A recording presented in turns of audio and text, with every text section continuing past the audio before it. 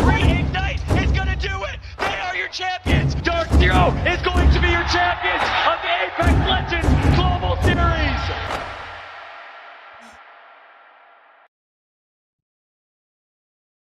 It's day 4 of ALGS APAC South, and it's good to be back. It's been a bit of time. Genome, how are you? I think this is only my second time on APAC South, but it's good to be back. Yeah, good to have you, mate. I'm looking forward to a big game of days. We're just past the halfway point in the season. Moving on from here, it's only going to get closer and closer between these teams. Some are starting to pull away from the pack a little bit, but definitely time for the others to make their way into those all-important land slots. Yeah, I mean, that's the thing, right? Obviously, for some teams, it is almost past halfway. For others now, it's that halfway point. That's the special factor of sort of today for day 4. And of course, for the first lobby that we've got today, B versus C, they do kind of catch up to Group A. And we get to see this sort of brief glimpse as to sort of everyone on an even playing field for the first time. And I think that's going to be quite intriguing. Of course, you've only got those 4 slots, 5 technically. But in terms of where we're at, it is that battle for the top 4. And in some ways, for those that are just outside of it, Kale, if you don't start to pick up points now, there's probably a world in which you go into day 5 and it's somewhat top heavy. Yeah, absolutely. As you said, there's one slot that will go to the winner of that regional final in the match point day at the end. But if you want to guarantee yourself to get through there, you do need to be in that top 4 when we get to the end of day 6. Yeah, obviously, when we look at some of the teams that are doing well, Chicken Sandwich, a name that probably doesn't get missed too easily at the moment. 87 points, top spot. It's a very unique logo, very unique name, but a team that has obviously earned that right. The one thing that strikes me, though, is when you look at beyond them, obviously Boogie Boarders, then you've got EXO. The one thing that's all similar, they're all in Group A. They've all had that extra lobby. So I do wonder if there's going to be potentially a factor where does that maybe skew our thoughts on where actually we stand at the moment for APAC South? Yeah, that's a fair point. And I think we'll get the better sense of that, Xenox, when we get to the halfway point through today, right? Because this this competition overall is essentially a triple round robin until we get up to that regional final point. So at the halfway point through today, after the first series, every group will have played the same amount of matches. And at that point, so we can fairly, rank them all against each other because, of course, at the moment, even though, say, Moist are currently occupying one of those land slots, they're in 4th with 54 points. They've actually played one less series than a lot of the other teams around them. As you said, those ones in Group A who have only missed one series out of the 4 so far. So a team like Moist, and they're someone who's been, look, honestly slowing down a little bit. So I'm going to be very interested to see how they go this week. I've been, sort of keeping tabs on them, even through scrims and stuff, and their performance last week. And they have taken a little bit of a dive, so we need to see if they can get back up to the speed that we know they're capable of. Well, today's kind of all about Group B, right? They get to play twice, so maybe keeping up here with the conversation. We move today with United, who I think in some ways maybe picking things up really every single time they've been able to play. They've been able to increase their points 13, 18, 21. So in some ways, and look, they're only 2 points behind Moist. Have played the same amount of games, obviously, since both are in Group B. I think that's, for me, something to keep an eye on going into today. Yeah, that's definitely something to think about. And we also want to think about, the wider season or the year of ALGS as it stands, Xenox. So at the moment, of course, we are in our first split. We've just started year 3 of the ALGS. And as you can see, and as we've been talking about, that means we're going to have our top 5 from the region go over to that first international LAN at the start of next year, the start of 2024. 3. Now, I will also note that we've made this a Southern Hemisphere friendly graphic. So it's why it says it's a summer land. You'll hear some people call it a winter land, but it's fake news, guys. We know down here in the Southern Hemisphere, it's actually a summer land. So just in case you're maybe from watching from the US or something like that and wondering what's going on, we just translated things, turned it down upside down. Yeah, I did notice that one when we sort of looked at the graphics before going live, and I was like, Summerland. I'm pretty sure we're in summer, and elsewhere it's not. Here's today's schedule, though, of course, day 4. And it's a big day, of course. We've still got B versus C, then A versus B. And look, honestly, we're at that point now where on the whole, for the split, we are past technically halfway, and it is getting to that busy end of the schedule. We kind of have an idea as to the teams that are obviously performing and keeping an eye on them and how they're tracking along. And it means that for those that are maybe not quite in our scopes, this is where they've kind of got to really get in there and start getting those points if they're going to have any chance really going into day 5. Yeah, exactly, because day 6 is where you want to be, right? Regional finals. As you said, they've only got 2 days of play left to make that cut when we go from 30 teams down to 20. And I think some of the teams really did probably keep an eye on, Dreamfire being one of them, 36 points. They're not quite in that top 4 conversation at the moment. Maybe things can change for them. Of course, they, like a lot of teams, have missed out technically in terms of the lobbies played compared to Group A, right? So they've obviously missed out on 2 days. It does mean that there is that chance, but when you kind of compare them to the likes of They Were United, obviously Moist, they're all on the same amount, right? So those 3 in particular are on the same amount. 36 points then to the 52 and to the 54 does for me kind of shine the fact that they have to really perform, not just today, but really for the remainder of this split. And of course, for what they're going to be fighting for is always that lovely prize money, 10,000 for first. That might be out of reach for the likes of Dreamfire, all things considered, but obviously down to 20th Genome, there is still money up for grabs.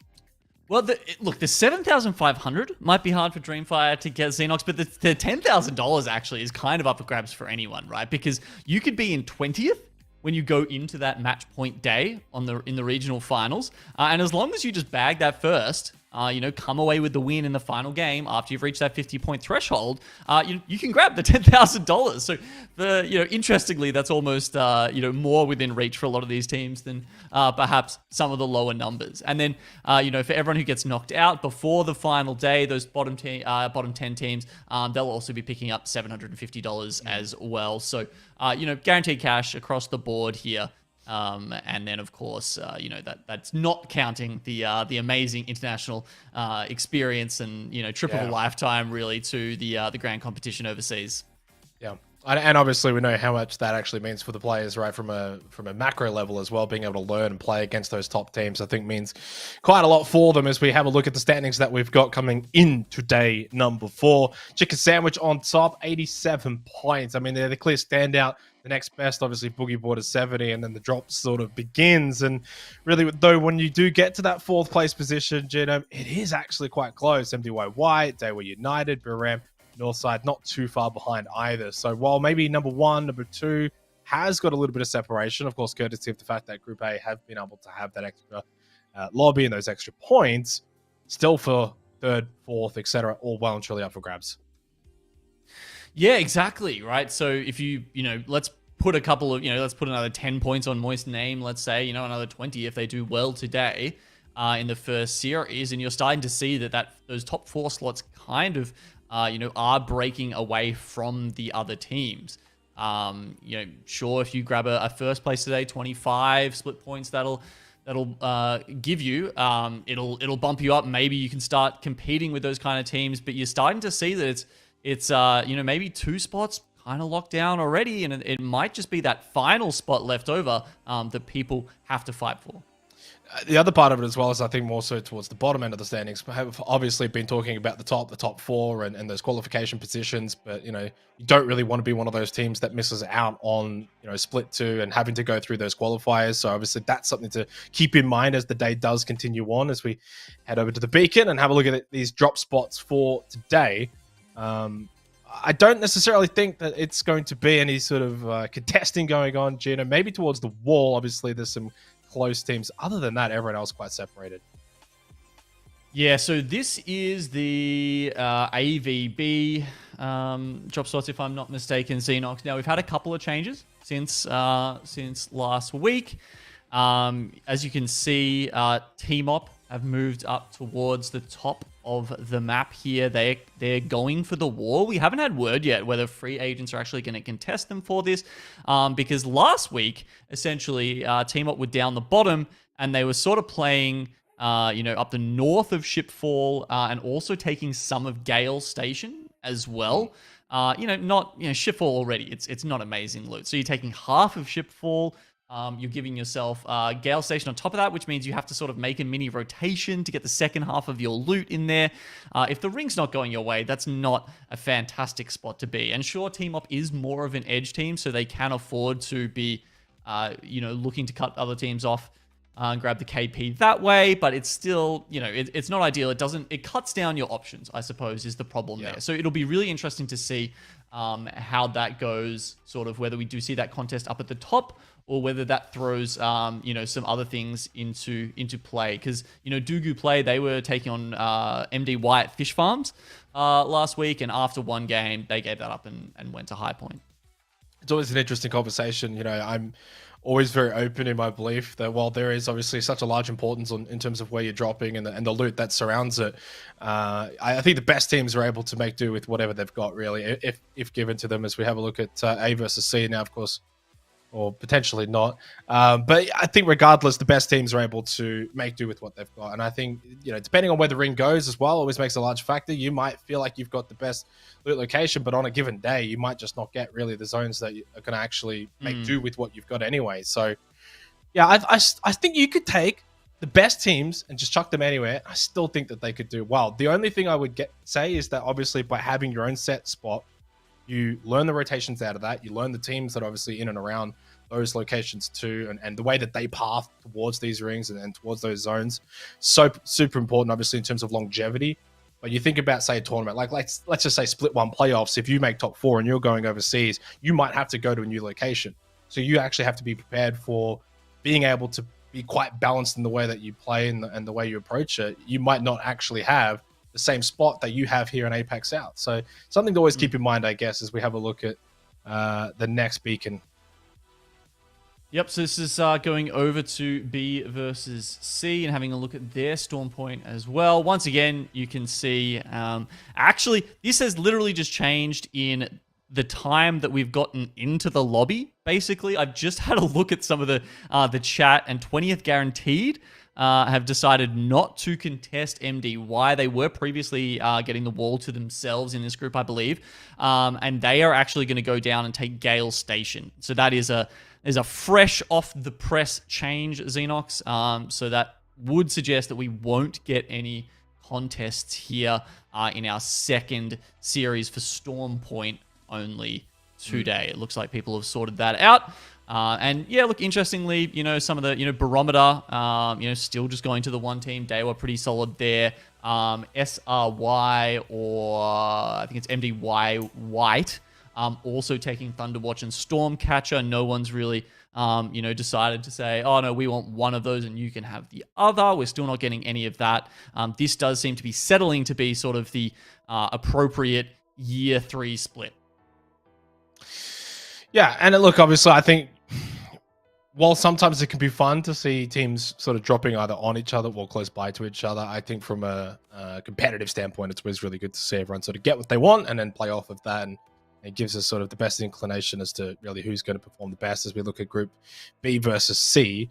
And so the teams that we've got here today, of course, going to be playing the 6 games. Big match, because as we've already alluded to, Genome, after the conclusion of these 6 games, and the points that get dished out, we will have somewhat of an idea as to sort of where everyone is sitting in terms of A, B, and C, playing basically, their 3 series so far going into the last couple of matches.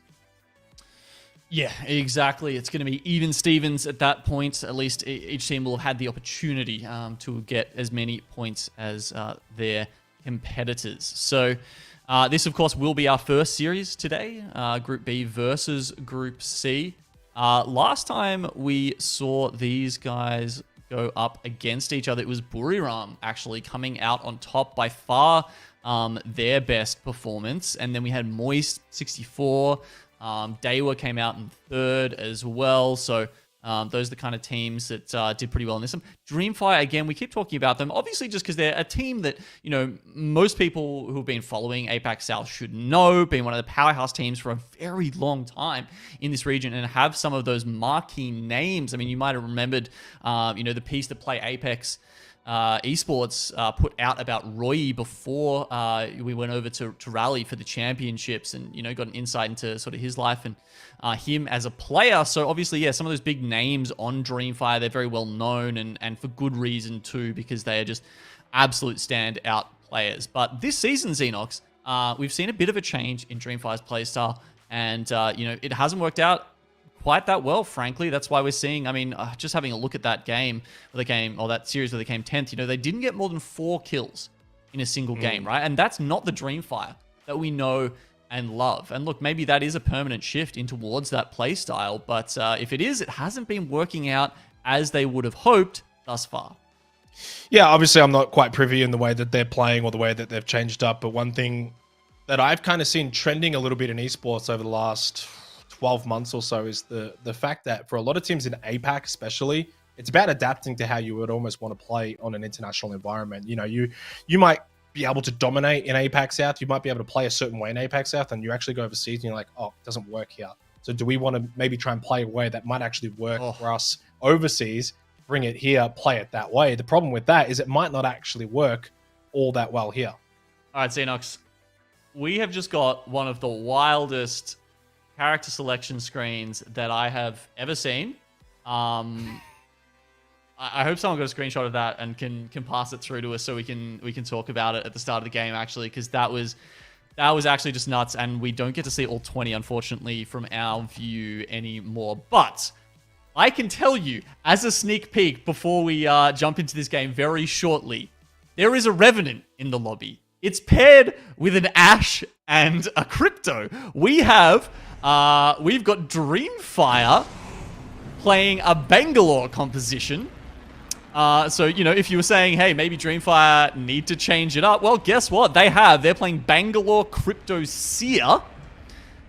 There's a Fuse. SRY are playing Horizon Valkyrie Fuse. This is one of the most, like for the first couple of weeks, Xenox, there was not a lot of change. We saw a lot of Watson. We saw a lot of Valkyrie and a lot of Seer paired up with that, sometimes swapping out the Seer for the Newcastle, right? That was kind of the play. We saw the hints of Rampart coming into work last week, and guess what? She's back. Kizik's back on the Rampart here. Why not? They got 2 games out of 3 on World's Edge. They won with that Rampart, so that makes sense. But the other teams aren't slowing down. They are not slowing down at all at the change of pace here. This is honestly nuts. Hermagerd, they've got a Wraith on the I mean, yeah, there are so many changes, it's hard to even list them all right now. This is so exciting. Yeah, and obviously the Crypto is quite prevalent here too, right? Coming out and probably replacing the Seer in that role with the Watson and the Valkyrie. Pretty evident that, I mean, I don't want to do the maths live here, but there's actually quite a few teams that have actually elected. In fact, there's even one that is running Crypto and Seer. So talk about a lot of information that could really be gained there. You know, when you think about what those two sort of bring to the table in terms of information, being able to play off of that, and like in any battle royale, and you can get intel and you can play off of that intel, you are already ahead, really, of all the other teams around you. So it's an interesting concept. I do wonder how's that going to work defensively. You don't have the Watson, you don't have those fences. Are you a little bit vulnerable? So do you adjust the way that you play by running a double intel comp? Yeah, right. I mean, I guess one of the things we've talked about a lot with, I wouldn't say like a lack of crypto, but not a huge amount of crypto so far in APAC South so far this season, Xenox, is a lot of these late circles, right? You just don't get that info. And that's where crypto really comes into his own, is you can plan those sort of like zone 3, zone 4, zone 5 rotations, because you might actually be able to get a scan on a beacon if there is one in range. There's not always. But if there is one in range, you will get that scan off, and you will have that information over the other teams, because even if they've got a recon character, and I say even, like, you know, obviously most teams do have recon characters, they won't be able to get a scan safely, especially now that Gibraltar and the dome protection is gone. Yeah, and look, obviously, I think it's still fine to try it out, as we see some early engagement, but I wonder, does it backfire in the late game? In the early game, and maybe also towards the mid game, when you want that intel, you're rotating, you're moving with the ring, you're trying to play for these positions, having that double intel information can certainly help. As Dreamfire actually chasing down Tilted Winnie and Rail, they will potentially get away through the geyser, but Roy actually getting really aggressive here. And I think that's probably what you want out of Dreamfire, especially with this kind of lineup. You have to be aggressive. You have to chase down teams. And it's what we wanted to see from them, right? It's exactly the kind of thing we were hoping to get out of Dreamfire at that point in the season now, where they, you know, their previous style of play was not getting them to land, and that's what's important. So they're changing it up. This is exactly what I wanted to see. I believe that this plays to their strengths, and I'm hoping to see that belief sort of borne out today. And you can see they are coming in hot there. They've taken the balloons. They're really trying to get up into RTL's grill, and Railed has actually taken the Skyward Dive out by himself, leaving Winnie alone. I'm not sure if they know she's there. They've worked it out. They've actually split up, so they've gone for the double rat strat, Xenox. The interesting thing for me, though, is it brings back to the conversation about sort of playing a certain way, and there's just absolutely no way that Winnie's going to be able to get out of there alive, left alone basically to die, is when I look at this playstyle from Dreamfire, and I think, can this stack up internationally? And I'm not too sure, but I think, can it work in APAC? Can it work here? Yeah, definitely. And if you need the points, it's like, forget about playing a certain way internationally. If you're not there, you can't play that way anyway, right? So it seems to me, bring out a more aggressive style, look to probably play maybe towards edge with this kind of stuff, pick up those kill points, and win the lobby through that fashion. It might be the recipe for success that Dreamfire need. Is it something that's going to work, say, for the longevity of this roster and the way they want to play in the long term? Maybe not. But is it going to work now? Day 4 for Split 1, where they need the points, where they need to get into the top 4? Yeah, potentially. So I don't mind that, and I think it's probably the right way to be thinking. I think it does have the chance to work, you know, that far in. I mean, if you just remember, Furia came second with an aggressive play style in Rally in the very final lobby. It's obviously doable. It's obviously something that you can win and take championships with if you're good enough at it. And Dreamfire are one of the best at it in the world. Yeah, and look, obviously, they would probably want to back themselves in. I'm a little bit more realistic. I've seen enough APAC. You know, obviously in Apex, there's a lot of success from the APAC South region, but I think generally speaking, it's still going to be quite difficult to pull off that kind of play style against the best in the world. And we'll see. Maybe it might work, but now it has to work here. It has to work in this region. And we do have a little bit of information as to sort of where this game is pulling up towards the north epicenter side. A lot of teams already congested in that area as well. So it might not actually be the game that for Dreamfire they would have liked, because it's not going to be all that open. It is going to be very congested towards the north side. It may just lock things up. Yeah, we haven't been able to talk about this stuff all that much yet, as we're seeing a little bit of a fight go down here. Not sure if they're going to fully engage here. As you can see, that's DNZ versus MDY. Down at North Siphon. But in fact, the ring is pulling up further north, and we're getting teams congregating around both Survey Camp and the North Respawn Beacon, the North Tunnels. So that's where the ring's pulling. That's certainly where these teams are reading that it's going. Buriram a little bit further south. They're sitting on the train tunnel beacon. So if we do get a southern shift, they're going to be pretty happy, and they'll have the early info about that as well. They're going to take a scan soon.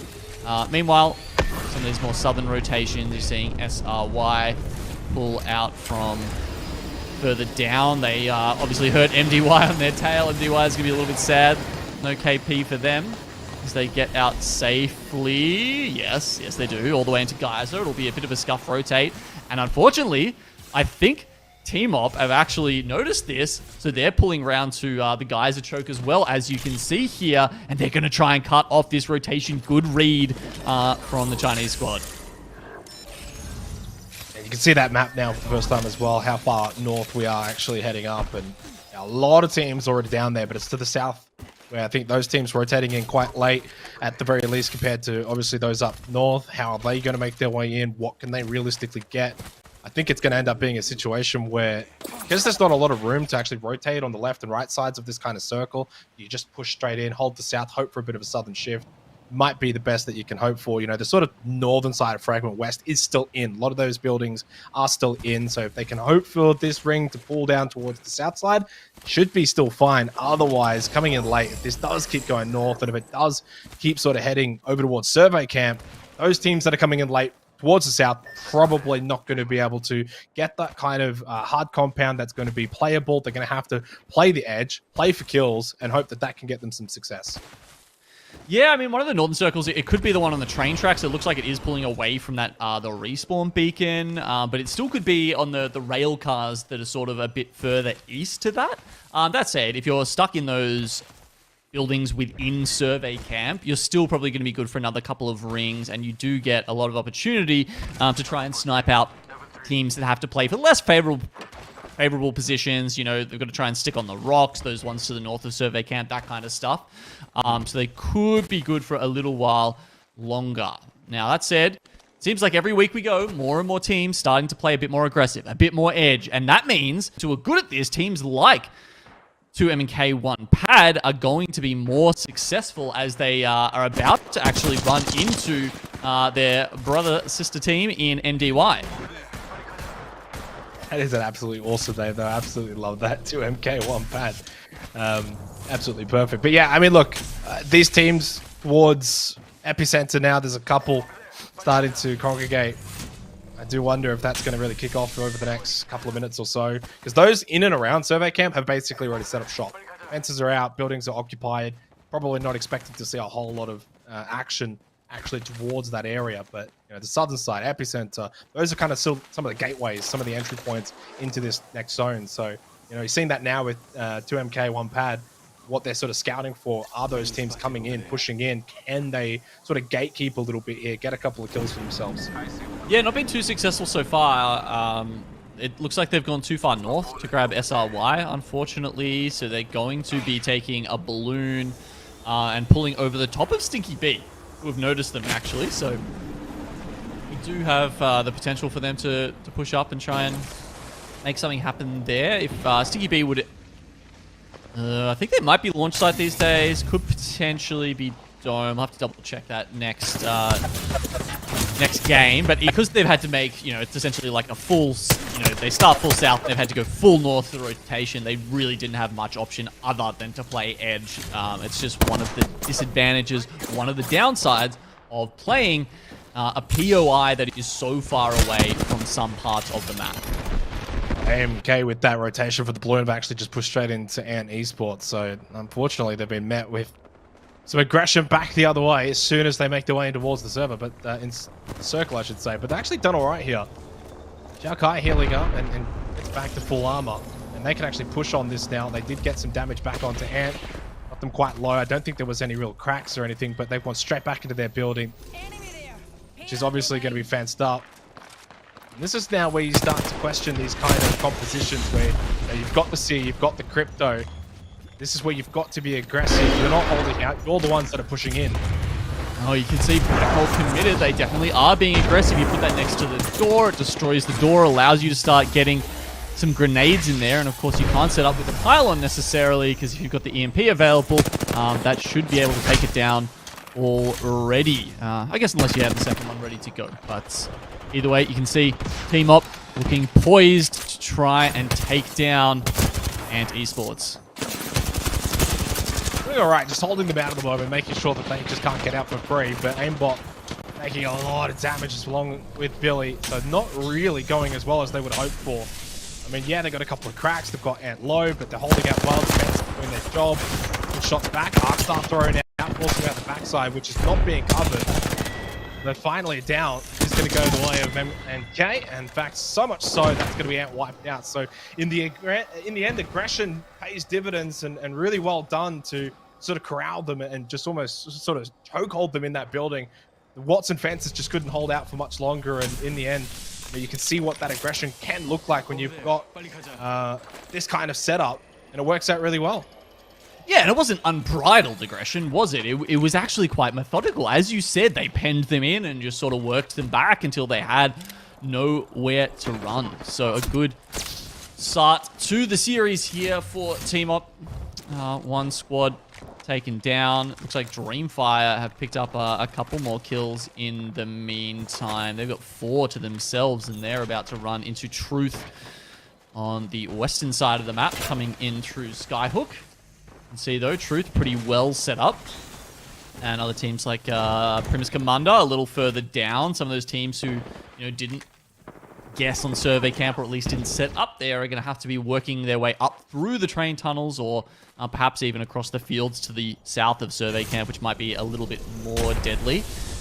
Dreamfire trying to work out if this is even a workable situation for them. Can they get through here? Are there too many fences? Is this just a little bit too tough? They do have a crypto, right? They've got Pete, so if they want, they can use that EMP. It's actually at 85%, so then maybe they're just waiting for that Xenos.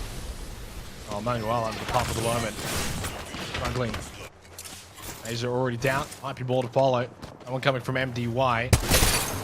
Just sort of holding them out here. A-Flow does eventually go down. MDY, of course, have to play and push with the zone as well, but it's free damage, free pressure, really nothing going back the other way. They're just doing their job of trying to gatekeep a little bit. No one really too close to them.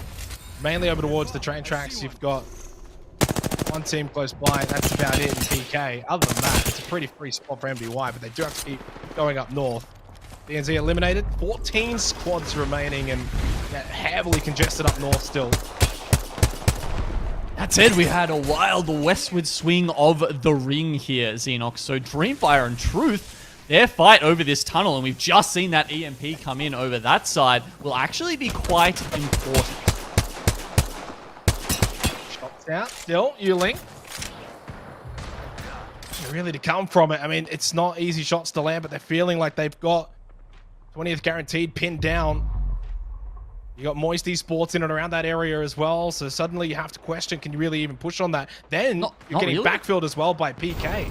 Because Moist they've sort of put down a defensive Seer ultimate here, so they're kind of happy with their position. They're not really looking to push off it, but they have placed it so that both 20th Guaranteed and MDY, who are on the outside of them, were dissuaded from pushing in against Moist there.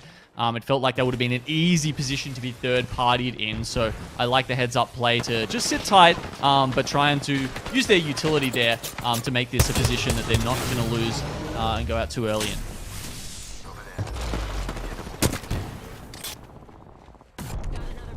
And MDY, I think, smart turning around, dealing with PK. Had they continued to push forward, they would have been completely backfilled on, and they would have been honestly pinched as well, stuck between a couple of teams.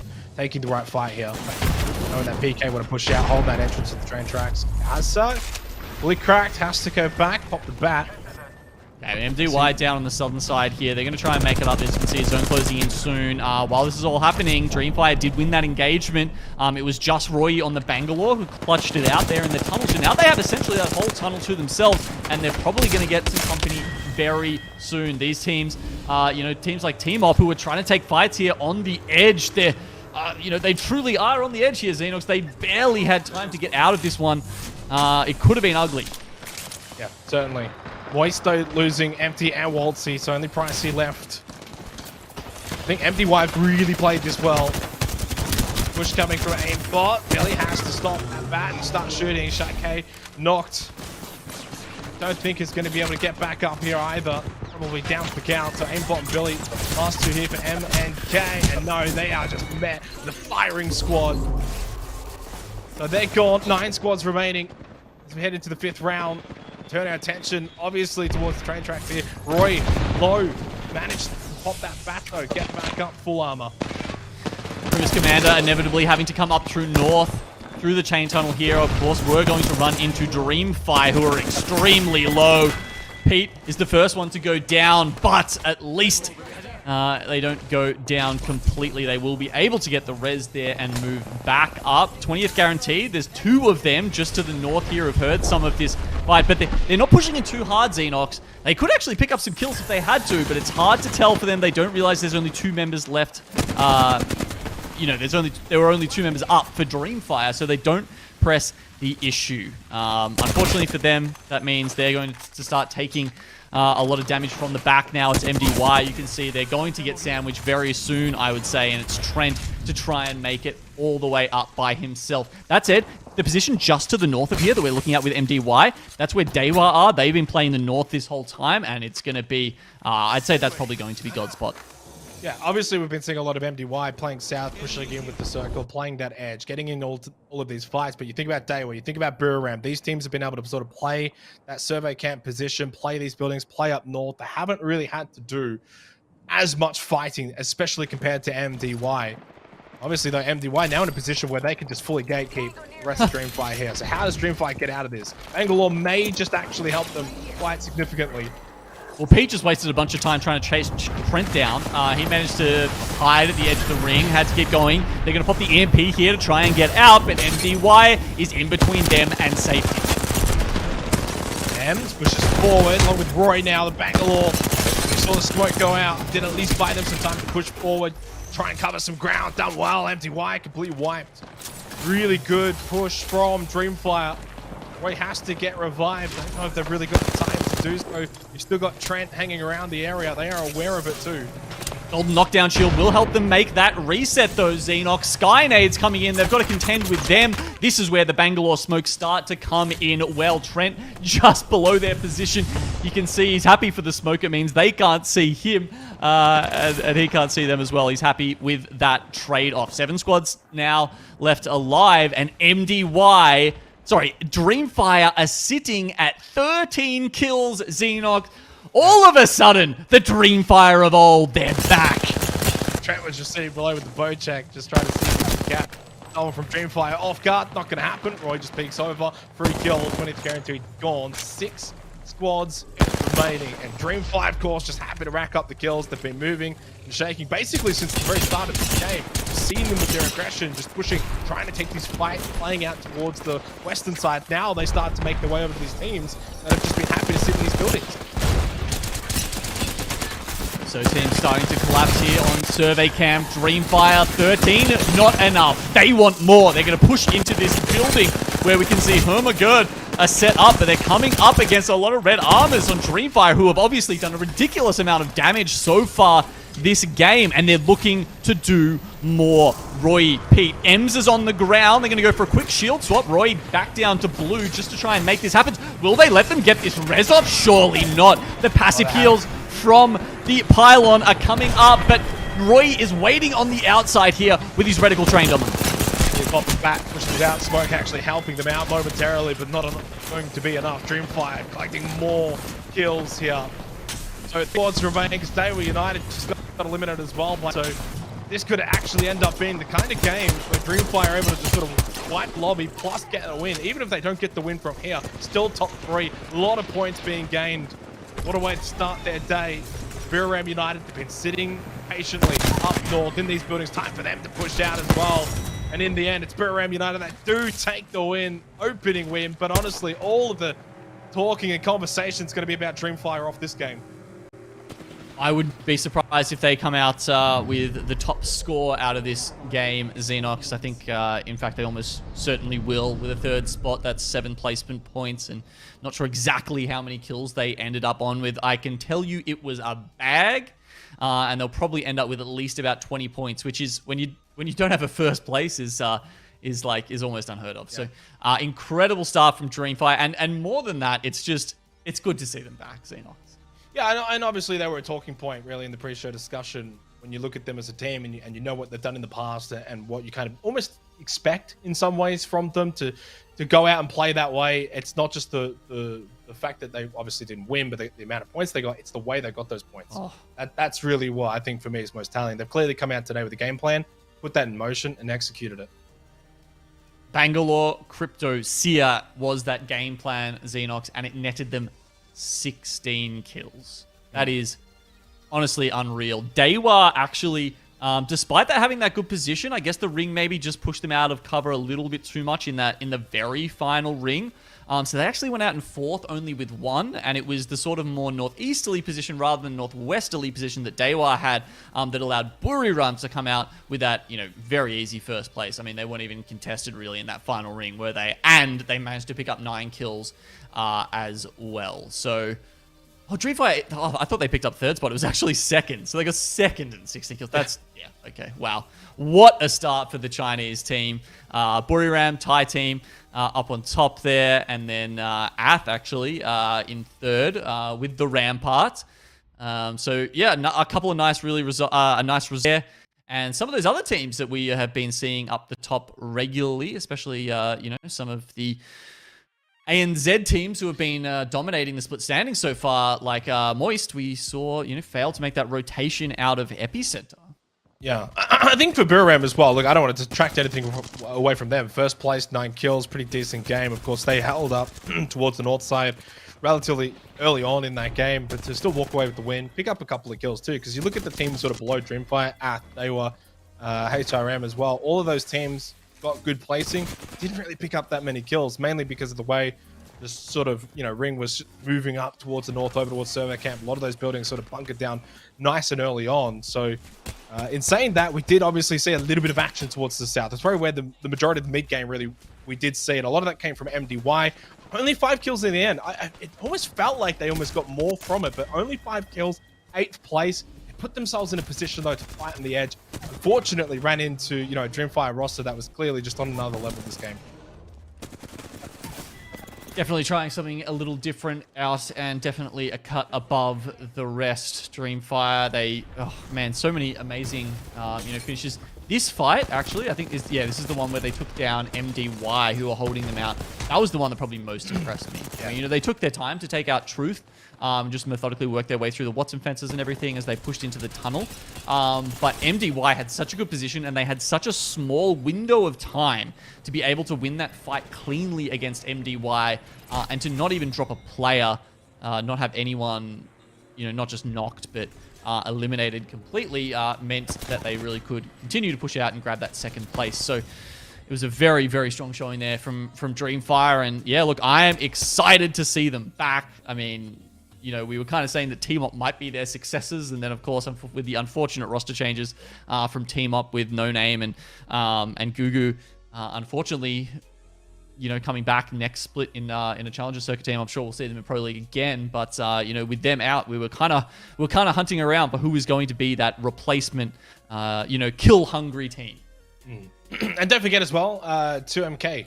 Really good game from them too. Kind of like MDY, right? Holding the edge, they were a bit more over towards the eastern side. They picked up 8 kills in that game, Genome, right? So when you think about it, if you're not going to be placing well and you're not got those northern positions and you have to push in late, it's going to be a bit scrappy coming in towards the edge. You've got to get those kills. They did that, So you finished 10th, but you got 8 kills, right? So you got something from that game, and it really showed their ability to fight well, especially against some of the teams that were, looking to bunker down with the Watson. They played, obviously, Crypto and Seer.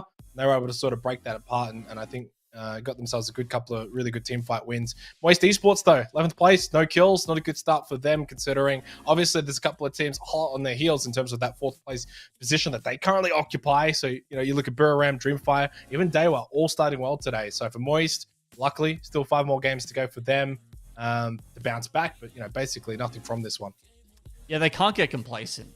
They're not that far, into the season, into the split yet, that they can get complacent, Xenox, especially with a team like Buriram, who's got a first place, 9 kills, and are right below them in terms of the overall split standings, doing very well. So, a team like Buriram, they keep pulling out these dubs. They, their best result of the split so far was last week, Xenox.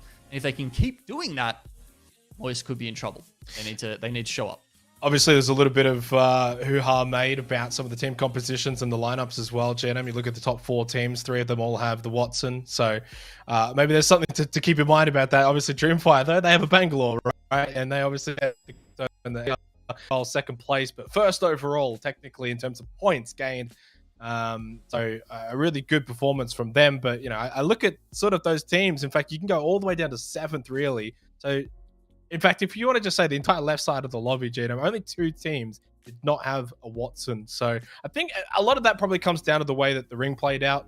Survey camp, a lot of buildings, really early on too, north side. A lot of these teams were able to get into position, set up with defenses. I do wonder how it actually would have looked in a bit more of an open area.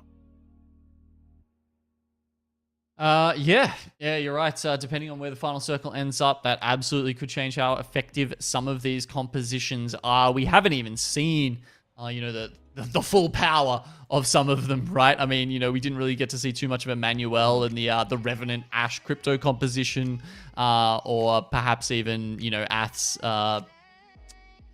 Rampart there. Whereas obviously Dreamfire with the Bangalore Crypto Seer changing it up.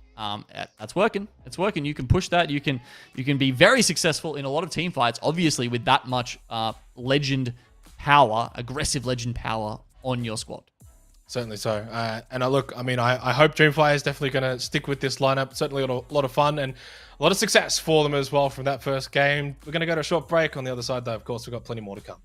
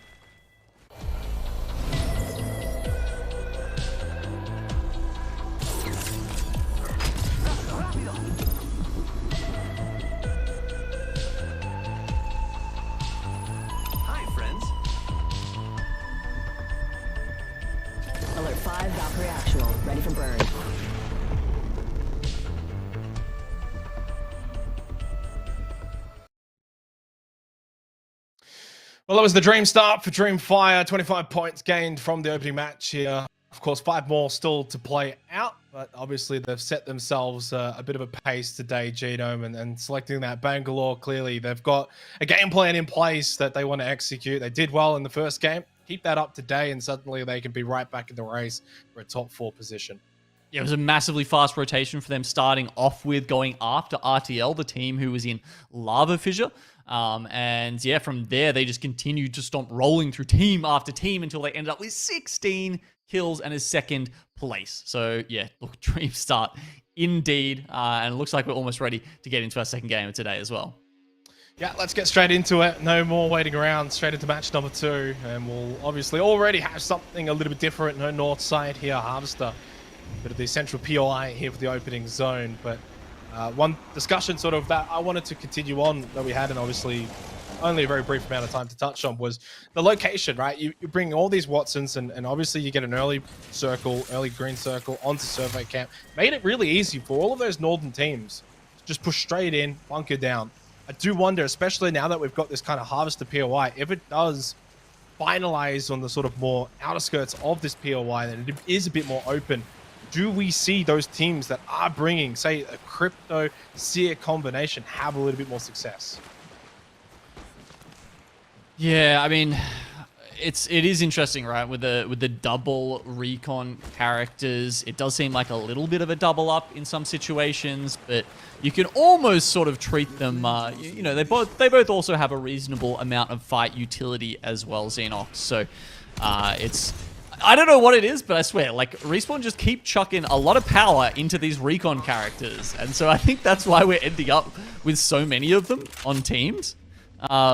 Because they just tend to be so powerful. I mean, Valkyrie's been tuned down so many times now. Finally, the missile swarm is not that great anymore. It's actually kind of hard to get some damage with it, whereas it felt like before it was actually quite oppressive. But yeah, look, other heroes like characters like Seer still incredibly powerful. Haven't seen much of a tuning on him just yet. That said, we are finally seeing a little bit of those aggressive characters coming through with a bit of Horizon as well as a bit of Fuse in today's lobby. A little bit of an early, I don't even want to say the word battle, just a glimpse as to what could be here. PK early on, just running between Buram, along with now T4 as well, just in and around that. Obviously Harvester going to be a center factor early on. Buram good position. Played well in the last game, of course, to get the win. They had early position over towards survey camp, played that position well. Done so again here, just to the west of Harvester, just outside of staging. We saw obviously PK were close by, did give them a little hello, but backed off over towards Harvester, and yeah, Buram have got all the space in the world now. This is Dreamfire over at Landslide. They're trying to currently keep out Hermagerd, who have tried to rock up, and I've got to say, you're running into a Dreamfire in the form that they're in today, Xenox, I would be skedaddling. I would be going in the opposite direction very fast. And obviously you see that Bangalore and you're just like, nope, just get out of there, run away as soon as you can. Obviously had some really good success in the last game with it. It's actually a very good point, because if you see the Bangalore, you know it's Dreamfire as well, right? Like, you don't even need to check the skins. They are the only team, I believe, playing the Bangalore composition currently. Just need to check our... yeah, they are the only team. Yep, we've got 11 different team compositions today, by the way. That's crazy. Especially when you consider the meta and what it sort of has been.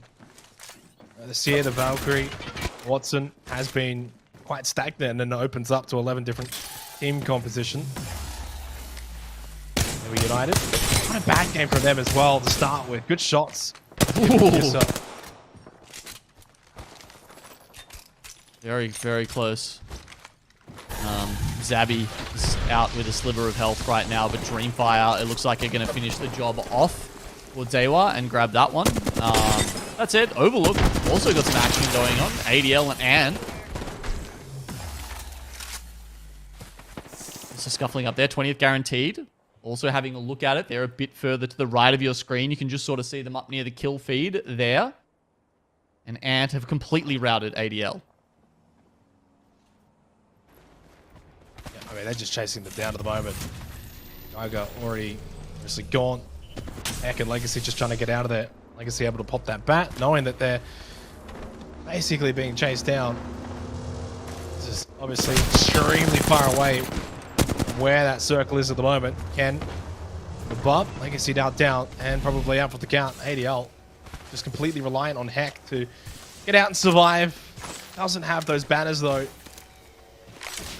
And I'm not sure if there's going to be an opportunity to go back and get them either. Doesn't have a zone in his favor. He's well far out of that. Ant are even sort of pushing their luck a little bit here. Because I'm not sure they've realized that 20th Guaranteed are actually lying in wait for them. And the shots are going to open up now. You can see Trent was ready and waiting. And at this point, Ant are really going to have to consider their options. Phoenix kits being popped for the team here. They've got to try and get their way out. A 20th going to be committing and you know, spending some med kits of their own just to take this fight. It doesn't actually look like it. Yeah, I mean, getting that damage onto Trent actually ends up being a big reprieve for Ant. You know, you basically crack him, get him low. You're inside of the zone as well, so you're already taking damage for free. So as soon as that damage gets applied onto Trent, that actually just relieves so much for Ant. Heck now over towards Survey Camp. They're actually Ant somewhat behind. Actually over Climatizer now pushing close by. These teams will be coming in very, very late though. And this is unfortunately the downside of sort of just battling and fighting over in the zone this early on. It is not going to pay well for them later on. They're coming in late. Everyone else has got position. You know, you're a little bit beaten up. Meds might be on the low end of the supply as well. Circle continues to shift west. We'll see just after this one closes, we'll get a glimpse quickly of where the next one goes. You can see Moist have committed to staging. I guess they're just playing the history angle here, Xenox. We've already had one that landed just on the balcony, I guess, the platform of staging itself. And playing the command center there inside was essentially Godspot. So, ooh, this one goes a little more... that's actually a hard one to call. I'm still not sure where that one is going to end up. It could bounce around a little bit. Could go back to Moist. Maybe this is more of a Harvester circle. It's kind of just sitting there in the middle, though, and teasing us a little bit. Yeah, and that's kind of what I was alluding to before. If this does actually sort of not eventuate onto Harvester, and it does sort of stick out a little bit, and it's a bit of that open area, I wonder, is that going to be a detriment for the likes of Ram? You have to go outside with those Watson fences. I just love this with Anna pulled up on the last member of ADL Wolves as he's just, you know, lovingly crafted them several med kits for them to use. Oh, that's nice of him. What a giving, sharing fellow. Very nice, very friendly. Unfortunately, though, for Ant, I mean, this is nice, but I still think in the long run, it is not going to bode well for them. Fortunately, they're in a location that was great for match number 1. Match number 2, though, not the case. They got a long rotation in towards this circle. I mean, if they do push in for a landslide, there is a chance they can actually find themselves an avenue through the canyon just south of it. But other than that, they're coming in quite late. It may actually benefit them if it does not go further onto Harvester, which has already got quite a lot of teams on that POI. Yeah, two teams who are pretty far away from Harvester at the moment, Truth and Dreamfire. Truth do manage to Valk ult over Dreamfire, but they're both looking to take the Vault Tunnel through back to the zone. Potential options to rotate south through staging, but Dreamfire want the fight. We know that from the last game, Xenox. They're hungry for these kills, but Truth have actually managed to get the high ground position up on the landslide platform. Is Dreamfire's aim good enough to overcome that disadvantage? And this is what I was saying about this position, is that the canyon was free, but SRY have actually just pushed into it now, so they can gatekeep either of these two teams, depending on who comes out of this one alive, Dreamfire or Truth. Dreamfire just holding a little bit of that lower ground position. How much does SRY push out here? I mean, they are actually pushing in to the point where they might just be able to third party this. Dreamfire do have to be careful of their backside as they're continuing to put the pressure onto Truth. Yeah, I think SRY are just going to wait in that tunnel. They're going to wait until they see some downs happen in the kill feed, and then maybe they'll think about it. Currently, just playing it kind of safe. They actually took a bunch of damage there. I'm not sure if that was from Saiyajin. Looks like he was taking up the other angle just to discourage them as well. You can see they're a little bit further back in the tunnel now.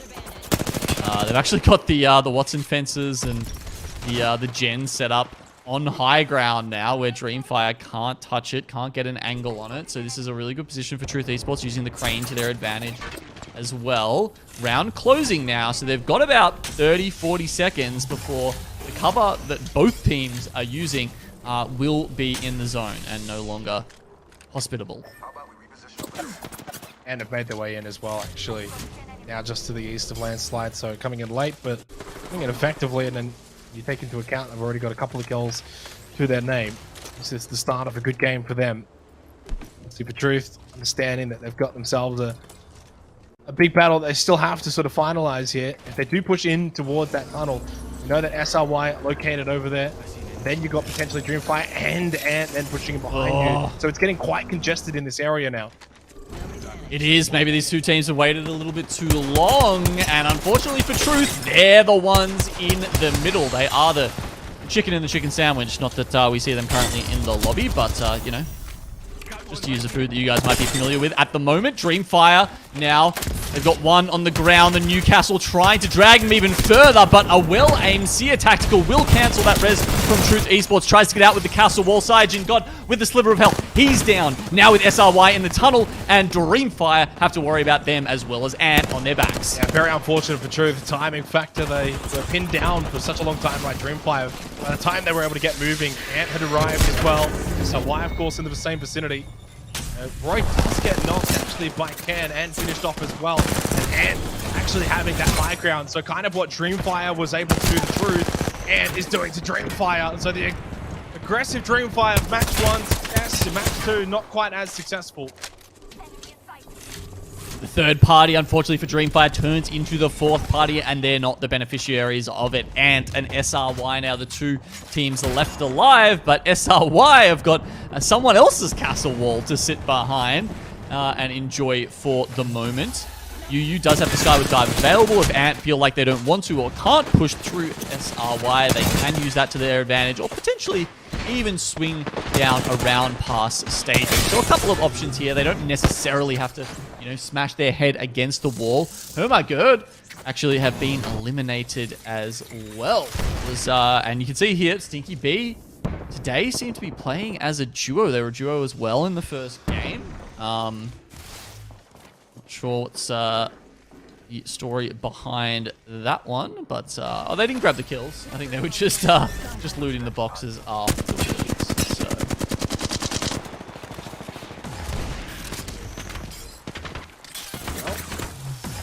Asia close by, A-Flow low on armor.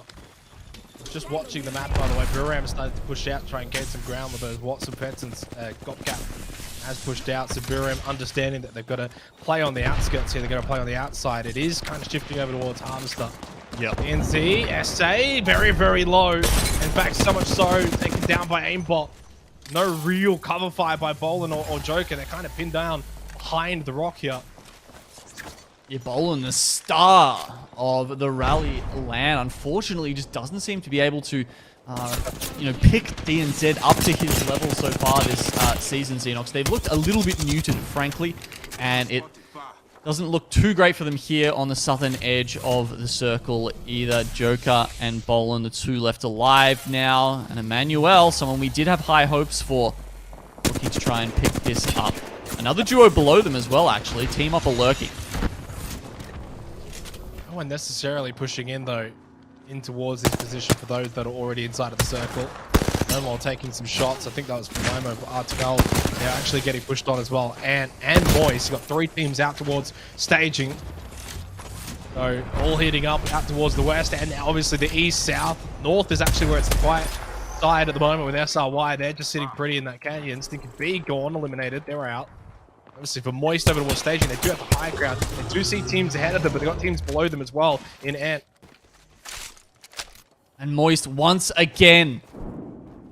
They've picked hearts, and it's come up spades, Xenox. Every time they choose to commit to a position in the ring, game seems to mess with them and just throw it in the opposite direction. So despite this circle looking like it had a chance to peel over towards staging, we get a harvester circle, and once again, Moister having to make this late rotation with a composition that's just not focused around it. Sure, you've got the option with the Valkyrie Skyward dive, but every time you do it, you're putting yourself at risk, and that's it's been borne out in the point totals that we're seeing out of Moist recently. They're having to go for, you know, look at this, a low ground position. If anyone comes in here above them, they're going to get angles over the top of them. The spot we saw that Dewa had down low, I think a little bit better. Yeah, and there is a team already above them that's set up. Buram United and Lala Bang's already been able to see them as well. So, I mean, this low ground position is just not going to bode well for Moist Esports. I think they've got really the composition that's going to bode well for them if Buram elect to sort of just peek down and be aggressive onto them. I think Buram, though, just at the moment, playing more so off of their position and don't want to give that up. They don't want to get too overly aggressive and push over to Moist. That is why they're still alive for now. For now, being the operative part of that statement, Xenox, they have actually managed to find a couple of shots onto someone who might have been even later leaving staging than them, and that's Ant Esports on the low ground. Manuel might even be helping them out from the high ground as well, but as you say, if they keep going, because they're not quite in the zone just yet, they could be at the mercy of Buriram United, the very team that they are trying to keep out from that fourth land spot. Yeah, Buram's just not pushing them. Lala Bang just happy to obviously gain as much information as possible with that drone. And in the end, it actually might be Emmanuel who might just be forced to drop down straight on top of Moist. They are. The Fencer's there, of course, there to dissuade them, to punish them a little bit. Asia, A-Flow already cracked low. Same with Chambers. And you got the zone pushing it as well. This just ends up being free kills for Moist as long as they finish it off. And they certainly do. Basically, just points dropping in their lap. Well, I mean, that's a generous description of it. I mean, that could have gone sideways so easily with Buriram there, with Ant on the bottom side as well. There were a lot of teams who could have made that change. It's not over, man, though. Only Holiday left standing. Can Yu down. I don't think Holiday can get into position to go for these revives either. Suddenly, Ant also feeling that same pressure. This is the thing, though. You mentioned Buram, but they're only just now starting to get involved. Jack Q with the missile swarm from above, so Ant gone. And a big factor for that was Jack, but Lala Bang, Gopgap still not really wanting to get too aggressive. They're playing the position, and that is allowing Moist to still be alive in this position.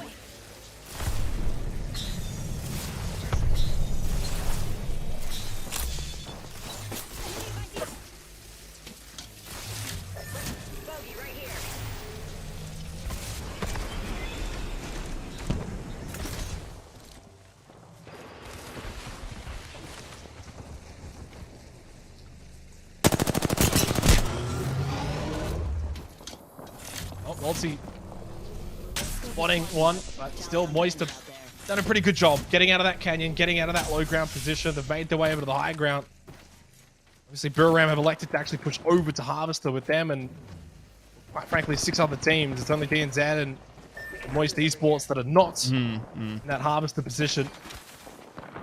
Yeah, Moist now getting a decent position here on the high ground. They really had to go, you know, out of the frying pan into the fire just to make it to this spot. But they have been rewarded. It was a tough road. All right, why don't we have a listen in with Moist? I cracked him. Is high in? They're not really in on the not high. really. They play outside, we killed them. They're going inside, I think. Okay, He's I'm not-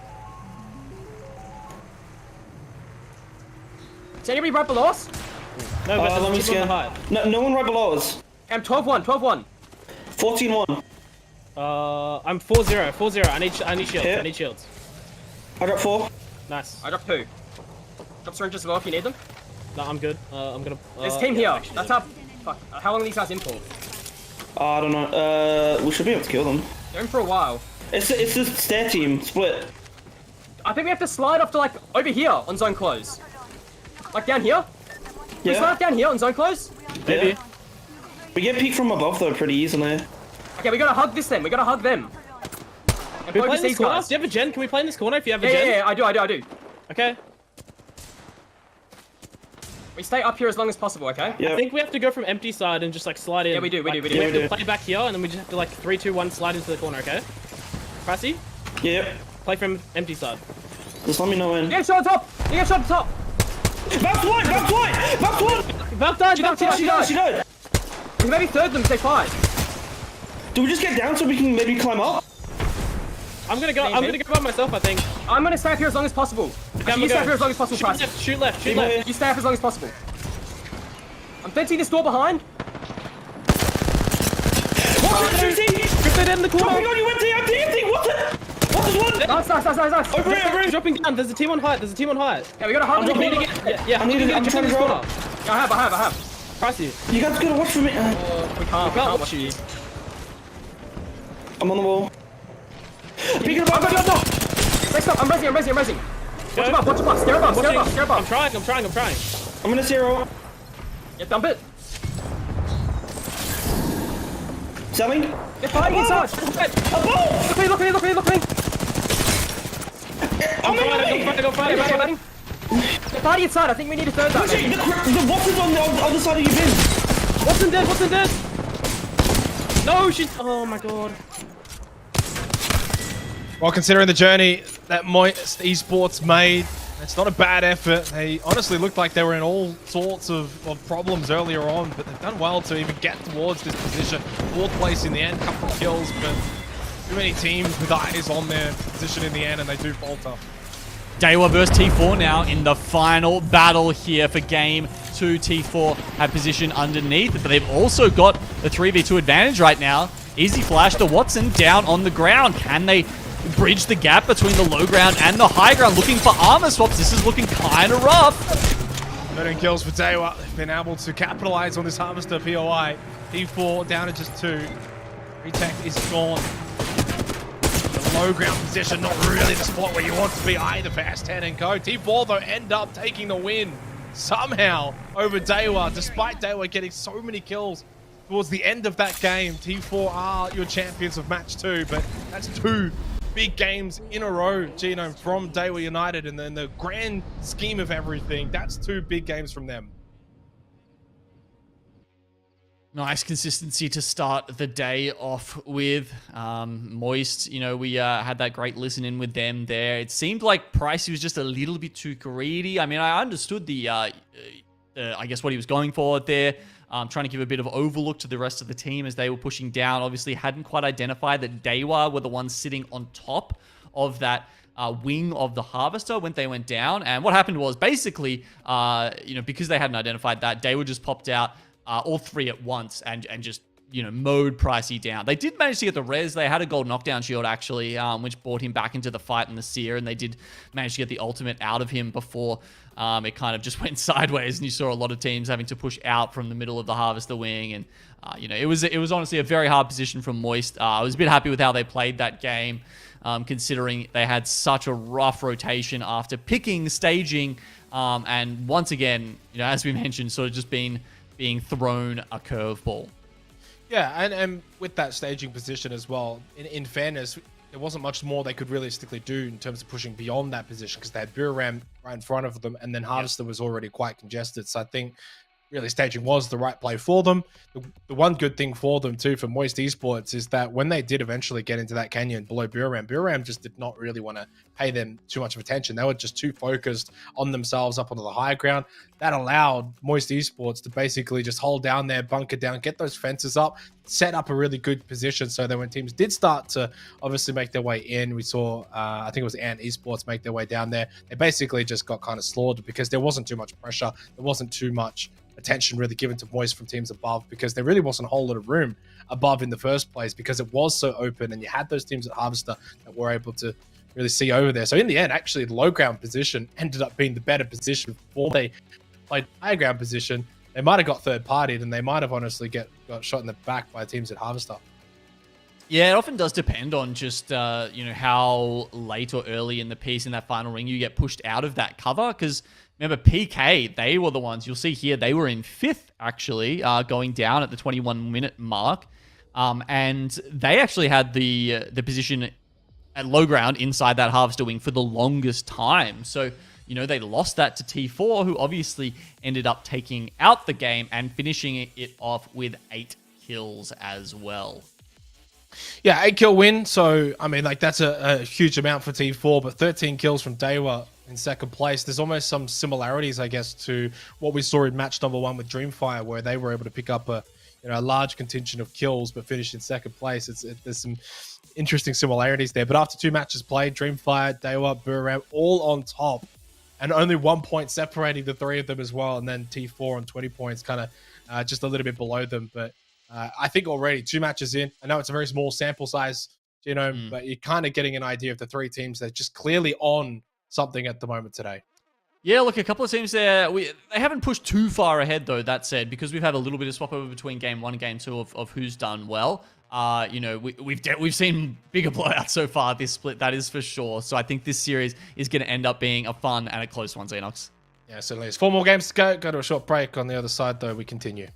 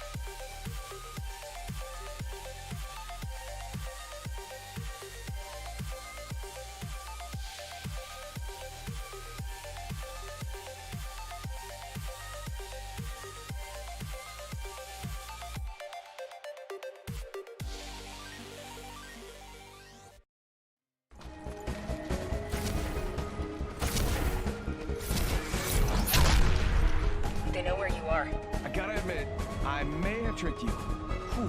Glad I got that off my chest.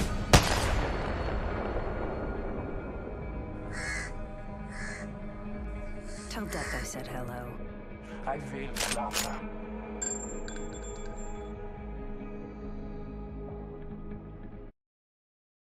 6 points from match 1 for Daewoo United, but they did not leave many on the table in match number 2. Second place, Jenham, but they took the majority of the points and put themselves in a position where after 2 matches, firmly in the top 3, along with Dreamfire, Buriram United, both of those two, along with Daewoo United really leading from the front, first 2 games. One more game though on World's Edge before we switch over to Storm Point. And I wonder if that's where maybe things might shake up. There's one team in particular that probably needs a bit of a shake up, Moist Esport. A bit better in match 2, but still leaving quite a lot on the table for a team that is obviously fighting to keep their top 4 position.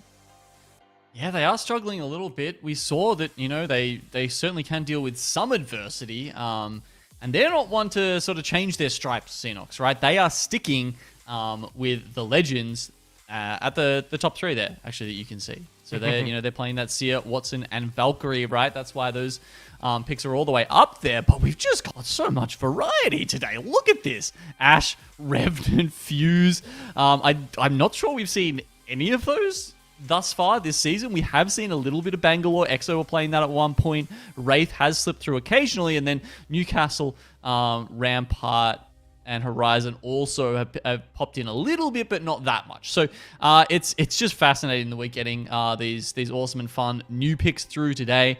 Some of them working out, as you can see in the case of Dreamfire. Some of the other ones, like Ashe and Revenant, perhaps not so much. But I'm sure we'll see a Death Totem, an awesome Death Totem int before the end of today at some point, Xenox. Yeah, certainly so. I mean, look, in some ways, when you look at the crypto, you think actually the teams that maybe drop the Seer for the crypto, that obviously somewhat makes sense, but it's the fact that we're actually seeing a combination of both from a couple of teams. Maybe not too many, but we have seen some CO plus crypto lineups, which, you know, that's a whole lot of information from those recon characters, and I do wonder if it's maybe too much, but obviously a very small sample size at the moment, but I still think you're seeing a lot of value in that, Watson.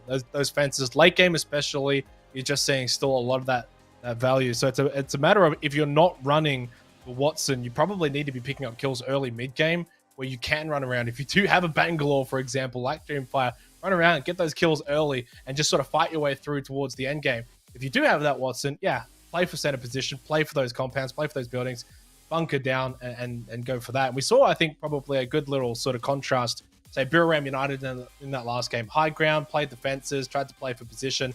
Moist, on the other hand, obviously, while they had one as well, were playing and moving a little bit more as well. So a couple of those teams, I think, you're seeing that contrast based on their legend compositions. Well, I think, as you said, Watson is very strong, and I think that's partly due to the power of Seer as well, because Seer gives you so much information on, like, you know, exact legend positioning, where the other guys are sitting. When you're, you know, around the corner, you're looking at them through the walls essentially with that heartbeat sensor. And so what Watson does is slow that down a little bit. So rather than him being able to pop his tactical or his ult, get that exact positioning info, and then, you know, just lead the team into the fight, you know, you have to work your way through those fences. So it does just slow things down a little bit and allow the Watson teams to, you know, repel Seer's very aggressive potential there with his abilities used correctly. Certainly so. And I think, obviously, now going into our final map, World's Edge, I do wonder, obviously, is there going to be any shake-up, say, on Storm Point? Do we continue to see those cryptos being picked over on Storm Point, or do we go back potentially to a lot more of that Seer and I don't know, use the word stack there, but, you know, that combination of Seer, Valkyrie and the Watson, does that kind of go back to some normality on Storm Point? We'll see. Of course, final game, World's Edge here for this particular series, halfway through, and we'll see if they're going to be, I guess, a continuation of those top 3 teams roughly picking up a lot of the points, a lot of the kills. It's kind of updated. 20 kills now from Dreamfire in the 2 matches, 14 from Daewoo, 12 from Buriram. The only teams, along with Mop as well, that have picked up sort of double-digit kills from the first 2 games. So I think we're seeing a good amount of success from teams fighting early, playing edge, pushing, compared to some of the teams that are just bunkering down at the very beginning. Yeah, definitely. A lot of the big kill totals going their way. And as we get a little bit of ring info coming through, it looks like we're heading south again, Xenox. So Truth Esports trying to get these prowlers done in trials as quickly as they can, because they're going to still have some way to make it further down. It looks like it's looking like a pretty harvester circle, actually, to me, honestly. I think Moist have a chance to play from that tunnel, because that'll be in for quite a while, I would imagine. But PK, who we'll remember last time, you know, picked it pretty well. They got Crusader on the Watson there to fortify one of those lower positions. Probably will be able to do that again and pick up at least a couple of placement points. This time, though, better at dealing with those late pushes when, you know, someone like T4 comes to knock in. They have to be ready for that. Yeah, and this comes back to the conversation regarding those bunch of compositions. If you are running the Watson, you probably want to be heading towards Harvester sooner rather than later. Try and get a good position in there that you can bunker down with. Use those fences as Dreamfire. No surprise, really, to see them fighting early on. It's basically all they've been doing so far today. Completely wipe out RTL extremely quickly and rather one-sided. I mean, a couple of armor cracks, that was about it. M's, of course, popping a Phoenix kit there, and Roy did lose some armor, but I mean, it was not really much of a challenge considering they also had good high ground position. But again, Dreamfire early fighting, and it has been their successful key today for them in all three matches now. It has. You could be forgiven for thinking that they were contesting at Lava Fissure here, because Dreamfire are making this rotation so fast that they're essentially treating RTL as free kills in the POI. And that's one of the things about Countdown, is you get those guaranteed higher level armors from the middle when you press the button and raise the platform, that you don't have to necessarily go around and open every single loot bin to try and get half decent loot. You can guarantee yourself a couple of nice pieces and then just roll straight over to Lava Fissure. Early fighting for them compared to match number 2. They didn't have to really do a whole lot of fighting early on. They send out the missile swarm from Jack Cute, who really was the one to kind of lead from the front for them at the end of that last game, but unfortunately had let a couple of teams infiltrate that position, one of them being Moist Esports. Yeah, early fighting here at Harvester, considering there's obviously going to be a lot of teams making their way over to this POI. Definitely a lot of teams reading that the same way I did. Plenty piling into Harvester, a couple maybe. Like Team Up will stick around in North Siphon, or even sort of in the, or even across the ditch there in Budget Siphon. Dreamfire actually made their way into Skyhook. They were trying to track down Truth Esports, but they did manage to get out in time, and we've got our ramp up player Kizix here. The ultimate setup fences and the amped cover. You have that cover, you have that defensive positioning, but does it really set you up for a successful game? Does it really put you in a position where you're going to be able to get kill points? And obviously, it's going to put you in a position to live, to survive, to get towards the end game. If it does that well, then you can push out, play off of that. But you look at the stark contrast to a team like Dreamfire, running a Bangalore, fighting early, pushing teams, getting kill points, compared to the Rampart, where you're just sitting in a corner. Obviously, you know Harvester's going to get fed here a couple circles in a row, and you are not going to have to move, understandably, but it doesn't really set you up for like a massive, massive point game. I mean, T4 that we're looking at here, they're someone who, you know, doesn't typically get huge point games. They also like to just sit middle circle and rotate very fast and hope that that sort of goes their way. I think, what was it, the first match today that they won was probably one of their bigger totals that they've ever had in Pro League, with a swag of kills and a first place as well. You know, when we've seen them win games, say out in Geyser, it's been, I think, with maybe like 3 or 4 kills in their hands, and less so on that big side. Yeah, I think it was 8-kill win in the last match for T4. Obviously had to fight their way to that as well, considering Daewoo United were really beating down the lobby towards the end of that last game in match 2. Sense? Not. Yuling. MDY had a very good match 1, but didn't see really much of them at all in match number 2. It's a good start for them, though, to pick up the early kill onto Sense. SRY. Seeing little bits of them without being really too overly involved. I obviously had that big third party attempt earlier in the last match, but not much really came from it.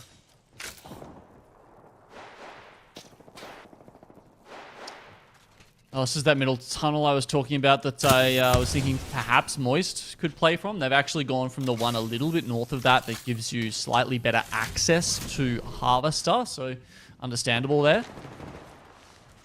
SRY. Trying to hold people off with only the 2, though. It's a scout going up against a 2-4 charge rifle, so same sights at the very least. And fortunately for both of these two teams, can take the fight right now, firmly inside of this circle. Not really too far away either from Harvester in this position. So it's not a matter of urgency for either team. MDY, though, starting to feel like they can maybe push in here, access the crate of Sense. Let's see what they can grab. Why not? See for SRY, they will just skyward dive out of here for what's left of them. They're going back down south. They don't have the banner, so you can see it's just timed out. Meanwhile, they might actually come across the duo of Stinky B, who are trying to run away from Emmanuel down at launch site. On the opposite side of the map, of course, you've got Dreamfire also bearing down upon Dewa, who have not found a good position here. Though, that said, they've got themselves inside a trailer right now. Easy Flash has just popped an ultimate accelerant, so that pylon is available. And Dewa... Oh, actually going to pop the Sierra ultimate as well. So they're taking this threat seriously, Xenox. Yeah. As you should. Dewa United have been on their game so far today as well, so I don't really mind this at all. Triple blue armor, not ideal. Ideally, they'd like to get some shots onto Dreamfire, start building up that Evo. But sometimes defense just has to come first. Does pay dividends. And keeps Dreamfire at bay.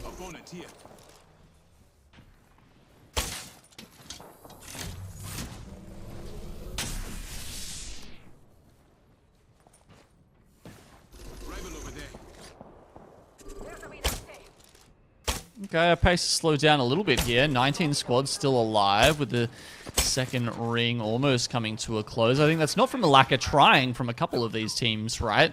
But some of them have just made good escapes. SRY with the Val called out, Stinky B. Unfortunately, one of them did get caught out, and Hizzy is still up alive, as you can see there in Lava Siphon, just consistently trying to use his heartbeat sensor to see if he can go back and get the banner, but he can't. Emmanuel finally grabbing that kill are still on top of it. So, not a lot of squads taken out just yet. It was only RTL going down at the hands of Dreamfire immediately. Maybe teams are sort of taking their cues from last game about what might be available, where teams like to play when we head over towards Harvester, and planned a little bit better here in Game 3 than in Game 2.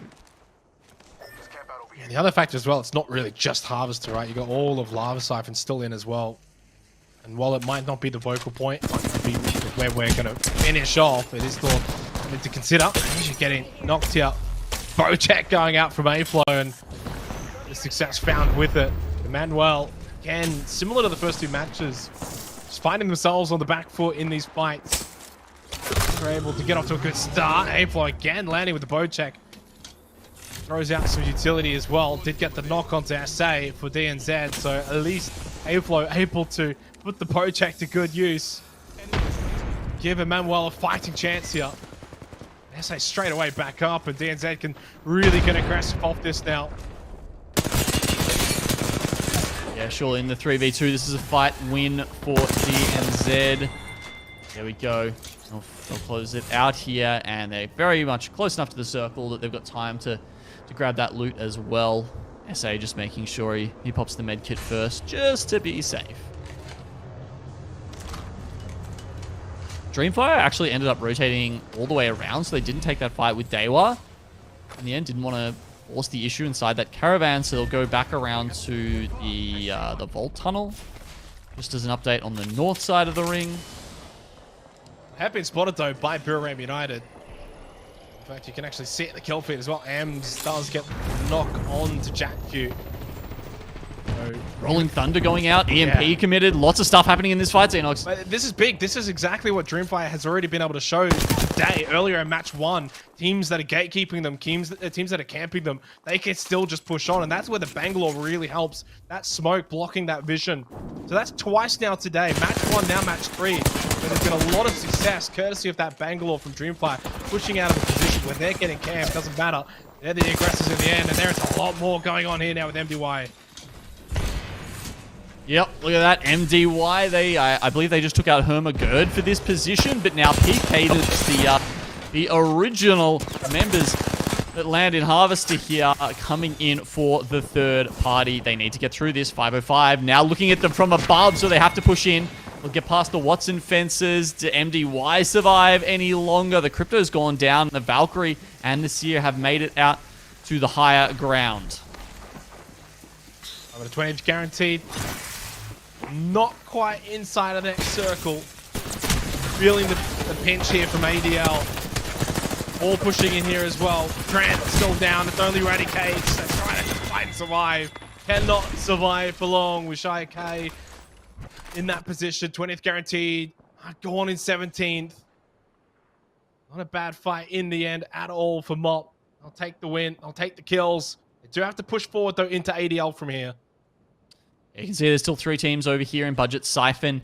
Decent place to play from because you can just wait for the ring to pull in and just, you know, pull the trigger on that Skyward Dive later and hope. It's a bit of a risky play, but certainly one that a couple of teams are willing to play, especially when you know that you got a chance like ADL here do, where some of the buildings are in, some of the buildings are out, and they will get a chance to potentially have some KP on DNZ or Team Op. The Billy. And this is where you've got to take this fight now with ADL. Unless you can try and push forward beyond them. You have the Wraith available. Oh, never mind. As spoken, gets knocked down. We'll be able to get revived though. Potentially not though. The pressure, the Arcstars utility. ADL might just push off of this, and they certainly do. The Wraith is gone. Only 2 up. Team Mop. Okay, and Billy still alive. Only blue armor as well. Not ideal when trying to take this fight. ADL aggressive with their utility. Not pushing though with their position. They're not pushing out here. Taking their time, that's for sure. They don't have to push out, but they really want those KP. It seems like it's a good time to do it. You can see no shields left on Team Op right now. Surely if they're calling Flesh, they want to get out here and finish this fight off, especially with DNZ, the team to the bottom. They've gone well south. They're not going to have to worry about that third party. ADL, all 3 of them still up and around, so Zhao Kai easily finished off in the end. Yeah, I mean, pretty much expected that considering the position that ADL had, and unfortunately for Team Malt, they had to push right into that. Could have elected to push down to the south. There was already other teams there. Those other teams being DNZ and Ant. Also technically moist in and around this position as well. Erlen does well to get the knock at the Ant. Ant feeling the pressure here, trying to just fall back into the tunnel, run away, but that would only be a short-term reprieve as well. In terms of long-term, that zone's pushing in. Both of these teams need to push out of this tunnel. Got to get out of here sometime in the next minute. Ant Esports will lose the fight. We do have an important fight happening up the top as well, actually, with True Esports versus Dewa. Those guys are doing battle for what could be a bit of a god spot up the top there, and Truth are actually going to win that one out pretty comfortably in the end. DNZ have to make their way out from down the bottom. You can see Yanley's actually just ratting there by himself for SRY. We should maneuver to that area.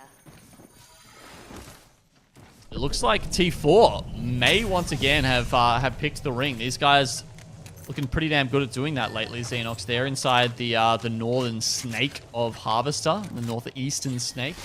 And I think, considering the Lav's in the middle of this circle, I feel like there's a good chance it might finish up on top of that. ADL Wolves here. Another fight. Yeah. Obviously, they just pushed straight into Ath, and Ath were well set up for this. Fortunately, not enough though to win that fight, and ADL go from winning one fight where they were essentially the gatekeepers, now one where they're the aggressors, so showing both forms of their versatility. Unfortunately, lost two, and only Legacy's left. He now feels the pressure from MDY. They'll take this spot. Technically now being also still protected by those rampant shields as well. 9 squads remaining. Not really many that are outside of this harvesting position. DNZ, Moist. You got a solo as well for SRY. That's about it. Everyone else. D4 eliminated in that stake position. Too much pressure, too many teams in and around that area. DNZ, northern side of the Harvester, trying to just gatekeep Dreamfire. Doing a half-decent job of it, but the fight is turning. Dreamfire now get the better of them. That said, Heat's been knocked. He's got his knockdown shield to try and shield him from a couple of these grenades. Can't do it for long enough. They will put him in a box.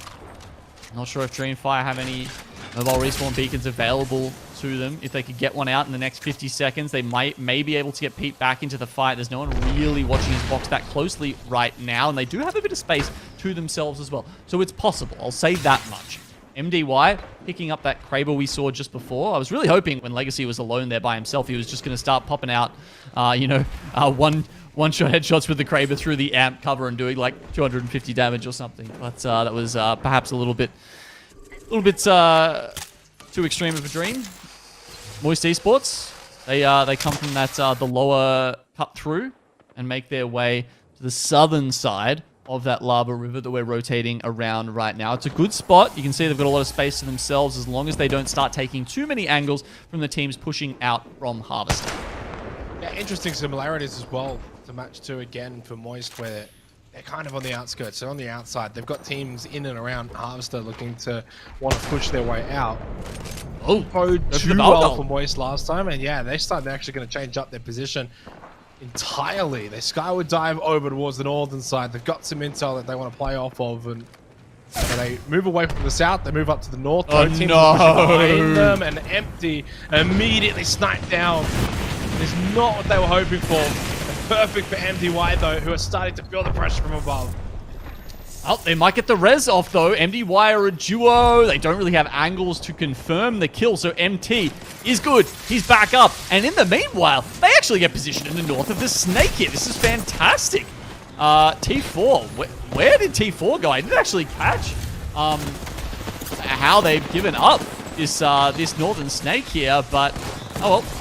Either way, it's going to be a very good position for them to hold. Meanwhile, Truth Esports there trying to deal with 505 down the bottom. They get that done. And there's still a duo and a solo alive around them.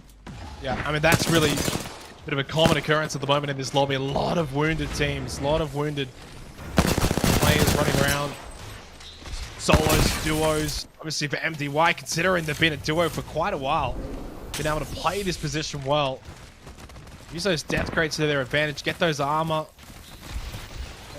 out as well so they can just quickly change up. They are taking some damage. Played this position so well. Gets them to the top 4. It does. Moist with that reset are looking fantastic now. Not only do they have safe passage essentially through to the middle of this final circle, they're probably... I think they're likely to meet Truth there, because Truth have also got 3 members alive, and then you've got Dreamfire as a duo and MDY as a duo. They're both in the middle right now, and I would expect them to get crunched by these other trios, and then we might have a final 3v3, but not if the other teams start working together. Big game brewing potentially again for Dreamfire. Fortunately for Bryce, he just falls down. Ems and Roy left. How has this happened? I don't quite understand again, but it's the Bangalore day, Genome. It's worked well. Matches 1 and now 3. Match 2 was a little bit more quiet from Dreamfire, but good high ground position. Top 3. Still 2 players alive. Just some sneaky shots coming through from Dreamfire, opening the doors at the right time. The car does enough damage. Moist Esports completely out and seemingly have gifted this one to Truth, unless Dreamfire can pull off more heroics as a duo. 3 final squads now with the ring closing. MDY still up and around. Kraber shots, still a couple left for QQ. MDY have just been spending the last 3-4 minutes just basically hot dropping these shields like potatoes. Oh, so many armor swaps available. There's like, I think 6 down there or something for MDY right now. So if anyone actually pops down there, MDY can take a lot of punishment before they're going to be out of contention. Start throwing their way though to just try and keep them at bay so that potentially Truth can push out. Truth have got themselves into this pinch position with Dreamfire and MDY. Yuling goes down. QQ left. He's trying to arm swap and try and stay alive. He's picked up 2 or 3 and he's done well to manage and stay alive for that long, but eventually falls. Dreamfire with better factors of that one. Truth though from above, they've got the numbers advantage, the high ground advantage as well.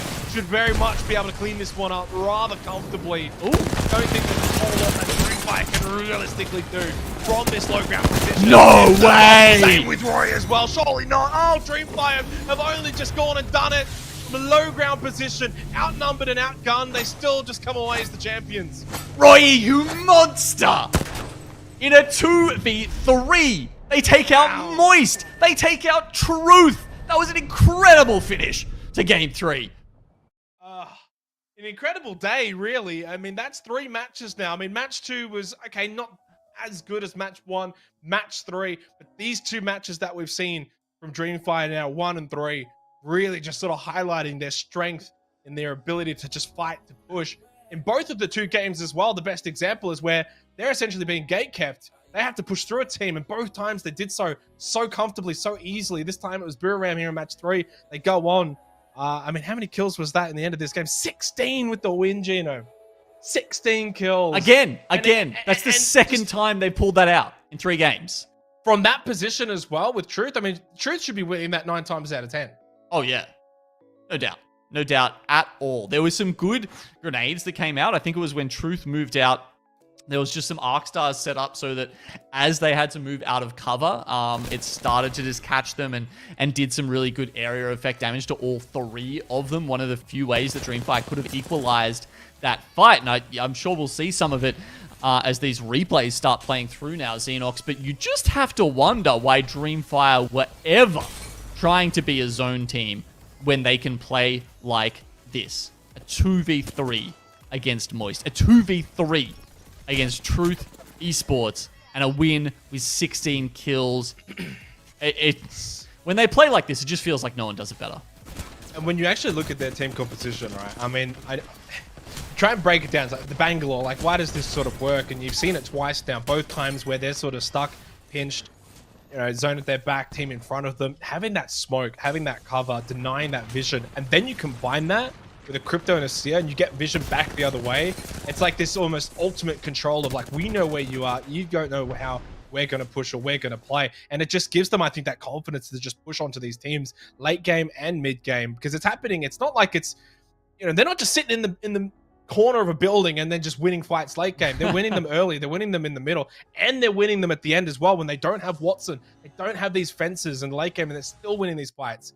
It's incredible, all things considered. An amazing day from Dreamfire so far.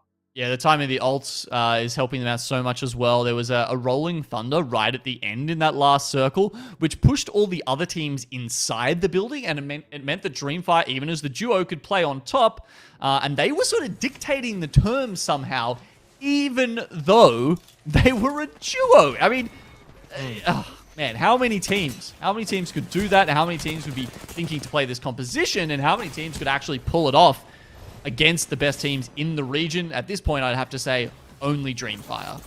Yeah, I do want to give some credit as well to MDY. Second game on World's Edge was match 1 as well for them too. So interestingly enough, for Dreamfire and MDY, sort of match 1, match 3, that's sort of good games. But, you know, third place, 6 kills, largely as a duo towards the end, and obviously occupying this position as we see in the replays, and yeah, obviously swapping those armors and using those death crates really to their advantage in a good ability. But yeah, this is actually what we probably didn't get to see. Roy's position double car just catches them off, and yeah, that is an incredible play though. It almost looks easy and understandably from a replay, but live, when it's all happening, it is not. And Dreamfire in a pinch pull out the 2v3 from the low ground.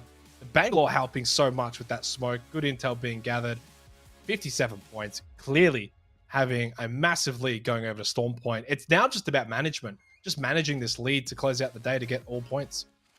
I mean, we were calling them out at the start of the day on the Long Shot Twitter saying, you know, Dreamfire have to shape up or ship out. It's getting to that point in the season. They're too far behind. They need the 25 points that would come from maintaining their position on top in this series. And with 57 points here and, 32 kills out of 2 games, let's see, they were at 20 at the end of last game. So that means they're up to 36 kills halfway through the series. This is vintage Dreamfire. Averaging I'm loving it, 12 guys. I hope kills you a guys game. are loving it too. I don't know if they're going to be able to keep up an average of 12 kills a game for the rest of the day, but Don't count them out. yeah, look, at the way that they're going, I wouldn't count them out. In saying that, we do head to Storm Point now, right? Like, is this going to be replicable over onto a different map? And I do wonder, Storm Point, its openness, I think when you look at this lineup, if they do bring it again, it certainly can find some success. We'll have to wait and see, of course, if it does continue that way. To be fair, Dreamfire don't have to do a whole lot more today. Just keep up a decent pace and they'll take that top spot, get all 25 points. For now, though, of course, we are going to go to a short break. We do come back. Storm Point on the other side.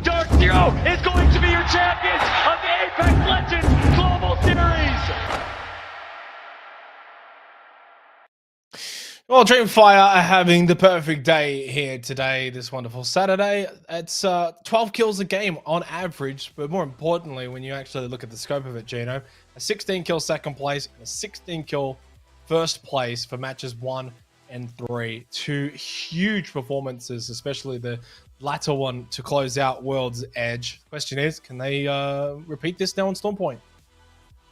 Yeah, Roy apparently managed to buy 2 cars with the money he won from LAN, and he used them to finish off Truth in that final game there. So the double SMGs is something that we often see come out with controller players, but apparently, if you're enough of a keyboard and mouse demon like Roy is, you can rock the double SMGs too. Why don't we just get a quick refresher on the beacon for Stormpoint here? Obviously, we're halfway through the series. We'll be swapping over maps now. Now, you will remember, of course, we just got that updated information. We talked about at the start of the day. 20th guarantee. They're actually pulling down into Gale Station. And I think I just saw them confirm that into the lobby before. Yep, so MDY will get the wall to themselves. Will we see them contest RTL down at Shipfall the same way that Team Up were? I'm not sure. I mean, poor RTL, right? Like, you're already in one of the least sought after POIs down there in Shipfall. Then someone comes and steals potentially your beacon, your crafter, and some of your loot as well. That feels bad, man. Yeah, it certainly would be. I think moving forward, though, obviously, match number 4 coming our way shortly, and you have to think about, I guess, the scope of everything.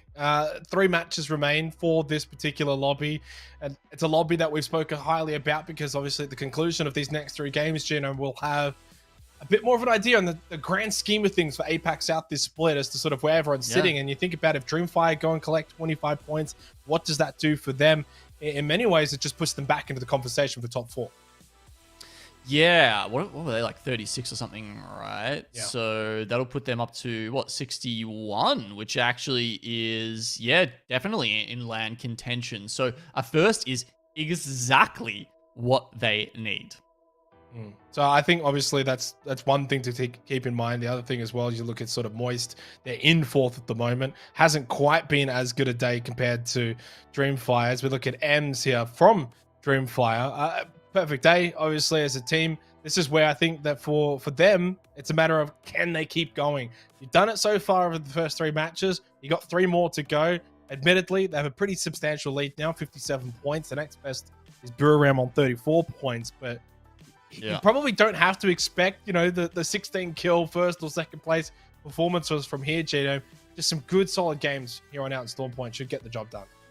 Yeah, you can see, obviously, as you said, averaging 12 kills a game. So someone like Ems is definitely putting in that work as well there with 13 kills. As you can see, streaming on Billy, not on Twitch, as a lot of our Chinese competitors do hear them. I think Douyu as well is one of the other streaming services that we do often see. But looks like we're getting into Stormpoint pretty damn soon, Xenox. So get excited. 3 games to go. And Dreamfire. One thing I really like about this Xenox is it feels like all the teams that we kind of wanted to do well have either made some changes and they've started getting there at the end of the season and making things even more exciting. EXO, slow start to the season.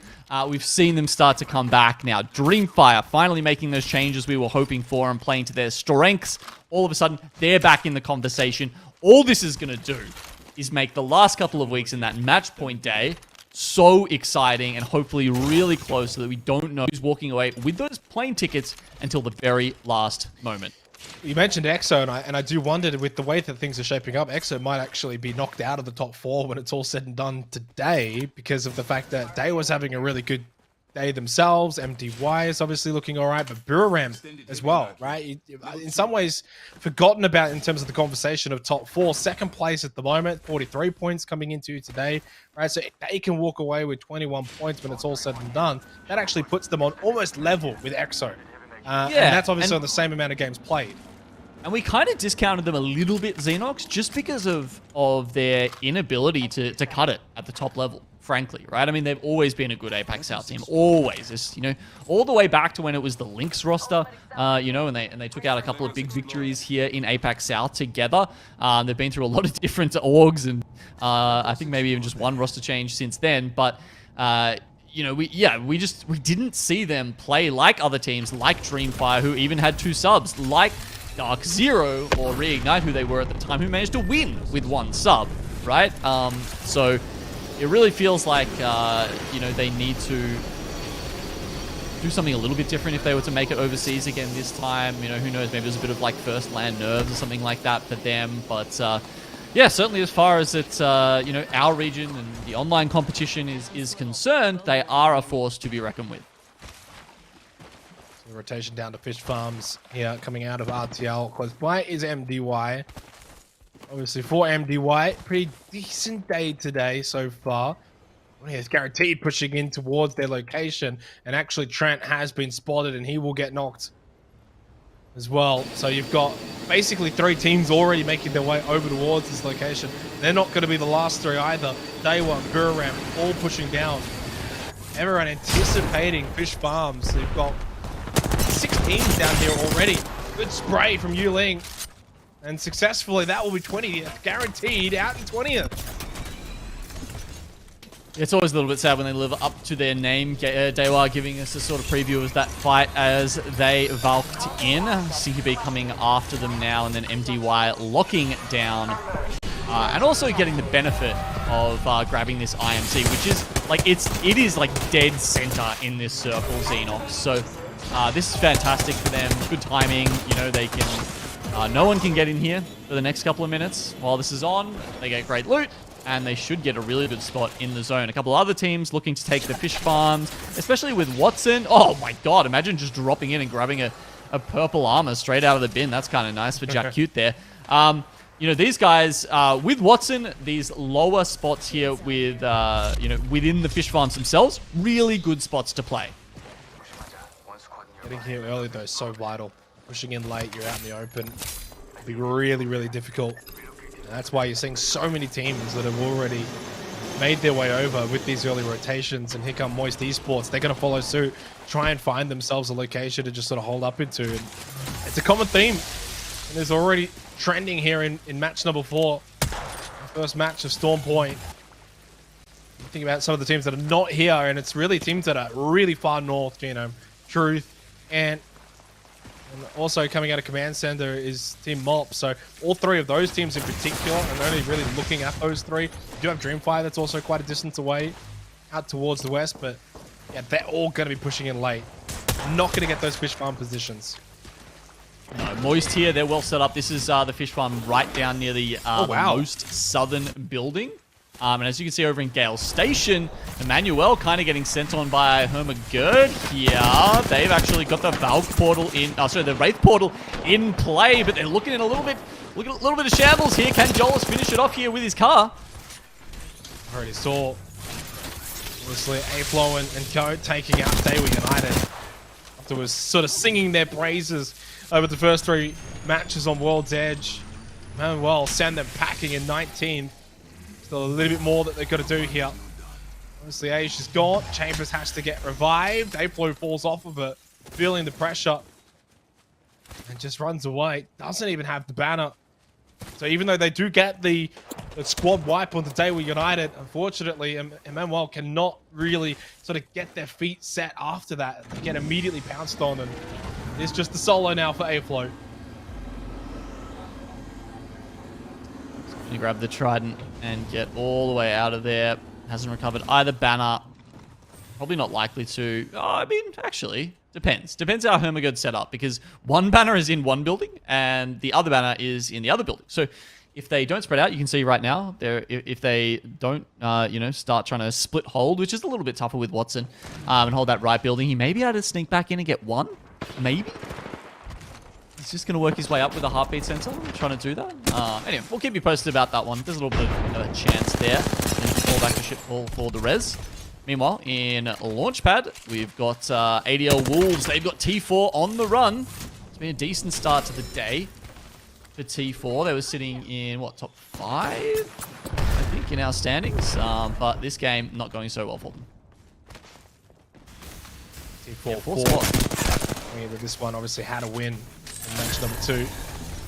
Not necessarily as high as the other teams around them in terms of kills, but their positioning that has been their strength. ADL Wolves, though, a team that did find some kills in the last game. They are on double digits after exiting from World's Edge.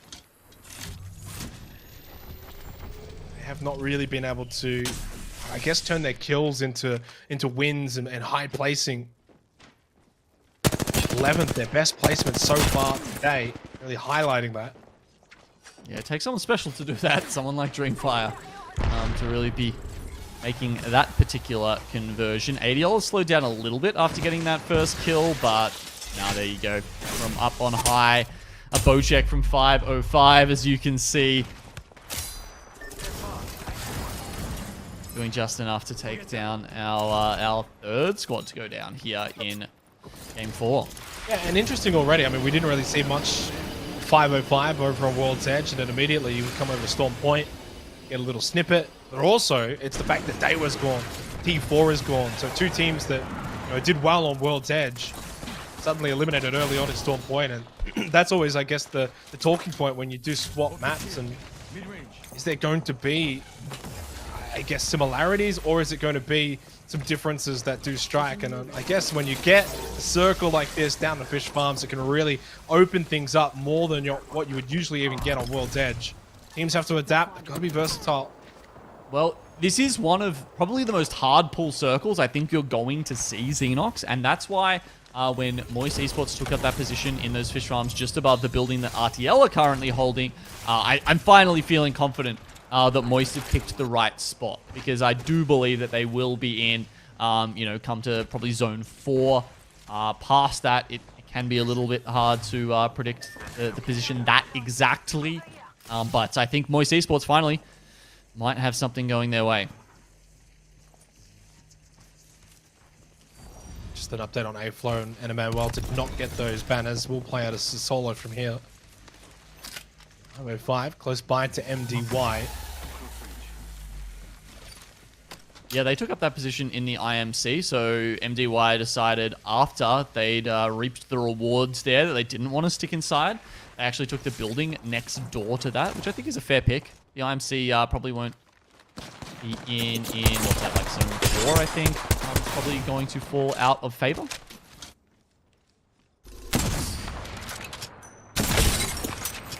Hey. He doesn't miss. He just doesn't miss. Can't afford to, though. I think Truth actually getting aggressive on this as well. On top of them, Taijin, Atsura is actually starting to just pop that med kit. This is a little bit scrappy, a little bit messy. Outskirts, nowhere close to fish farms at all. Jarkai forced back. Wants to pop that bat. And Natsusama is already down, courtesy of aimbot. Ooh, good shots, but actually caught by Mosu. I think just caught him off guard on the outskirts of this building. Wasn't expecting the shots back that quickly, but it's back and forth. Reset. Yeah, man, Newcastle is good. Using that retrieve the wounded passive there to somehow get Natsuru-sama back into the fight. The Watson, he opened the door basically just in the face of aimbot, who just summarily dealt him 200 damage and put him on the floor. But that's actually pretty incredible that this is still a 3v3. It just feels like no one's able to sort of land any kind of knockout punch until just then. That's 1-for-1 trade. Versus down, same with aimbot. Does well. He's now quite low too. Again, the revival. Again, we're seeing the benefit of the Newcastle here, but zone pushing in. And in the end, both teams just sort of, well, it is Team Mott that do come away with the win. They're kind of wounded for it. They did lose aimbot. And they grab the banner. They can head to the beacon. Damage done. Dreamfire though, starting to feel the pressure themselves. You can see the Crypto not even worrying about his health right now. He's actually going to use that drone to immediately pop the res at launch pad, and then Team Up will be back on their way. That said, Dreamfire, as you noted, they were hooning around Gale Station and the Trident looking for some kills. They've managed to find 3 so far this game, but that is about it. And from this point, it's actually going to be pretty tough. This is not the kind of circle that you can really just pull up into and grab kills for free, Xenox. You really need to fight for a position here because there are so many teams that can just pop out of their little fish farms and look at you if you're running out in the open in the sea. There's not a lot of cover there, and there's not a lot of teams that will be in positions that you can pick off. So, look, honestly, Dreamfire, I think they need to play for position here from this point on. It's just one of those circles. Say it can't be done. I feel like the way that Dreamfire is playing today, they can do just about anything, play just about any way. And this was also another instance where they're able to sort of push into Gale Station, push into a team and win that fight. So that's the 3rd time today. Really, they're 3 from 3 in terms of pushing into teams and winning those fights. And they make it 4 from 4 as they push over towards Ant. And I do wonder if that might actually be just sort of the right play. No one really close by to Ant Esports in terms of a third-party potential. If Dreamfire do take that fight, they get a position inside of the circle as well. So Ant have to be careful as that push is eventuating over towards the western side of Fish Farms. Yep, made it in. This is Ant. I think they're trying to repel Dreamfire, who have just rolled in with EMP, with the Seer Ultimate, with Sky Grenades, with a Rolling Thunder. You can't really do anything else here. And, wow. A Trident coming in from the back end as well. That's Emmanuel. That's A-Flow. They're going to try and finish the fight from earlier off here to grab Emmanuel. But yeah, as you said, Ant can't weather the storm. That's 4 from 4 now for Dreamfire in terms of pushing into teams. Ant didn't really put up that much of a fight either. As you mentioned, of course, A-Flow, the solo just below and behind them. Dreamfire have caught his location. They are aware it's going to be a free kill. Surely does get away. The Trident is quick.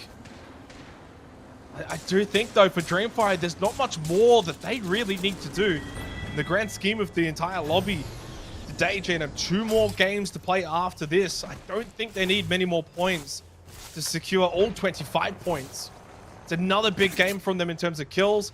13 squads left. They're inside the zone. I mean, I generally think that they could actually end up in a position where they close out the next game after this, and it might be job done going into the last game. They might not even need much at all. Well, with placement points on their side, first and a second, with kills on their side like they have been so far, Xenox, it would be a fitting reward for a team who has shown potential unlike almost any other in this region. RTL continue to be in a good spot for this zone. As we said, those circles were touching so much, and that is an indicator that the circle is going to hard pull, and it has continued to do that time and time again. That means RTL and Moist do manage to grab that. Okay, this is what I was talking about, where it's like zone 4, Moist can guarantee that was going to go on top of them, almost certainly. But that last zone, swinging to the right there, that's the one that could really generally go anywhere because it's all playable space. And at that point, it looks like, I don't know, maybe it's hard to say whether that's going to be the low ground, because Moist really need the low ground to be in that circle for this to suit them. Yeah, I'm just sort of noticing as well. You look at sort of Dreamfire and those teams out towards the west. Is there a possibility to actually push in behind the likes of RTL and I guess technically even Stinky B? Somewhat of a vulnerable position that Dreamfire can actually push into out towards the southwestern side of this next circle. So if those teams coming from the north, it's quite congested, but there's actually that entry point for Dreamfire. Shots, crack, nice. And here is actually Dreamfire making the move onto Stinky B. As I said, it's a somewhat vulnerable position, just the duo. Roy having to pop that back, get that armor back, struggling as well. They're actually doing a decent job of warding off Dreamfire, buying some time, and that's actually now caught MDY's attention. They're making their way over. They want a third party this, so Dreamfire's got to be quick and careful. Arcstar's being thrown in. MDY do not want to let up. They do not want to allow Dreamfire to heal on up and be in a position where they can fight back freely. Dreamfire, they don't have the Watson. They can't necessarily fortify this building. It's a good position for pulling in, but not necessarily for trying to keep other teams at bay. That means Ems will go down. Pete, in a rough position, doesn't get the bat off, and now it's all up to the Bangalore star himself. Can Roy clutch this once again? 2 go down. Can he do the third? From behind the knockdown shield? No one can stop this man! No one can stop this team. Apparently, Dreamfire, they're just having the dream day. Although probably feeling like he cannot go for the revives into M's and/or Pete, and he has to just play the solo position at this point. 10 squads remaining. It might not be a higher place finish, Gino, but in terms of kills, the kills have already been established. It's another big point game for Dreamfire. Insane clutch by Roy. 2 team members down. He calls for them. He has to use the knockdown shields. And he uses them better than almost anybody else. That was just such a crazy clutch. And imagine getting 2 of those in a series. Maybe even 3 if you including the fact that they, took the 2v3 against Moist as well. How many of your men do you need to take down a Dreamfire member? How many players do you need? That is a question in this series right now. 5, like many teams, now starting to just get huddled together. It's Buram United, though, that I've got my eye on to potentially win this game. Top gap, Jack Cute done really well to sort of play anchor positions and make sure that no one can push in on the north side. They know that there's no one that can push in behind them. They've got the position. These teams do not. They have to move. They have to get out of these positions. It's not easy. They're hemmed in, starting to run out of utility as well. You can see with SRY, it just can't even get their armor back up to full health.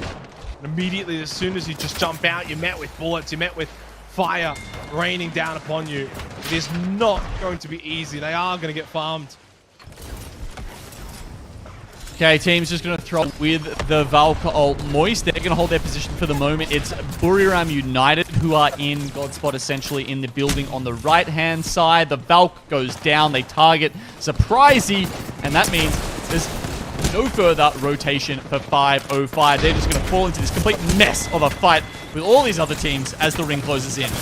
Roy managed to pick up a kill from that as well onto 505. Of course he did. Get one more free point going your way. 5 squads left. Dreamfire finally gone. 6th place for them, but they got the kills to go with it. Moist Esports, they need the kills now to go with this high place position as ADL Wolves gone. 4 left. Make it 3 left with PK gone. Waltzy just goes walkabout and gets a couple of free kills. Didn't have many kills this game, Moist, until towards the end. But as you said, Buram, Godspot, now they can start to push out. They need to just sort of flex their muscles a little bit. They did well to confirm this position. They obviously copped a couple of circles in their direction, but they need to capitalize here onto the remaining 2 teams on the other side of the circle, RTL and, of course, Moist. And you can see they're fencing up. They're taking space in the middle. Buriram are good at this. They're good at thinking ahead in final circles and making them their own, because the other 2 rights, they're still on the edge. RTL inside the building. Moist still hiding behind their fish farms. They've got 30 seconds to figure this out, but Buriram are on the front foot. I mean, I was about to take it back. I was about to say, well, with only 3 full squads left in, maybe it isn't Godspot. Maybe it'll just be, a matter of how these teams fight it out. But Buriram, here we go. They are going to, they're going to have a fantastic position in the middle of the circle. And of course, in round 6, that's where you want to be. More importantly, it goes their way if RTL and Moist start fighting each other, and that looks like that might just eventuate. Arc start throwing out Blow Woody. What can they find? A whole heap of damage, just free damage onto Moist. This is where Buram need to get involved as well. Try and get free damage onto RTL. Can't allow them to just walk out and clean Moist for free. Oh, and that's exactly what that might just happen. Railed will take down MT. More to follow, surely. RTL pushing in here. Buriram are licking their lips at the prospect of this, though, because even a single down, even, removing the shields from RTL should be enough for them to take this fight cleanly, and that's what's going to happen. 2 of them on the ground. Buriram are going to clean up just like at survey camp. Certainly are. Arc starts thrown out. Buriram have all the position. They have them completely surrounded. They have the win in their hands. They played it well over the last couple of circle shifts. Had good position.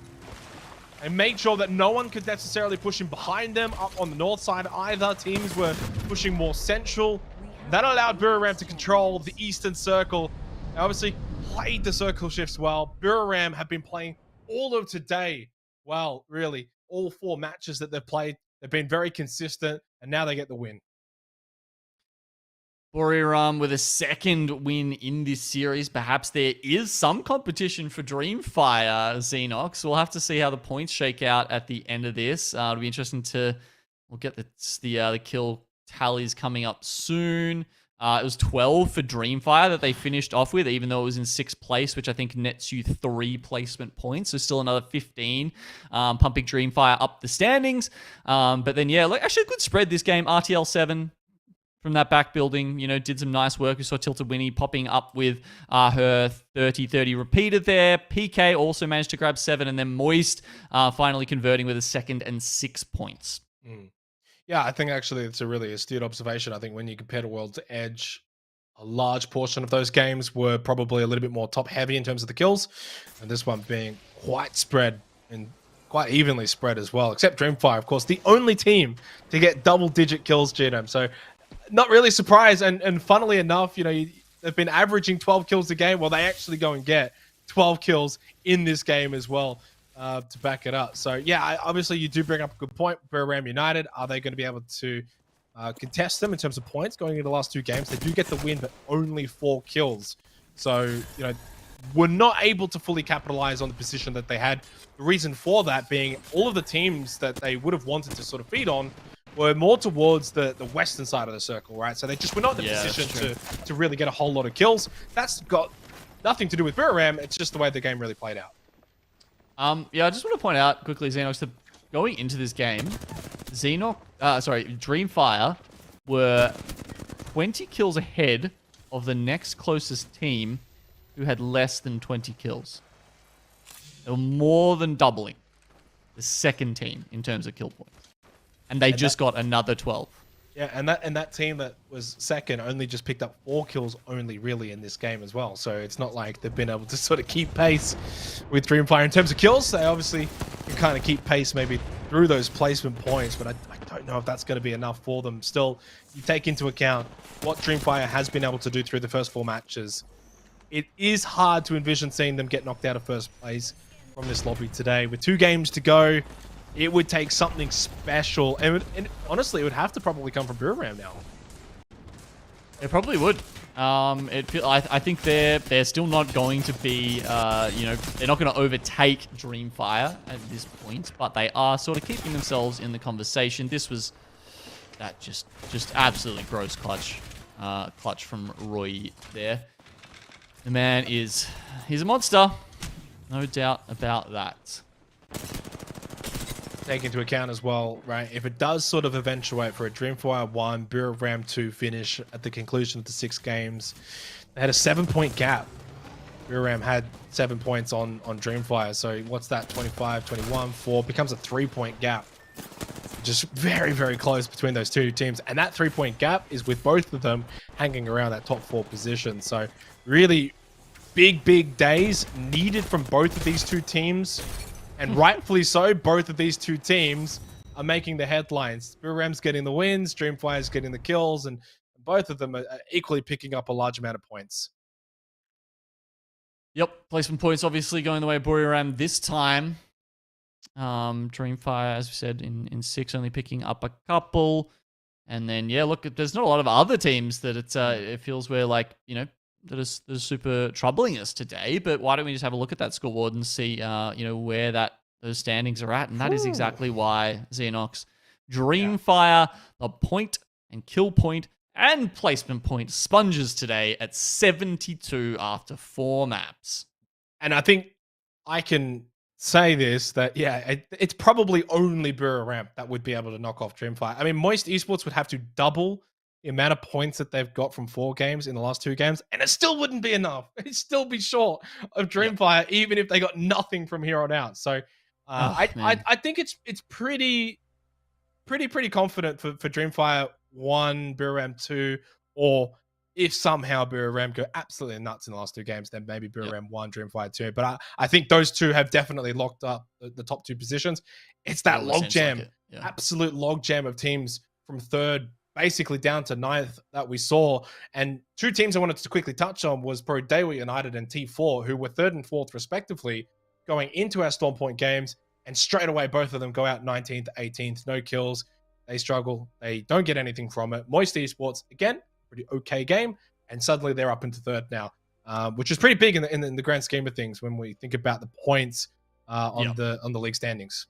Yep. And I just also want to quickly highlight something that's out there for all of you guys in the audience. You can check this stuff out at the end of the weeks in great detail on the Harvester, which is the stats database that we keep here at Longshot. And if you'd be looking at that, you'd be able to see that the highest point total so far this season is 96 points in a series by Chicken Sandwich. And it feels like Dreamfight are definitely knocking on the door of that today. One of our mods will drop the link from that in the chat if you want to go check that out. But yeah, I encourage you to do so. There's lots of really good fun stats you can really break down into great detail. All the legend compositions these guys play. Lots more great stuff. Certainly so. It's been a great day from Dreamfire. 2 matches remaining for this particular lobby, and obviously we'll see if they can break that record. 2 games to go. They're certainly on track to do so. The battle for the top 2 might look like it's done, but from 3rd to 9th, so many teams, lots of points still up for grabs here. 2 games to go. We'll go to a short break. We'll come back. Still Storm Point on the other side.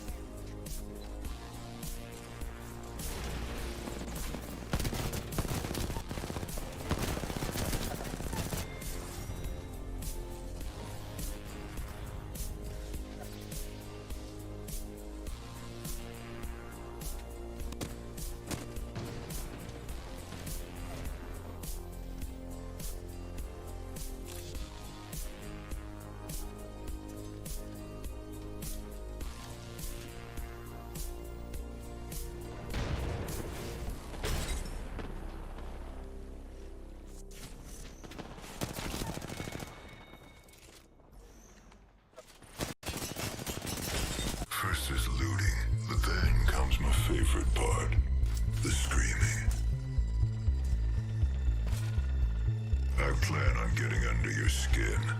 I'll break your heart, and then I'll break everything else.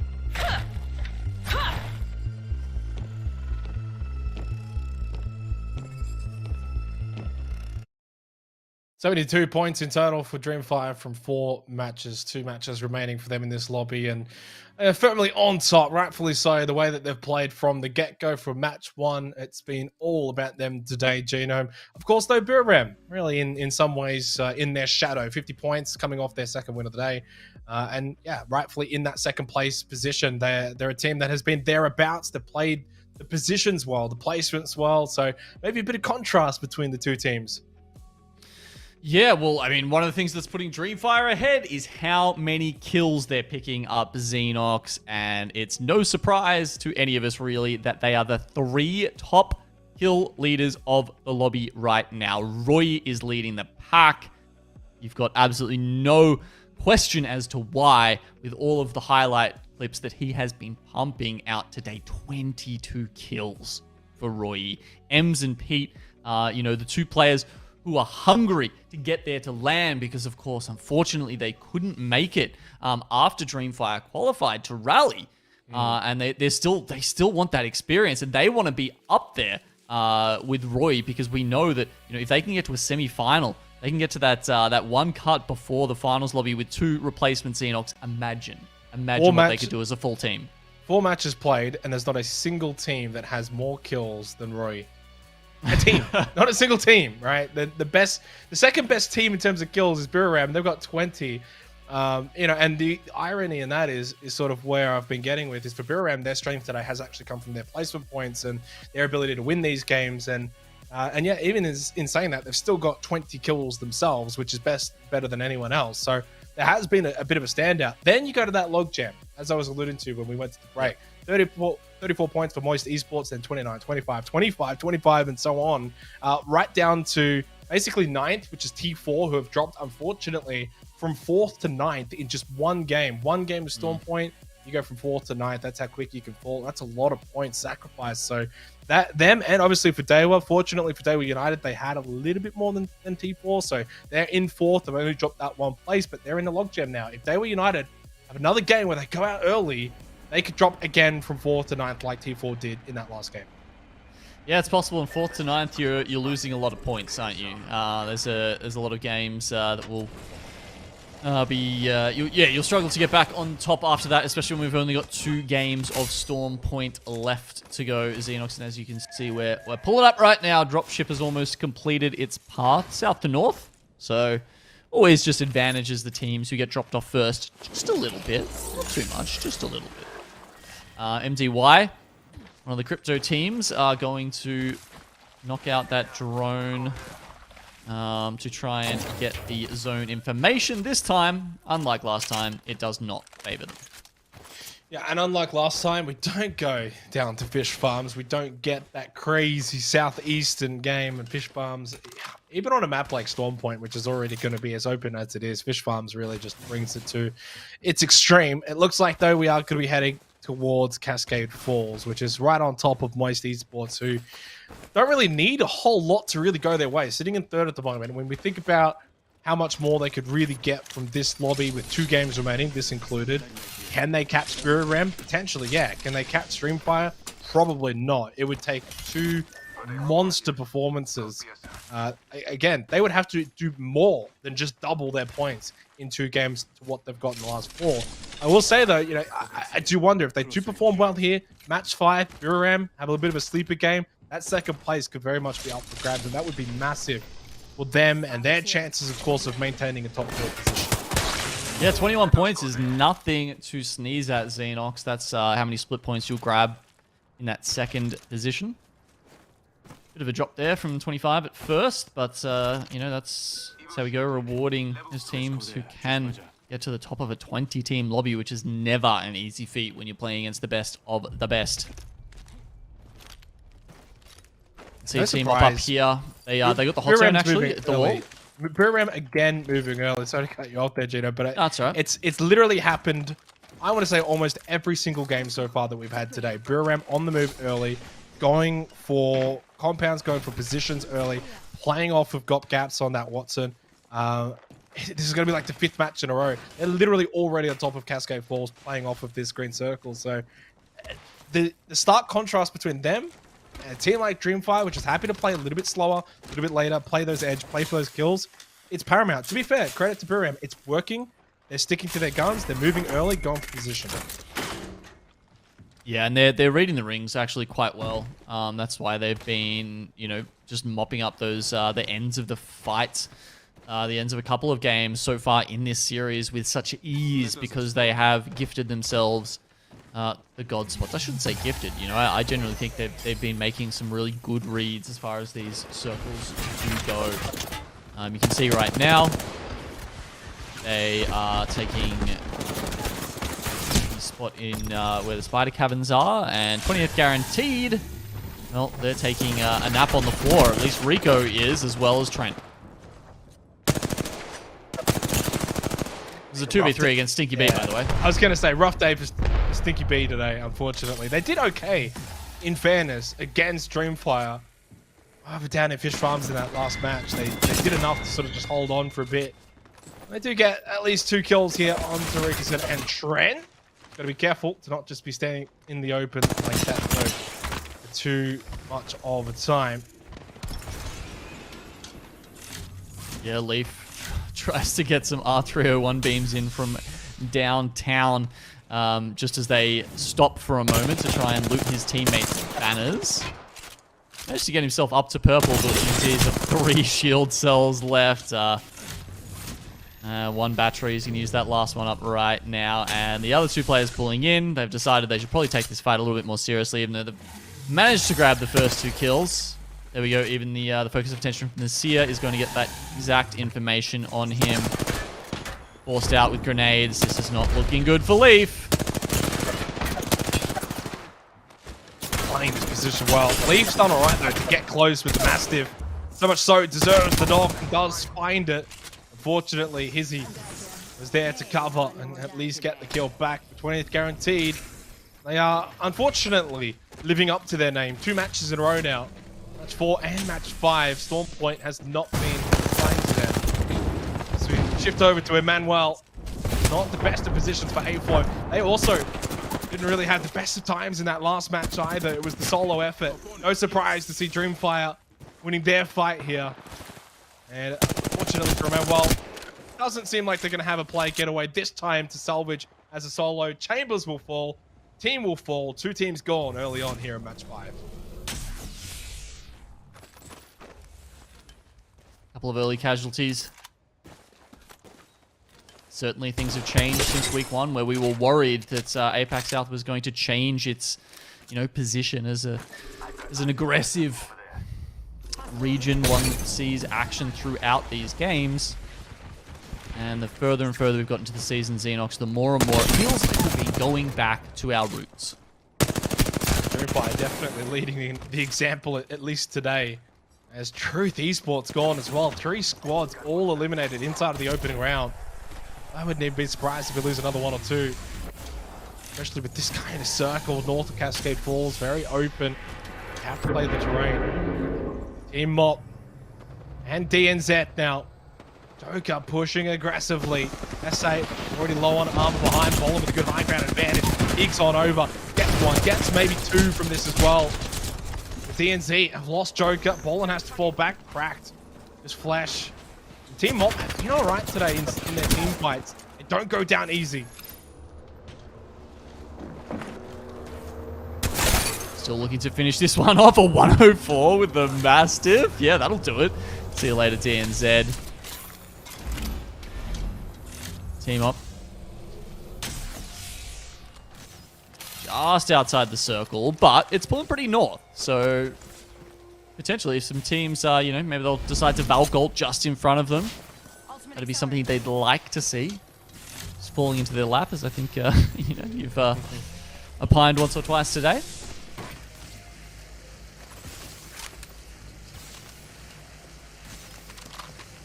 I think there's going to be much of that here with this kind of circle. It's shifting over towards the east, which it's not really going to be very kind for, I want to say, almost the majority of the teams, Gino. I think maybe there's only one team that might be somewhat happy with this, and it's SRY. Just got a little bit quiet. They had a decent match one, and since then have not really been able to replicate that. But this Eastern shift is really going to throw a spanner in the works.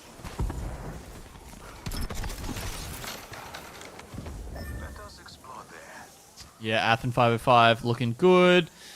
Seems like SRY a bit further down are happy. Moist, they went for a very central position. They've got no further beacon knowledge. And that'll probably work out okay for them for now. But as we move into that eastern circle you've talked about, Xenox, they are unfortunately going to be outside in the building that they're in. So someone like Ant, who's much further away, probably going to be in the same boat. That's it, Ant playing without a Valk. So, you know, no options. They got to fight their way through. They don't have a Wraith. There's no rotating abilities unless you're, you know, going to be very generous and say that the smoke canisters coming out of Bangalore, you know, are gonna help you cross a building like that. Well, we didn't really touch on that, but there's a second Bangalore now. Do you wonder if Ant have just sort of seen what Dreamfire has been able to do today and just kind of copied their homework a little bit?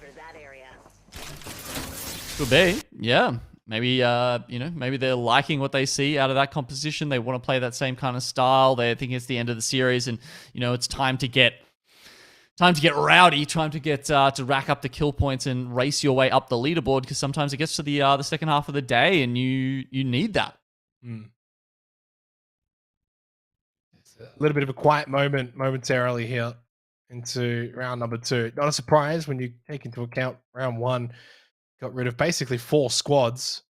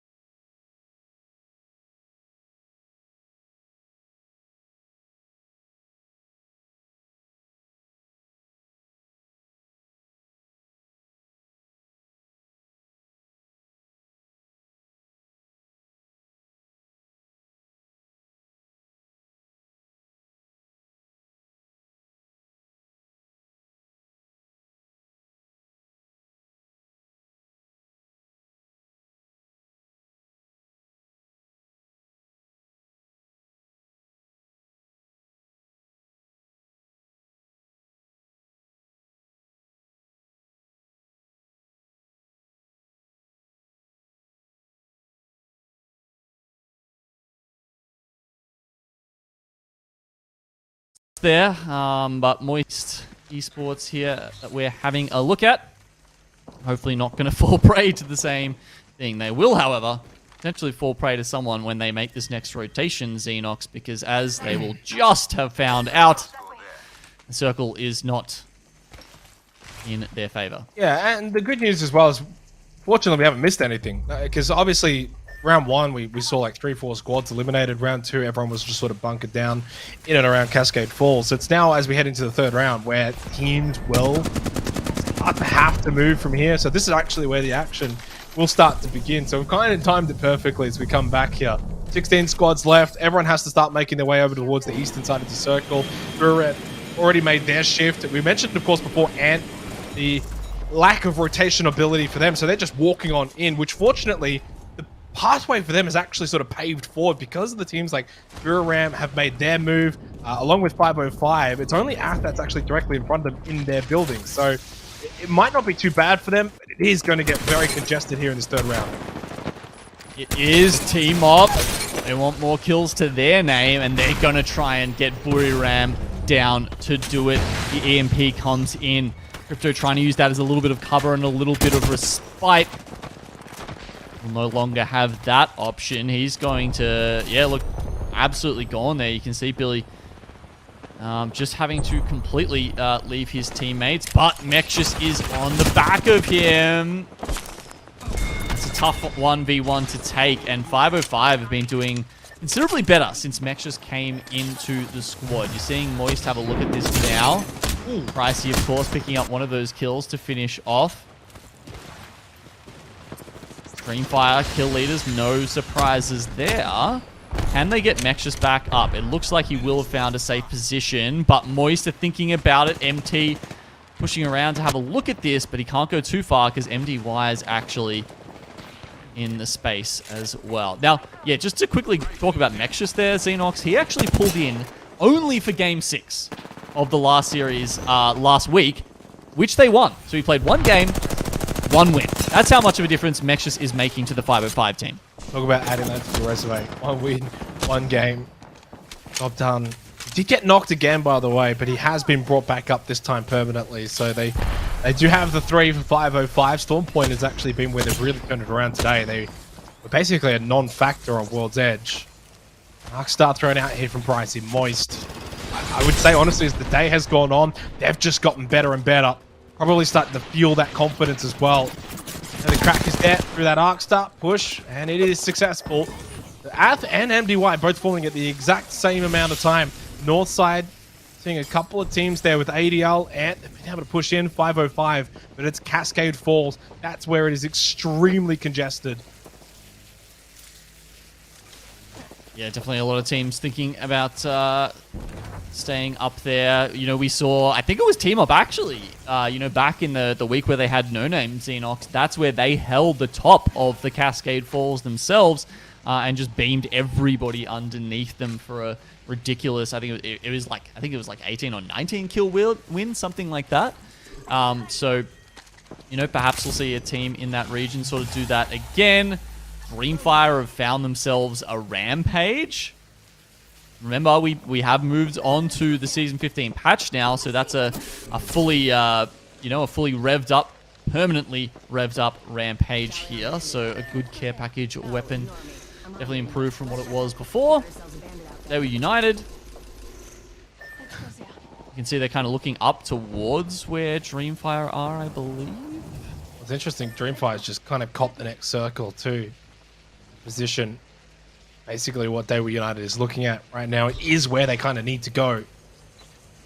4 kills for Dreamfire this game, but the late game might actually come down to their positioning and their placing rather than their ability to get those kills and wipe out squads.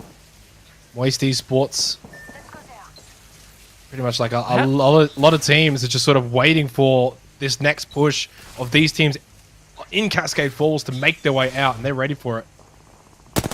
Yeah, I haven't actually seen this position be like super successful before. So I'm interested to see how Moist plays this one out. I'm definitely going to be keeping a close eye on them to sort of to gauge that and recalibrate my expectations of it. You know, the cover's not amazing, right? But perhaps the way it works with the sightlines around it might help out. You just kind of need to be safe from Dreamfire, who are playing the high ground position. 10 seconds till this next ring. Xenox, 12 squads alive. I can guarantee you we're going to lose a couple coming into that, and Hermagerd is the first. Yeah, and they're not going to be the last either in the next minute or so. So Siren starts making its way in. Well, and Esports not one of those teams in Cascade Falls. They further north. Done well, actually, all things considered. We spoke about, obviously, their lack of rotation, but been able to just sort of walk their way in. Moist Esports. This is where they're going to get tested, though. All these teams pushing out on towards their position. They was been able to get in behind them. Still got a couple that are directly in front. Dreamfire trying to get some shots in, but ADL have actually landed on their position as well. So they've got to deal with team beneath them and then teams rotating in and around them. Fantastic spot. You can see there Dreamfire have so much priority over the teams below them. The Vault, which we actually haven't seen all that much of today, I feel, is going to go down in the hands of RTL as well as PK. There's, all right, we're 4 squads down. Probably about what we expected there, but potentially still a couple to go. T4 are close to the next ring. hiding behind the wall. All of a sudden, bullets stream in from multiple directions. Arc stars, thermites, everything is being exhausted from the inventories to take down T4. And you mentioned before about keeping an eye on Moist Esports. Well, they're still alive. They've done well. They've been able to avoid a large brunt of the damage, mainly because a lot of teams have elected to sort of try and go around them rather than through them. And obviously full armor, double purple and a red. ADL is going to go. I mean, they were basically hiding beneath Dreamfire. Probably not the place you really want to be. More kills going the way for TF. Roy, low, still alive, not much longer. Dewa, big frag grenade for Bastion, big wipe. Finally, it feels like for the first time today, Dreamfire lose a fight such as that. Usually they're just winning them, scrapping their way out of them. Dewa United needed a big game going into match number 6 after this, and they're starting to get it. 5 squads left. It was an odd one too. I mean, they had high ground at that position, and like almost ultimate high ground as well. So, oh wow, man, Dewa have so much loot. They're gonna have to be quick about it though. Next zone is about to pop off, and Bastion, Easy Flash need to make their way back to Kissans.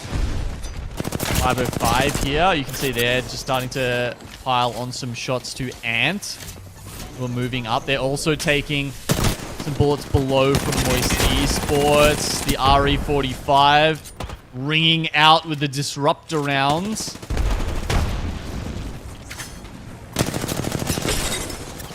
Oh, good crack. Holiday down by Waltzy as well. Kind of game Moist desperately need in terms of catching Buram United. They need the kills. Arguably, they probably need to go on and almost win this game as well. They get another kill onto Holiday. I think that's now double-digit kills for Moist, or at least thereabouts. 505 continue to impress here on Storm Point towards the end. Now into the final 3 squads remaining with Ant and Sneaky B both eliminated at the same time. 3 versus 3 versus 3 to close this one out for match 5.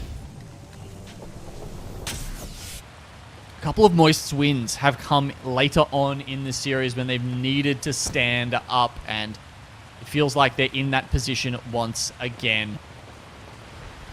505, you can see they're well above the other teams here. Dewa in a solid position. It's quite hard to tell, honestly, who's going to come out on top here. Teams are going to have to play with each other. They're going to try and use every trick in the book here to not make the first move. Sometimes the first move might be the right move, but a lot of the times, if you do move first here, you are going to get sort of sandwiched. You are going to get pinched. 505. I think it comes down to who can get the first knock, who can start to really wound these other teams and then push off with that sort of blood in the water moment. It's Dewa United that are starting to land these shots aggressively. Nexus is knocked down. Bastion, benefactor from that. But that first move from Dewa has invited Moist. They now sense that they could be the ones, the third party, to come away with the win off of this. The sense is also gone. Yeah, Dewa, they made that first move, and unfortunately, it's their last move as well. Moist do exactly that. They remain patient. They get the win. Yeah, it was a reasonable thought process there by 505 Xenox. Bastion was completely isolated from the rest of the Dewa team there. So they went down for him. They tried to grab the 3v1 and, you know, just start the fight off to at least guarantee second place. But Mexius then just rocks up and unfortunately puts a stop to those plans. And at that point, as you said, you know, Moist were just coming in over the top, and it was a pretty easy dub for them. Missile Swarm catching a couple of them off guard, getting that all-important stun on that you grab with the Missile Swarm hitting you, and then, yeah, Disruptor rounds. You know, I'm not the biggest fan of the RE45, but Disruptor rounds is one of the most broken, you know, hop-ups that they've ever introduced into Apex Legends. So, of course, you know, care package weapon kind of makes sense to have it in that tier of weapon. 13 kill win for Moist. We spoke sort of about, Nice. and I was leading Very sort of nice. the conversation if anyone's going to catch Buram, it might end up being Moist Esports if they can have 2 really big games. Well, this is one of them. Realistically, 13 kill win, can't really be asking for more than that. I think 16 kill win was the most we had today, of course, coming from Dreamfire. So pretty much almost matching that, only 3 kills short. And to add that up, Buram got nothing from this game, Gino. They finished 15th, no kills. So suddenly they go from a pretty decent lead in second to what I imagine will end up being tied with Moist and maybe even Daewoo United, who finished third with 7 kills themselves. So suddenly, going into the last game, well, Dreamfire, 8 kills, 6th place. Again, I think they've maintained enough points per game to lock up that first place. Suddenly, the battle for second really heats up going into match 6. It does. We've got to, as they say, we may have a game on our hands, Xenox. I don't think it'll be, for first, but perhaps for second onwards, because Dreamfire in Game 5 were kind of slacking it, frankly. They only got 8 kills. What are you doing, guys? You're meant to be getting at least 12 kills a game. That's the standard you have been setting in this lobby, and you've fallen short of it. So 8 kills with 6th place there for Dreamfire. We talked earlier about the 96 points being the high watermark. If you look at the Harvester to see that they had gotten that far ahead. So perhaps with their placement here in Game 5, Dreamfire are going to be sniffing ever closer to that record here in Year 3 of the ALGS in APAC South. Yeah, certainly could be. In fairness, I don't think that is something that would be on their mind too much, right? Like, I think the way that they've been playing and what they can do with that going into, the final couple of play days for them, and obviously aiming for top 4. I think bigger things on their mind, and obviously bigger things as well to keep track of going into the last match as well. Moist Esports, Daewoo United, Buram, all neck and neck as we have a look at the scoreboard. Moist have actually already leapfrogged into second place above Buram, who only picked up the 1 point from this game. So practically not really anything. Daewoo United still within a shot, although admittedly a little bit further back than I originally thought they would be. Moist Esports, look, it can happen in terms of first place. It would require them to basically win the game, win it well, and for Dreamfire to get nothing, which they have not really shown us that they're going to go and get nothing in any of these games today, GM. So I think first is good. It's a matter of, can Moist hold on to second? And if they can do that, considering where they were at the conclusion of World's Edge, big turnaround for them on Storm Point. Yeah, it really feels like it's between them and Buriram. Daewoo would need, a massive game to get there. Seems unlikely. Moist and Buriram, sitting at a respectable total, 51 and 59 points, but Dreamfire have locked this series up. There's no doubt about it, and they deserve it, Xenox. I mean, the plays, the ridiculous situations they have pulled themselves out of today, they deserve every single part of that first place. It's kind of, the way in which they've done it. Sometimes you can have a really good day where maybe things fall your way. So as Tim say, you get fed or whatever, any of those shenanigans. But they've clearly just set their own pace. They've set their own goals, and they've executed that perfectly going into the last match. Yeah, again, it would probably take like a 13 kill win and for Dreamfire to get nothing. And sure, Moist could still get first place, but I don't envision that. It may happen. In fairness, Moist have actually gotten better. As I said, sort of in the middle of that game, they've gotten better as the day has actually gone on, as it's progressed. Maybe a part of that's to do with the fact that we've gone over to Storm Point and they're clearly just feeling a little bit better about themselves. And look, if they can wrap up second place, 21 points, still goes a long way for them. Already in fourth, that puts them on 75 points, which actually would only put them on par behind Chicken Sandwich, actually. So we put them into second overall with, taking into account A, B, and C all on the same games played. So that's what it would do for Moist. Yeah, I'm really looking forward to getting that split standings at the end of next game, Xenox, and seeing where they've all pulled up to. But as you say, Moist have started the redemption arc from the last couple of weeks, where it feels like they have just dipped a little bit, only in our expectations, certainly not out of being one of the best teams in the region. Well, the battle for first certainly over. Dreamfire being the best team in this lobby today. 1 match to go, and second place still firmly up for grabs. Big points up for grabs. Big ramifications to be had. We go to a break. When we come back, it's that final game.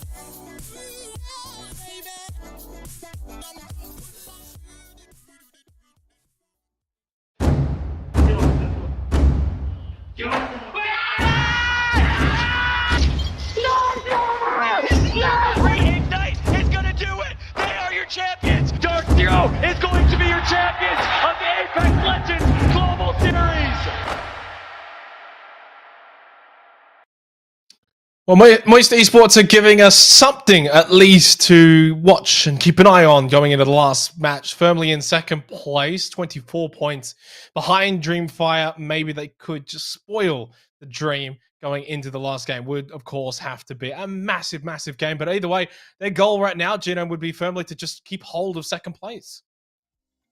Yeah, I think that's definitely what you're going to be aiming for here because Buriram are knocking on the door, getting into first. I think, no one's really expecting that. And Dreamfire are probably not going to rest on their laurels either. You know, you can see them absolutely wiping a couple of squads coming into our last game here as well, I imagine. But yeah, I mean, on track, if they get they'd need 16 kills this game, I think, and then they could close out the day with that average of 12 kills, which I would genuinely be surprised if that wasn't the highest kill total ever in an ALGS like regular season series. I wouldn't be surprised. I would be surprised if they do it. That's just the way it has gone for them today. When we think about, though, of course, the battles just below.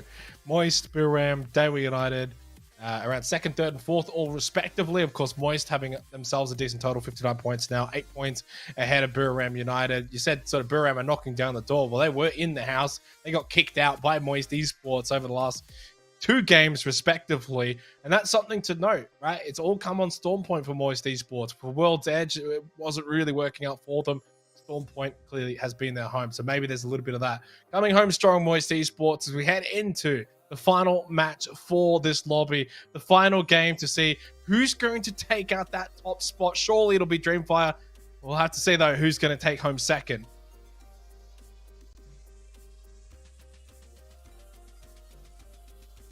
I sure wouldn't be guessing any other way. I definitely don't think anyone else deserves it as much as the elite Chinese team.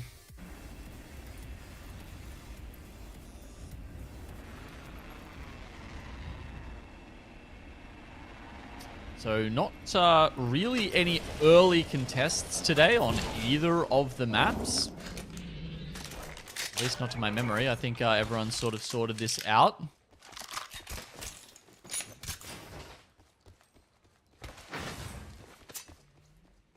That means we've... oh, actually, we have...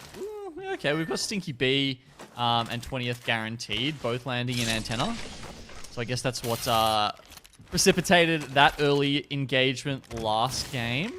Makes sense. I probably wouldn't have thought of that at the start of the day, but of course, if you've got a duo, that changes things. Someone's probably going to be happy to just try and force them out of there, especially when, you know, 20th guarantee were landing at the wall, and they've been pushed out of that by Team Up, who are not exactly a team that you want to take a 50-50 with.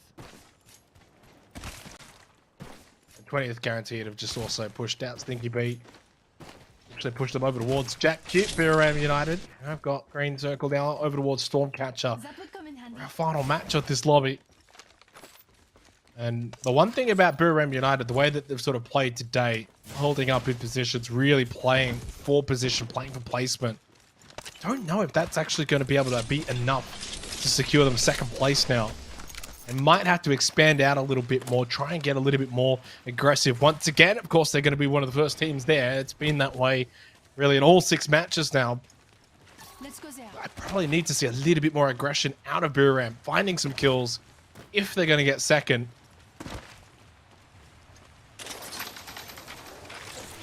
Yeah, a lot of their kills have come towards the end of the game when, frankly, they've just been able to vulture them from other teams fighting in these final circles. So Buriram are on track to do that again, honestly. With their mid-map or ski lift location, of course, that gives them ample time to get in early to some good spots. They're actually taking some pot shots as Ath fly over them right now. This is all just going on a little bit to the east. You can see Moist are probably going to be joining them there soon. Let's go there. 조심하자. A couple of teams set up in Stormcatcher, a couple of teams setting up in the hill just below Stormcatcher as well. 505, of course, they've got this building to the east of Stormcatcher. We have actually seen some zones end over here, Xenox. So if it does end up pulling to the east, 505, We have an enemy. the Watson Crypto Over there. position that they're running, and I think they're within range. Yeah, they are definitely within range. There's a beacon of Stormcatcher. There's also one down at Steelix. They're probably going to be good and have a lot of vision of this. They're actually giving up that spot. So, all right, apparently 505 don't think that's the place to be. They think the place to be is taking this fight with T4. Oh, S10 gone. It's been a horrible time on Storm Point for T4. And to think that at the conclusion of World's Edge, they were sitting firmly in 4th place. And they've dropped, and honestly, if they go out here this early on, no points, no kills, they probably drop out of the top 10 when it's all said and done today. Storm Point has just been a disaster for them. To at least get the revive onto retech, but S10 kind of has to be recovered. Not ideal.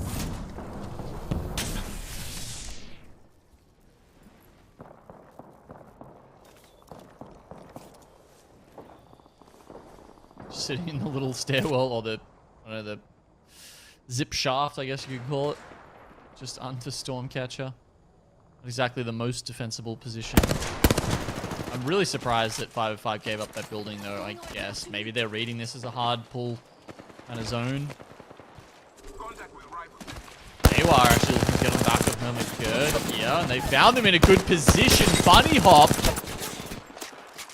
pulls out a 170 to take down Kissans.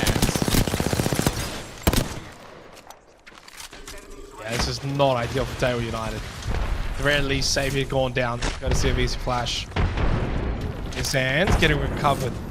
My Bastion. So at the very least, able to just recover a little bit. A moment, a reprieve, a respite needed for Daewoo United. Had a much better match 5, but their match 4, where they got nothing from the game, has cost them big time in terms of the standings for this lobby. And McGurk, though, eliminated, gone. Daewoo will take the kills. I'll collect all 3 of them. That's exactly what they needed. Just to be able to recover in that fight.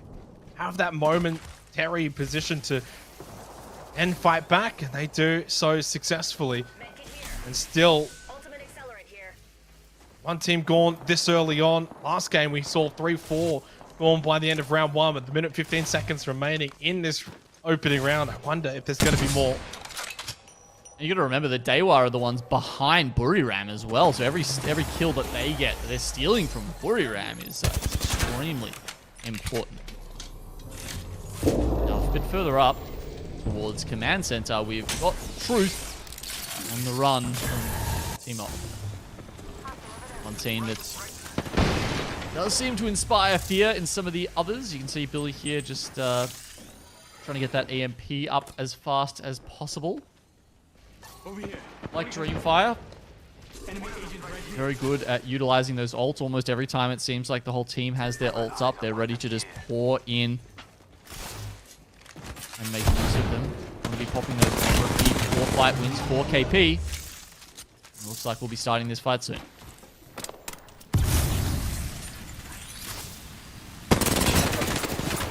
Ooh, good shots. Susama. They look to get aggressive off of this or prefer to hold position. It looks as if it will be the latter.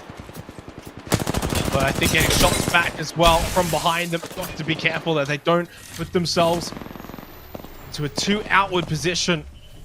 I wonder if that's exactly what's happened. Mosu pops the bat back up to full armor. But Surasama able to get the kill onto Shakai. And we'll be able to look to go and find the second one, a freebie. So 2 kills in the end for Truth. So pushing down, being aggressive does pay dividends for them. Aimbot misses a lot of shots there with the flat line, so he's going to have to try and get out now. He knows that at this point it's probably going to be a 3v1. They come into him, the car, the flat line don't do enough. There's a Watson fence in the way. He's just trying to get out, manages to close the door behind him, but the Dimensional Rift will not come down in time to save him. True Esports honestly played that very, very well and very cleverly. You know, they stuck together. They were doing laps around the command center, and that sort of got Team Op in some troubles. They didn't stick together quite well. They weren't exactly sure maybe where Truth were. And so that when Truth finally turned around and took the fight, it was more of a 3v1 at that point. And they could quickly just gain an advantage and then push it from there. And taking out ADL and pushing into them as well. Since changing up their lineup, it's actually been working out really well with the Bangalore. Winning a couple of fights.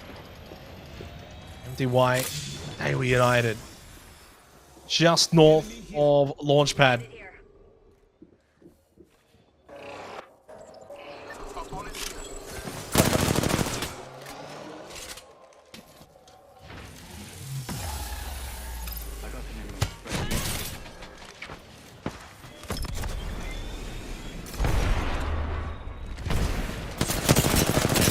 Great high ground position and looking to fall down once these teams get a bit too far into this, I would say. As you can see, MDY started to do that, and yeah, that's where Daewoo say, okay, we're gonna come in and clean up now. Thanks both teams for getting a bit too far into this, past the point of no return.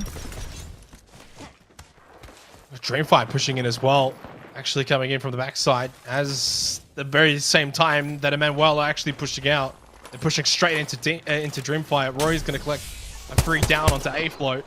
So Daewoo from one side, Dreamfire from the other side. Unfortunately for Emmanuel, it's just not the place to be for them.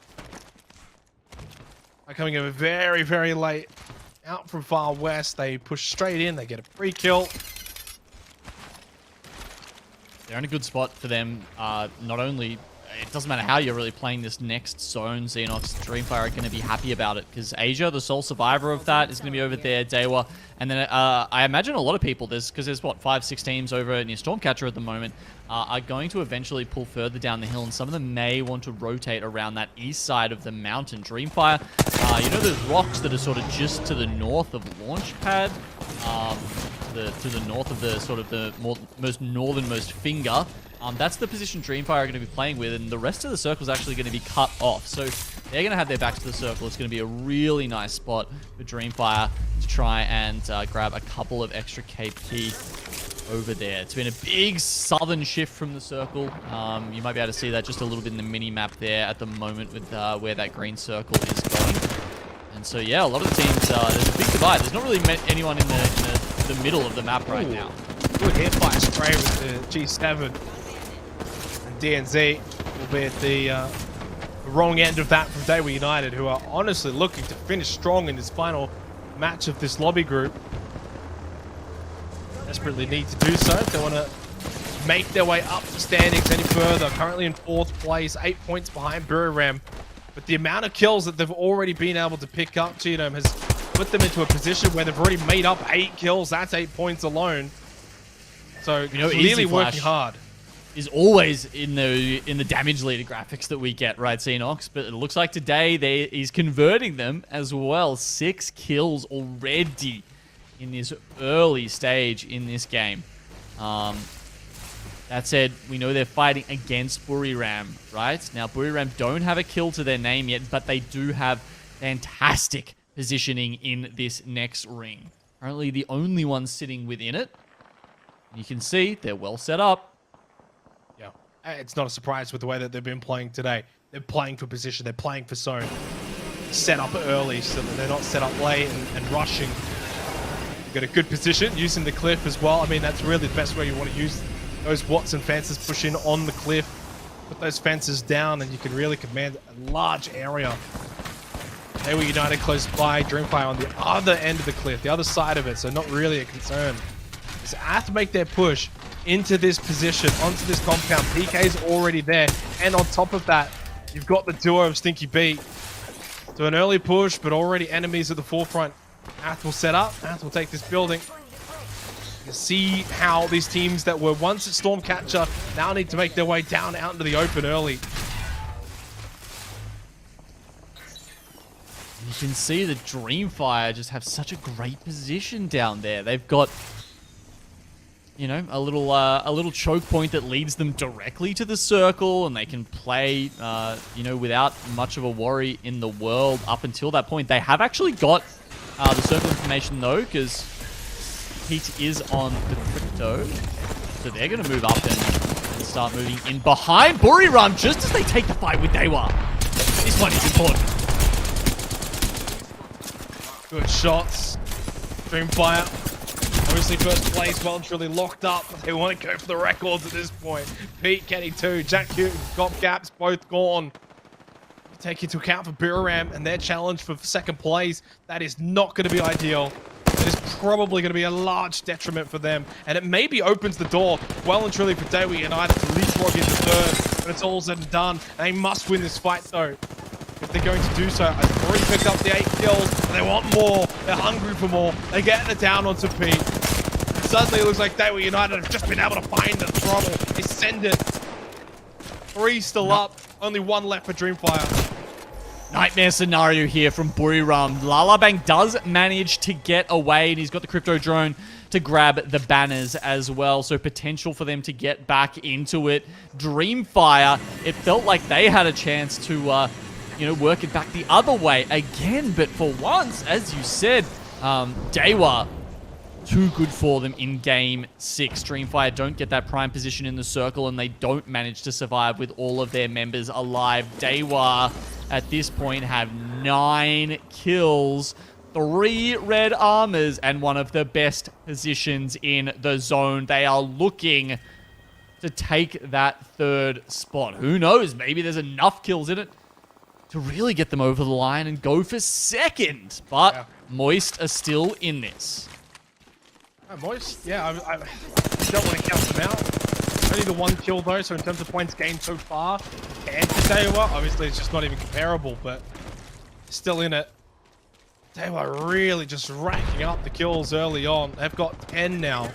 Just the 1 to Moist Esports. So if there was some kind of live standings, you're talking about single digits now, Gino. So it's only like 6 or 7 points between the 2 of them, still with 12 squads left. So if Moist do go out, they want to continue this rampage, they will put themselves in a position to get that 2nd place. There's more kills for Dewa United. They go to 12 kills now already with still 11 squads remaining. Still triple red as well, so it's not like they're wounded. They're in a fantastic position to finish strong, and they've got the entire eastern side of the circle. No one pushing in behind them. They are definitely the story here in game 6. Teams really struggling to do anything about them. They found themselves. They found their confidence. You can see Mexus, player that we talked about, really turning 505's fortunes around in the last 2 weeks. He's trying to do it alone here. He's just above Ant. Obviously don't know he's there. Kentung needs to get that heartbeat sensor out. Have they... Oh, yeah, okay. They haven't spotted exactly where he is, but you can see they obviously know there's someone in the direction. Unfortunately, they've set the crypto to look for him instead of the seer. So they won't get that exact positioning to find the rat behind them. Further down, you got Primus Commander. They're about to come up against Stinky B. We've got 2 Valcolts coming in here, both Ath and 20th guaranteed, taking to the skies to try and find a spot in Zone 5. Yeah, and Mexus has opened up onto J-Lord for Ant, so he was literally right behind him. He could have touched him. And he does get that down to that elimination. Ant will respond. Stinky B eliminated. 9 squads remaining. Shots from Zabby. For Ath, who have been a little bit quiet today. Southern side of this circle is where it's really heating up. PK, lose 2. Only 1 left. At the moment, they're still up. Shots able to go out, though, at the very least. Not to be able to find much, but 20th guaranteed are gone. They are eliminated. Trent getting a couple too. Truth Esports trying to just sort of hold out onto the cliff. Frag goes out. Dewa United, they'll continue their rampage. They'll continue to just get these kills in their favor. Still on 12, but they might go to 15 if they get a couple more close by. Diagen knocked down. Truth at their mercy. Dewa going up against Truth. The rat was found by Moist Esports. Somehow, Ath, the only ones to successfully make that rotation, have gone up against a Phoenix rising from the ashes. Buriram have 3 back in the game, but maybe not for long. as Daewoo do full send this against Truth Esports. Are they going to pick up yet another scalp, another team to fall under their boot? They do. This final game is going to be decided here between Ant, Daewoo, and Moist. The fact that Moist are in this with the top 3 means they're almost certainly going to cement their second position. So Daewoo now need to ensure that they have enough points to come over Buriram. But as I said, Xenox, somehow Buriram managed to grab that back with the crypto drone grabbing the banners and getting the reses off. Yeah, not enough though, and well and truly Daewoo are 100% in third right now. There's no question with that. The question is though, will they be able to leapfrog Moist Esports, who have just done enough this game, right? It's not a flashy game. They've only got the 6 kills, but they're into the top 3. They've gotten points that have made it difficult for Daewoo, even though Daewoo have been able to go and collect a massive amount. I think they got 15 kills or so at the moment. Like, that might not end up being enough because the gap was so big between them. And the fact that Moist is still alive, they got a couple themselves, just at least got their point tally ticking over just enough that it means that Daewoo United might just fall short here. If Daewoo are to get second, they probably need to wipe the rest of the lobby, and they need to probably get rid of Moist now. Yep, if they get rid of them first, that will be a 3-point differential. Actually, maybe a 2-point differential between Moist getting third and second. As you said, they do want them to go out first. It's a bit hard to know. You remember, we do have anonymous mode, of course, on in these ALGS matches. They can't be sure, but they does look like they're looking in the right direction. Moist taking a bit of damage here. Daewoo feeling themselves. Moist Esports popping ultic cells, just trying to make sure they've got a pylon ready if one gets destroyed by a crypto EMP. Of course, Jilun's still in the lobby. They do have that EMP available. Holiday's got the creeping barrage as well, actually. So, and kind of letting this play out, and as soon as something happens, I bet you there's going to be some visual clutter on the screen, Xenos. Yeah. A lot of it comes down to what does Ant do from here. Do they just wait for the full-blown fight between Daewoo and Moist before they push down and try and third party last second? If they leave it too late and Daewoo wipe Moist quickly, then that could end up being a pretty clean 3v3. That's not what you want. Kasansa's going to be completely cracked and then knocked as well at the same time. Empty. Shots as well from Ant, so they're getting involved. They don't care who they're shooting at, Genome. They'll just take anyone they can right now that's in their sightlines. Pricey, cracked, low. Same with Waltzy trying to fire back, but Empty gets knocked down by Bastion. So it is Moist that are probably feeling the pinch just that little bit more as Ant starts to make their way down the hill, putting pressure on Daewoo United. Bastion's low, so is Easy Fight. They're all cracked, all 3 of them, all low. And Esports looking for the win. Oh, they need to pop medkits, but they don't have time to do it. Still 3 squads alive somehow. It's been a messy fight between Moist and Daewoo. Who will come out on top? Moist do go down in third, and then Daewoo try and turn this around. I think it's a 2v1 right now, and as we mentioned, we're probably just too far ahead at that point. They let it play out, and they're going to take out the final game. Moist and Daewoo, they'd already had a good day, and they're going to cap it off. Yeah, and good for Ant as well. I mean, they were obviously not a team that had a whole lot of success today. They as a team probably were getting a little bit better as the day was going on. We saw them have a couple of good fights against ADL in matches 5 and 6, and they won both of those. So that was some good signs for them. But I think it was like 19 points they had coming into this game, 13th overall. So to go out and win this game, get a couple of kills, that'll shoot them right into the top 10 and finish strong for them. But obviously what we're sort of all waiting to see is have Daewoo done enough. So 17 kills to the 6 kills of Moist. They do get second over third. I don't think it's going to be enough, Gito. So I think Moist will be able to hold on to that second place. But Daewoo United well and surely into third. Buriram only had the 4 kills, 4th place. And the gap that was there was only 8 points going into the game. So that's been well and truly made up by Daewoo United. So really strong finish though. And they went for it. I tell you what, they would have got very close, I imagine, to second. Yeah, I think it's going to be something around the 3-point mark that they're going to fall short of getting on top of Daewoo. But look, let's leave that for now, and we'll see that when the scoreboard comes in, Xenox, and get that final confirmation to see if caster math is anything to is worth anything really. And the Turbo Havoc there coming out from Pete was good to see. Daewoo, they had this great position here on the west side of this ring, and they really just bled it for all it's worth. You know, the 17 kills, just playing almost every stage of that match perfectly, honestly, until they got into that last engagement there where unfortunately Ant were just a little too far away and a little too high up the hill for them to pressure effectively. I think everything before that, really, you have to say hats off to Daewoo for an awesome way to finish out their first series of today. I think that was really just a trend throughout this entire lobby today, Juno, was teams being able to go and get those big kill performances. Obviously, when we say teams, the large majority of those games came from Dreamfire, where they had 2 16 kill performances, but Daewoo had a 17 kill performance. Moist had, I believe, a 13 kill performance. So when we kind of look at the 6 games sample size that we had, I would say definitely either 5 out of 6 or almost 6 out of 6 had some big performances from one of the teams going out and just completely wiping the lobby and getting kills. And obviously for Daewoo United, getting 17 kills was the most amount of kills that we saw from a team today. To leave it to the last match, you know, it doesn't get them a massive leapfrog. They go from 4th probably to 3rd, but still, I think commends them, and that could be a big difference maker when it's all said and done. In terms of the league standings, that might be the difference between 4th and 5th. Yeah, you never know. That's definitely a question for the end of the split, Xenox, but really keen to get a look at these scores to see how the teams have ended up here in our first series for today with groups B versus C. As we mentioned, it's almost certainly going to be Dreamfire taking it out. You know, they did take it a little bit easy in that final game there. How many kills did they pick up? 4 kills. Only 4. Okay. Only 4. Okay, yeah.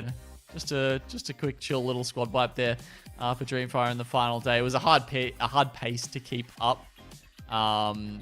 And I think with that, they're not going to overcome the chicken sandwich record of 96 points coming into today. So No. look a little bit sad, but certainly a day to remember for that team. Their pace through the first 4 matches was quite paramount, but obviously the last 2 did drop off ever so slightly. In fairness, they didn't really have as much to sort of fight for, I guess, and in some ways, I think it's fine to just take the foot off the pedal a little bit when you've got such a massive lead. You know, in fairness, they could have technically been overtaken had Moist Esports gone and got a 16-17 kill win, sure, but even then, they still picked up 4 kills from the game. Anyway, as it was, 88 points for Dreamfire. Moist, well, Genome cast the math perfect from you. 3 points was the difference between Daewoo United and Moist in the end. A massive performance from Daewoo.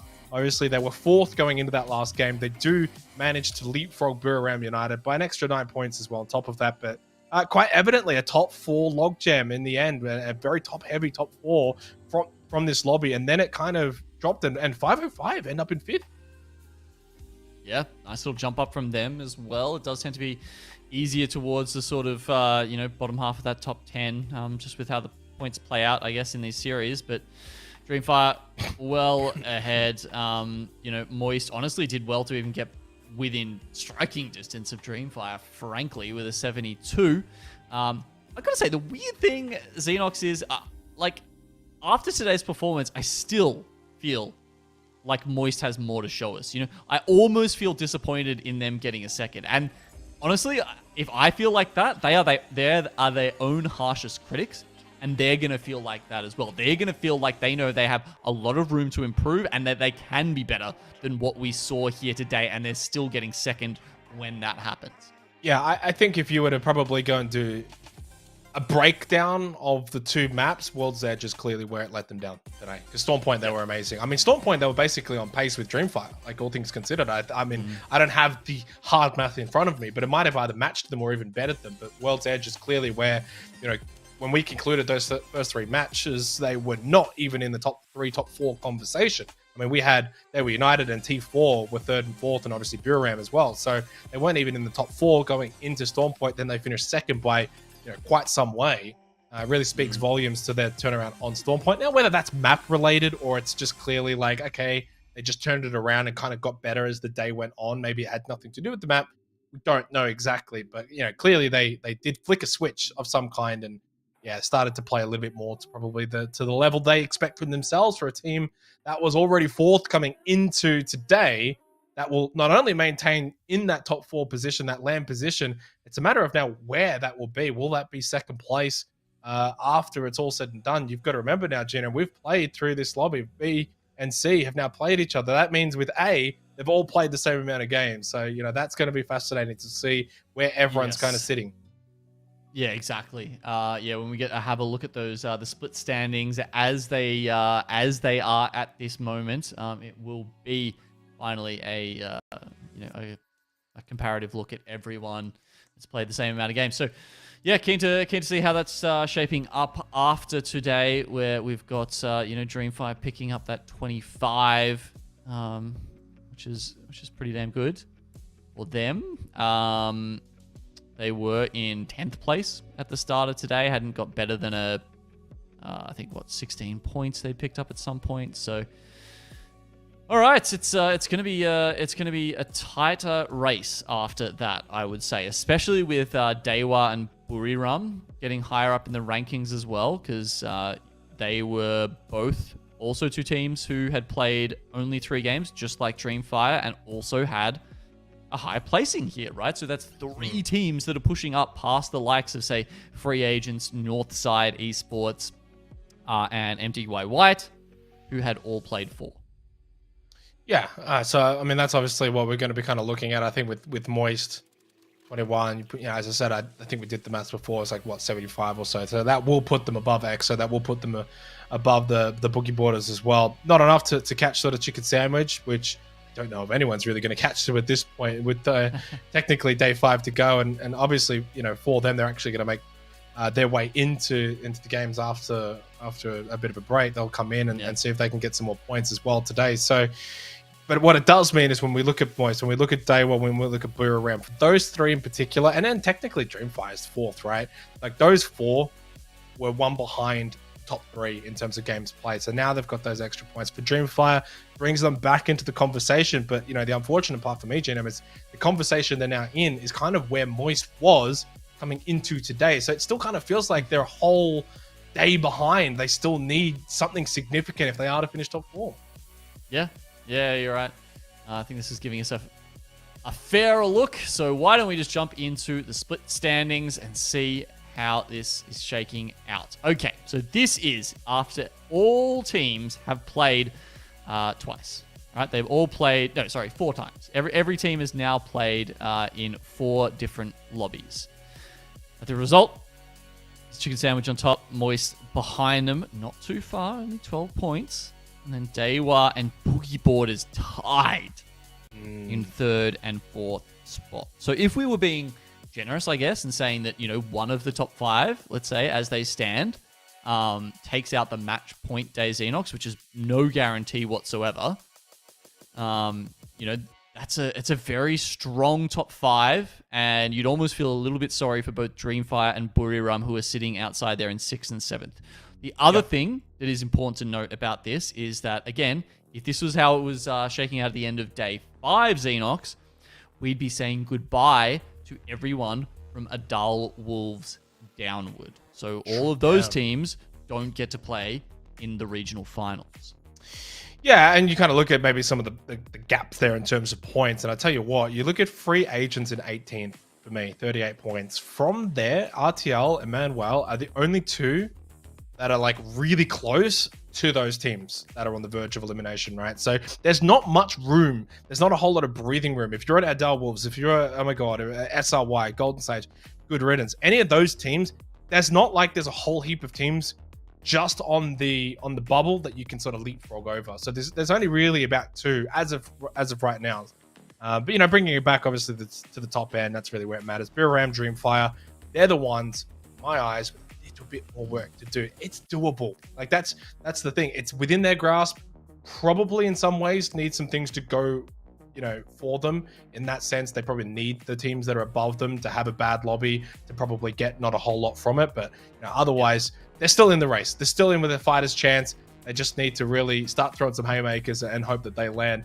We're going to go to about a 20-minute break, of course, before we get our next lobby underway to close out for today, for day number 4. It is going to be A versus B. So we do say goodbye to the likes of Dreamfire and Buriram, but we've got some big names coming in from Group A. So 20-minute break or so, and then the games will get back underway.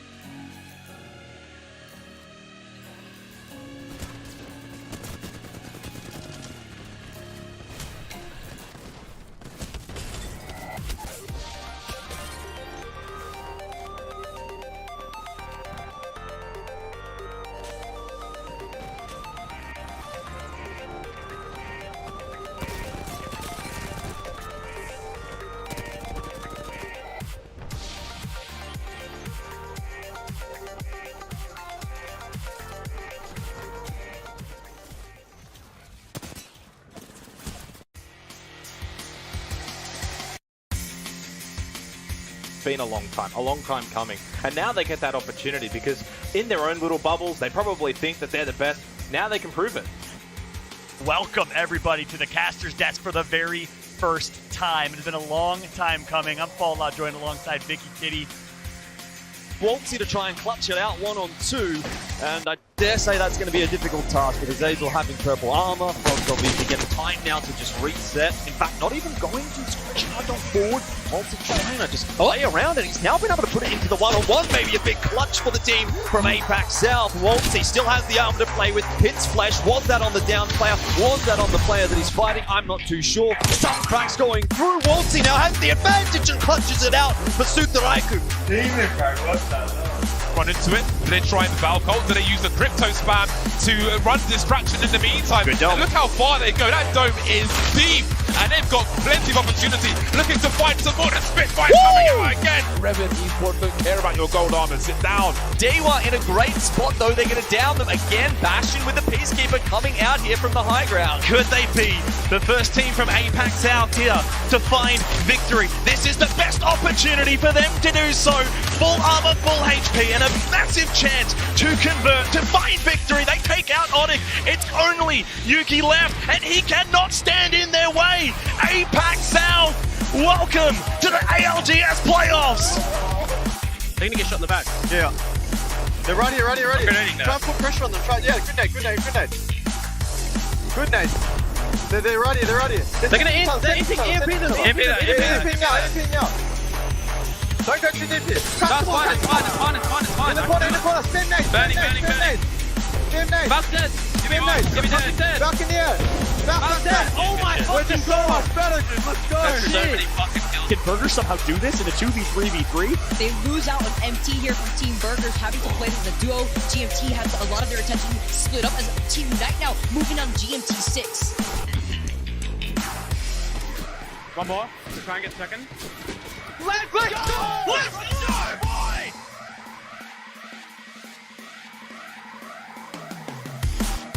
The best team in APAC South for a reason. They've been so dominant, and even with a sub JMW from the UK, they are here to play. I'm matching him. Stick it! Popping. He's gonna go. Yeah, they're going to hang out behind the rock here. They got the mobile respawn beacon to play off. Optic Gaming is engaging with Luminosity. Reignite to go in for the third party and take this entire victory. LG is out. Optic Gaming skill gates goes out as well. Zero's going to do it. Wide left flank, and they're just like that.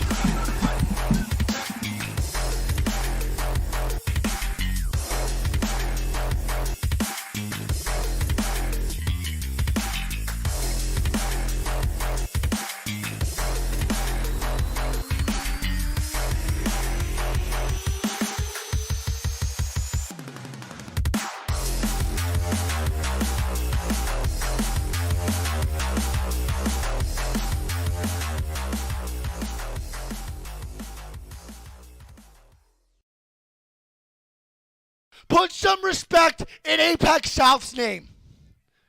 Holy shit. The region that was made fun of the most. The region that was talked about saying they're the worst by far with the least experience. Taking home the land and taking home $250,000, Greek. We just witnessed history. History.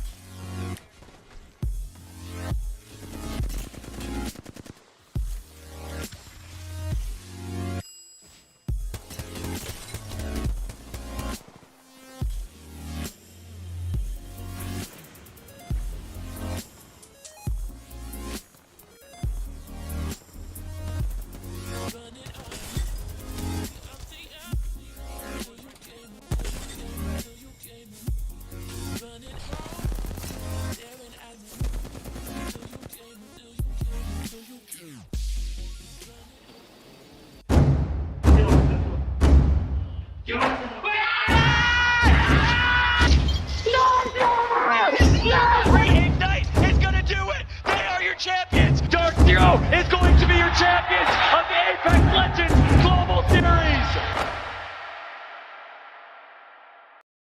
Well, it was all about Dreamfire from Group B versus C. They took all 25 points in the end, Gino. They were the stars of the show, but of course, we say goodbye to them now as we switch on over to A versus B. Things are going to change up a little bit. No more Dreamfire, no more Buram.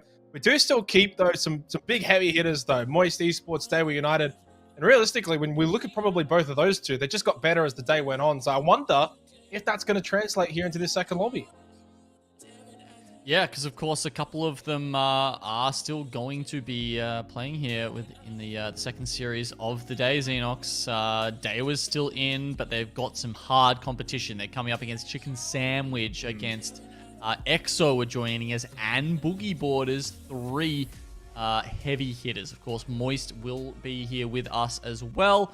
You know, they managed to just eke out a second place there with 59 points. I keep talking about how it almost feels like second place just isn't good enough, or it isn't what we expect of them or something. And I guess that's franked nothing else than us having amazingly high expectations for this elite group of gamers.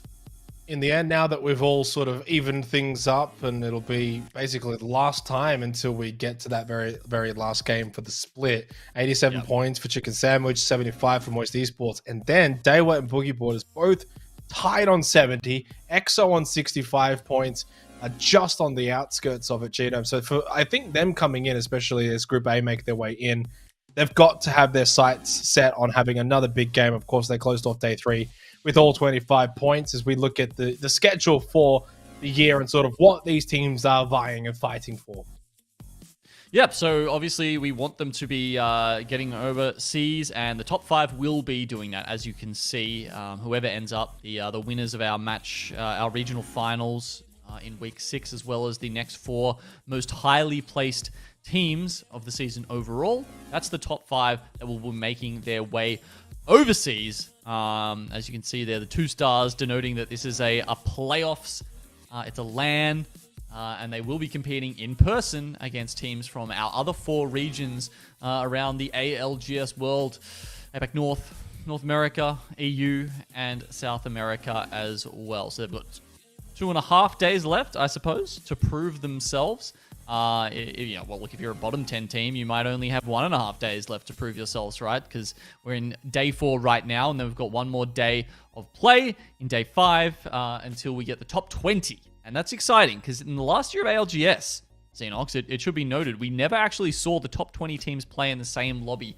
They were always split across their 4 groups. So, really loving this format change that we've seen in year 3 here that sees the top 20 teams go up against each other in that exciting finale to the season. Yeah, gives us almost sort of the perfect conclusion, I guess, if you will, for the split. So I can't wait to see sort of how that's going to play out. Of course, still a lot of water to go under the bridge, though, all things considered. When we kind of look at that schedule and you kind of look at that graphic, it looks like, oh, there's only 2 days to go or whatever. But in theory, we've still got actually quite a lot of lobbies to go through, right? We've still got a lot of these group matchups to go through, of course, to close out for today. We've already played 6 matches, but we've still got 6 more to go. A versus B coming up very shortly. So a chance for those, obviously, in B to kind of maybe continue finding that form that they found in the first lobby, or maybe rectifying it if they did struggle in B versus C. Maybe they get the opportunity here against A, but obviously as kind of already been shown, I think Group A have clearly shown that they've got a very, very strong group, just as well as the other 2 leading the way. It did obviously have that extra sort of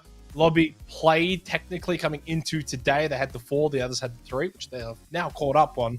Even still, regarding that, they've still got 2 teams in the top 4, Chicken Sandwich and Boogie Borders, EXO, then in 5th. So 3 of the top 5 still from A. Really does sort of signify how strong this group is. Yep, and with them joining Group B, of course, we've still got Moist and Dewa, the other, other 2 members of the top teams here in the region. And then I guess, what makes Group A so strong partly is because Boogie Borders, came in. Let me just double check. I'm pretty sure it was through the open qualifiers for them. Can I find them in time? Yeah, preseason qualifier number 3. That's the one they put their name in. All right, well, let's, we've been talking about them. Why don't we have a look at the groups that we're actually seeing here in this ABB matchup, so you can make up your minds for yourselves. As you can see, Boogie Borders, they were United, EXO Clan, I think Moist Esports, and yeah, they're probably the real, Godzillas and Kaiju monsters, whatever you want to say, Xenox. They're the ones to watch out for in this matchup. We got MDY versus MDYY as well. One thing I want to kind of look at is, I guess, the last time we saw A versus B, because this is going to be the 3rd time that these 2 groups have played each other. And in both times, Chicken Sandwich has actually taken top spot, in the A versus B matchups, 25 points each. And it's pretty much largely the same teams that have generally done well. It's actually not really too much of a surprise in Moist, Dewa, Boogie Borders, EXO, all generally collecting some points. The big one probably is more so the likes of, say, MDYY, who have picked up the majority of their points from this A versus B matchup, compared to maybe potentially A versus C matchups that they've played. They've gotten just that tiny little bit less. Another one being Truth as well, picking up 15 back on day 1, but since then have not quite been able to replicate that. So interesting to see maybe some of the similarities there that have kind of played out already the first 2 times these groups have played. Now going into the 3rd time, will that continue? Can Chicken Sandwich top this group lobby for the 3rd time in a row? We'll see. Yeah, and we're gonna switch over to the beacon now, Xenox, and have a look. There have been some rotations here in where the teams are playing. There's been a couple of switcheroos for we're in AVB, of course. 2 MK, 1 Pad, team up as we've been calling them. They've actually switched over with Emmanuel. So they were previously landing in Thermal Station. And if anyone's been keeping up to date with where the rings have been pulling just in general in ALGS, there hasn't been a single thermal pull so far in Split 1 in any region. So I don't know if that's why, Team Up have gone over to Big Maud there. But either way, someone's done some contesting and decided that they want one of those spots over the other. Maybe they want the extra weapons from there. That probably helps Team Op's playstyle. But look, if you're a rotating team, you certainly don't want to be in Thermal Station because you are getting absolutely no freebies right now. Well, in fairness, the games we had today, we had 2 over towards Harvesters. So I guess from POI to POI, they're not too far away from each other, right? So yeah, Harvester finish, at least you don't have to sort of have too much of a rotation. You can probably get there relatively early at the very least. But I generally think when we come to World's Edge, how many times do we see sort of Fragment, Epicenter? We obviously saw the Survey Camp game that we had earlier today. That sort of northeastern side generally, to me, I mean, I don't have the numbers in front of me, Gina, but it does tend to sort of pull up that way quite often, if not towards the south. You look at the likes of Lava Siphon, Harvester, generally kind of probably the more prominent POIs. But as we sort of near closer to sort of starting off this group, I guess maybe some of the things that we'd be, looking out for would be, can EXO get back into the top 4? That's probably one storyline. Of course, they were in the top 4 to start today. They've been knocked out of it. Now that it's all fair and square, they're 5 points behind Boogie Borders, Dewa. The very least for them, those 2 are actually in this lobby, right? So, obviously, they're playing at the same time as Boogie Borders and Dewa. If they can go and have a really good game, those 2 struggle a little bit in these matches, there's a chance they can get back into the top 4. It is presented for them. Yeah, you got to remember that this is exactly how Apex comp works. If anyone's a little bit unsure, they're jumping in. They're like, hey, when I play my ranked games, I just try and win, get as many kills as I can, and it spits out a number at the end. Competitive Apex is a little different to that. So you get points based on where you place, and then you just get a single point for every kill you add to your total above that. So like we saw, some of those massive games that came out of Dreamfire, they came first and grabbed 12 kills. So that means they'll get 12 placement points there, an additional 16 kill points, and will walk away with 28 points for that one game. And then at the end of the 6 games, you tally up all those points and see where the teams end up. And then, the split standings, a little bit different. We can gloss over that for the moment, but all you need to know is, higher is better, obviously, and the top 5 is really where you want to be, because as we showed in that graphic before, the top 5 are the ones who are making their way overseas. So EXO, they're in 5th spot right now, right? So that means that they're not guaranteed to get overseas, but if Boogie Borders, Dewa, Moist, or Chicken Sandwich were the one of the teams to win that match point regional finals, that would mean that EXO do go across in 5th spot. Yeah. So it's still a very solid spot to be playing from. Well, it's interesting because I was sort of just touching on EXO Clan and the teams directly above them, Boogie Borders, Dewa. Yeah, they are in this lobby, but then so is Moist and Chicken Sandwich. The entire top 5 currently, Genome, is in this AVB lobby. I think that speaks volumes to hopefully the quality that we're going to get in these 6 matches. It may not necessarily determine who's going to finish where, because it's still only day 4. You've got all of day 5 still to play, plus the final day as well, day 6. But I generally believe A versus B right now. You've got the top 5 after everyone's on equal footing after 4 matches.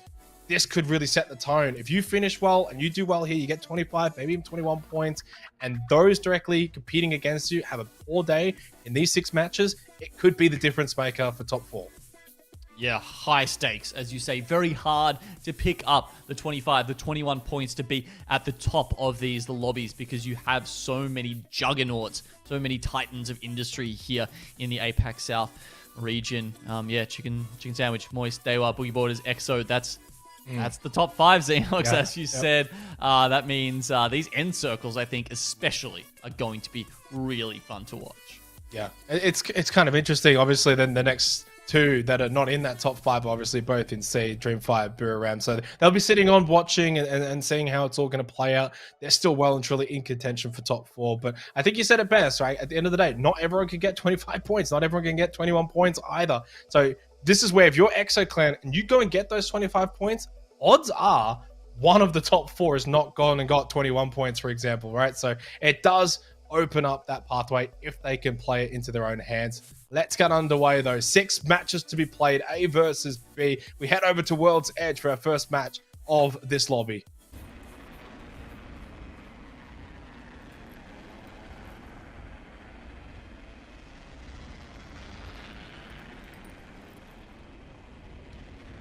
As we trail in here, Xenox, the eagle-eyed among our viewers may notice that we've got only 19 squads currently in the lobby. So that means Stinky B, who played out the first series of the day as a duo. I'm not sure if they've just given up completely for the day, but we certainly don't see them here to start with. And that means, you know, there was some talk about whether they would go back to their sort of ancestral home, we'd call it, of the Dome, or perhaps they were thinking about contesting launch site with MDY, who are, which has been another spot that they've vied for recently. But either way, that means we're going to see the Geyser and Dome completely unoccupied for the moment. Everyone else seems to be landing as expected. You've got... oh, actually, maybe not, because we do have Dugu Play landing at Epicenter. And then you've got Dewa having to land at Survey Camp, which, you know, by itself, not the most amazing POI, and certainly not befitting a team like Dewa, but perhaps they've been pushed out unexpectedly by Dugu Play, who don't always announce their intentions, if we're being completely honest. Yeah, and the other thing I wanted to quickly look at, and we didn't really touch on, is maybe some of the legend compositions here. Obviously, what we saw for B versus C, we saw some intriguing differences, especially a couple of Bangalores coming out. From what I can already see, it is pretty much going back to the old staple, Valk, Watson, Sia, for the most part. Not exactly like it moved away too much necessarily in the last group, but it definitely did lean into a lot of the crypto. There is still a crypto once again, but it's probably not as prevalent. In all fairness, so we do actually have a Bloodhound as well on MDY. That's fun. Yeah, Bloodhound with the Bangalore, of course. These days, the Wallhacks not quite enough by themselves. If you're going for that, you're probably going to be picking up the Seer, but it's just the ability to spam that scan through the smoke, combined with that Bangalore. It's the MDY just thinking about picking off someone. They have been picked up. Gonna back off. But yeah, look, there's actually a reasonable amount of cryptos in the lobby, I will say, Xenox. But you're right, we do see a bit more of a slightly more homogenous group here for A versus B. No thermal station this time around. We still don't get that one. Over to Landslide we go, which is where the majority of the team's already starting to congregate. Wonder how this one is going to play out in terms of how the teams want to sort of play this. We saw obviously two different really successful forms in B versus C. Dreamfire, aggression, sweeping edge, clearing out teams, pushing through teams on choke points, and it was very effective for them. You know, you look at the likes of Buriram United, and over the course of the 6 matches, it was all about position, playing full placement, playing for endgame. And while it didn't get them second place in the end, they did still have a pretty stable, safe 6 matches, got them a pretty okay finish. But in the end, Dewa, Moist, what we saw was as the lobby went on, it was their kills too that really led, and the reason why they were able to both finish second and third respectively. So the top 3 from B versus C, it was the kills that got them there in the end. And guess what? Dewa continue where they sort of left off, Gino, as they wipe out Hammergod. Yeah, they were sort of just caught rotating between Landslide or trying to get a little bit further into their Dewa have taken up position in the caravan that's just east of Countdown. They're in a good position to get some snipes from there. Okay, finally, let's see some Fuse gameplay. You know, Fuse has been picked quite a few times, but we actually haven't seen him in action very much because SRY have sort of been going down a little bit. You can see here the knuckle clusters. Very effective tool in comp. Unfortunately for SRY, they have not really been all that effective themselves today. Maybe this is where it changes, especially against Team Malt, who have done all right in a lot of their team fights. Well, they just got cleaned out really, really rapidly. And only Vanilla Sands got knocked, who gets revived anyway. That was largely clean. We move straight away, though, to Northside Esport. Falcon's going to be finished off here, along with Big Z. 2 early kills there for Northside. Yeah, Lahim may be able to make it out. As you can see, Skyward Dive available. Will they go for him? I can tell you they're looting right now. Northside looking to clean up the full squad. It seems they're happy with that. They're actually just going to send Nuku's drone out to try and scout around and see perhaps if they can work out where Lahim made it to. You know, it's Not like his Bloodhound, don't get the tracks or anything like that. One of the unique abilities of that recon character. But you can tell how far away he is, depending on, you know, if he's got the zero squads in the area or not. So it's 0 squads showing in the area, so he's just outside the range of that. So they might actually think he's just legged it. 10 squads remaining already, of course, with no Sticky Pete. It's a 19 squad lobby. A minute and 10 seconds remaining though, but still, it does mean with a couple of early teams eliminated, there is that space available early on here in the opening round. A lot of teams hugging the edge though. I mean, there's not really going to be much committal over towards the center of Landslide. Golden Sage currently occupying that along with Good Riddance. Outside of that though, Gino, everyone else playing more so towards the edge of the green circle. I mean, Boogie Borders are somewhat close. They've got the cliff at their back, utilizing the Watson fences as MDY White. We see them for the first time. MDY themselves, the sister team, did okay in our earlier lobby of B versus C. Nothing too egregious though. Obviously for MDY White though, in a much better position of trying to still compete for a top 4 placing compared to MDY. Yeah, close between the two teams. Still a couple of series left in it to make up that difference. Show they are indeed worthy of the MDY name. Been in the region for a while now. They seem to be expanding though with how many teams are repping the banner. Two good players still stuck over in Fragment West as the circle shifts away from them. They, of course, aren't playing Crypto, which makes it a little bit harder for them to get the scan. Obviously, the beacon only spawns over in Fragment East. They can go up towards the train beacon if they want to, but doesn't look like they've done that this time. Moist Esports. As you said, pointed out last time, Xenox, they seem to struggle a lot more on World's Edge, where the zone pools tend to be a little bit more unpredictable.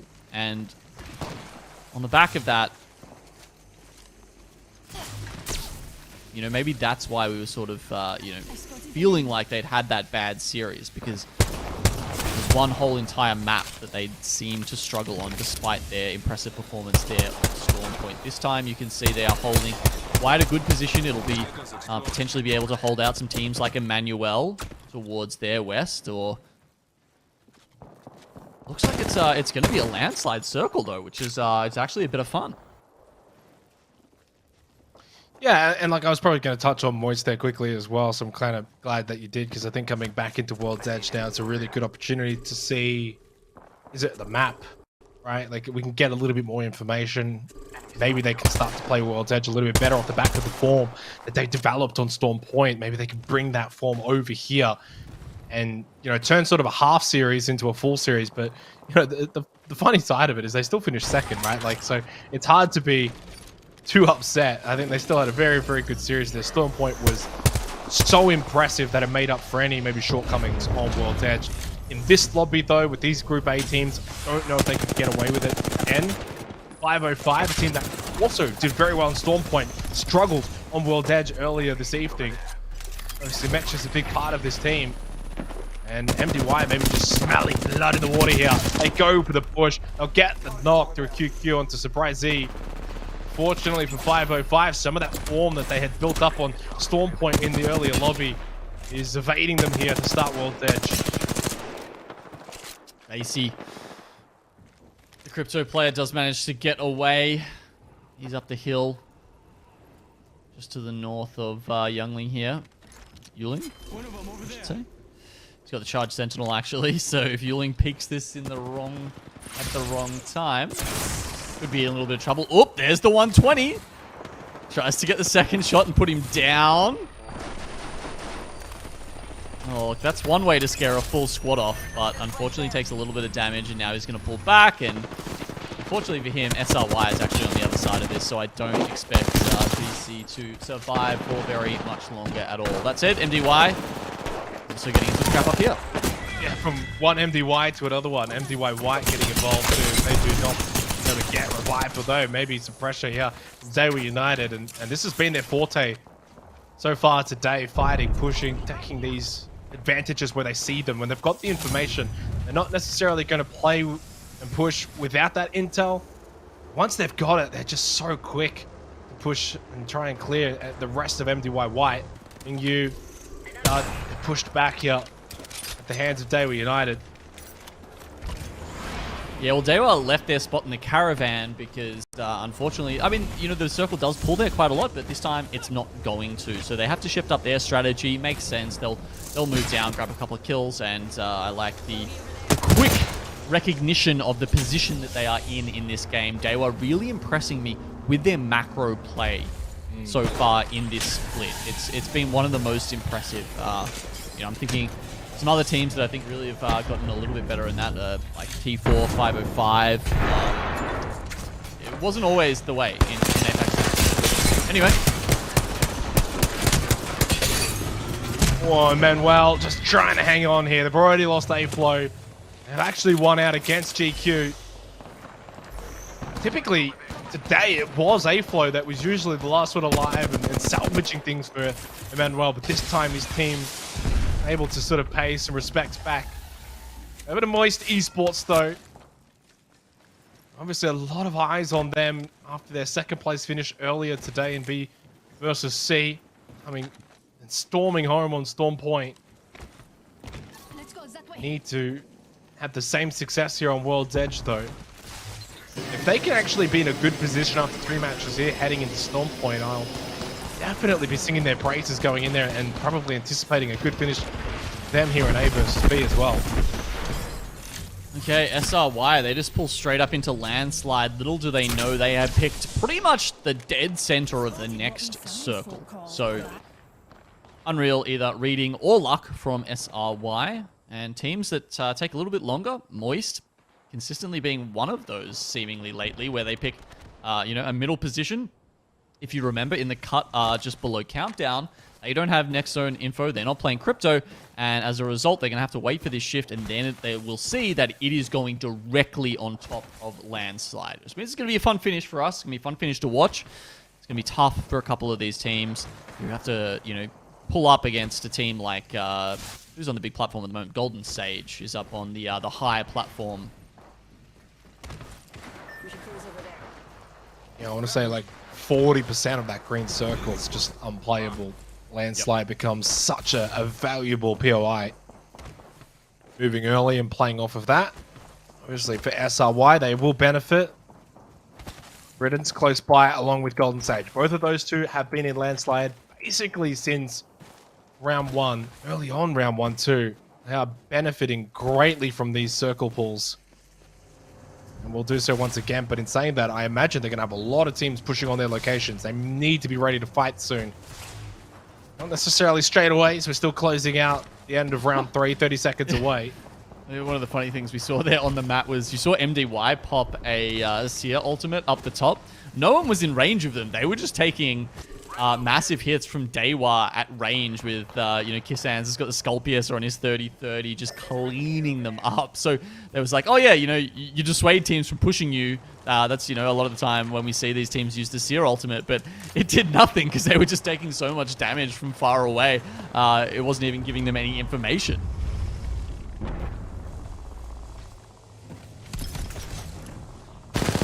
Heading into round 4. Osu, here for Truth Esports, getting the knock onto Asia, goes for more, doesn't just want the flush, he wants the whole team. Gets A-Flow as well, with Saiyajin helping out. So pretty average is the best way to describe Truth Esports in B versus C earlier today. They had some good moments, Natsura-sama had some good moments, same with Saiyajin, but just couldn't quite put together a complete performance. Truth Esports, one of the teams sort of landlocked up here at Countdown.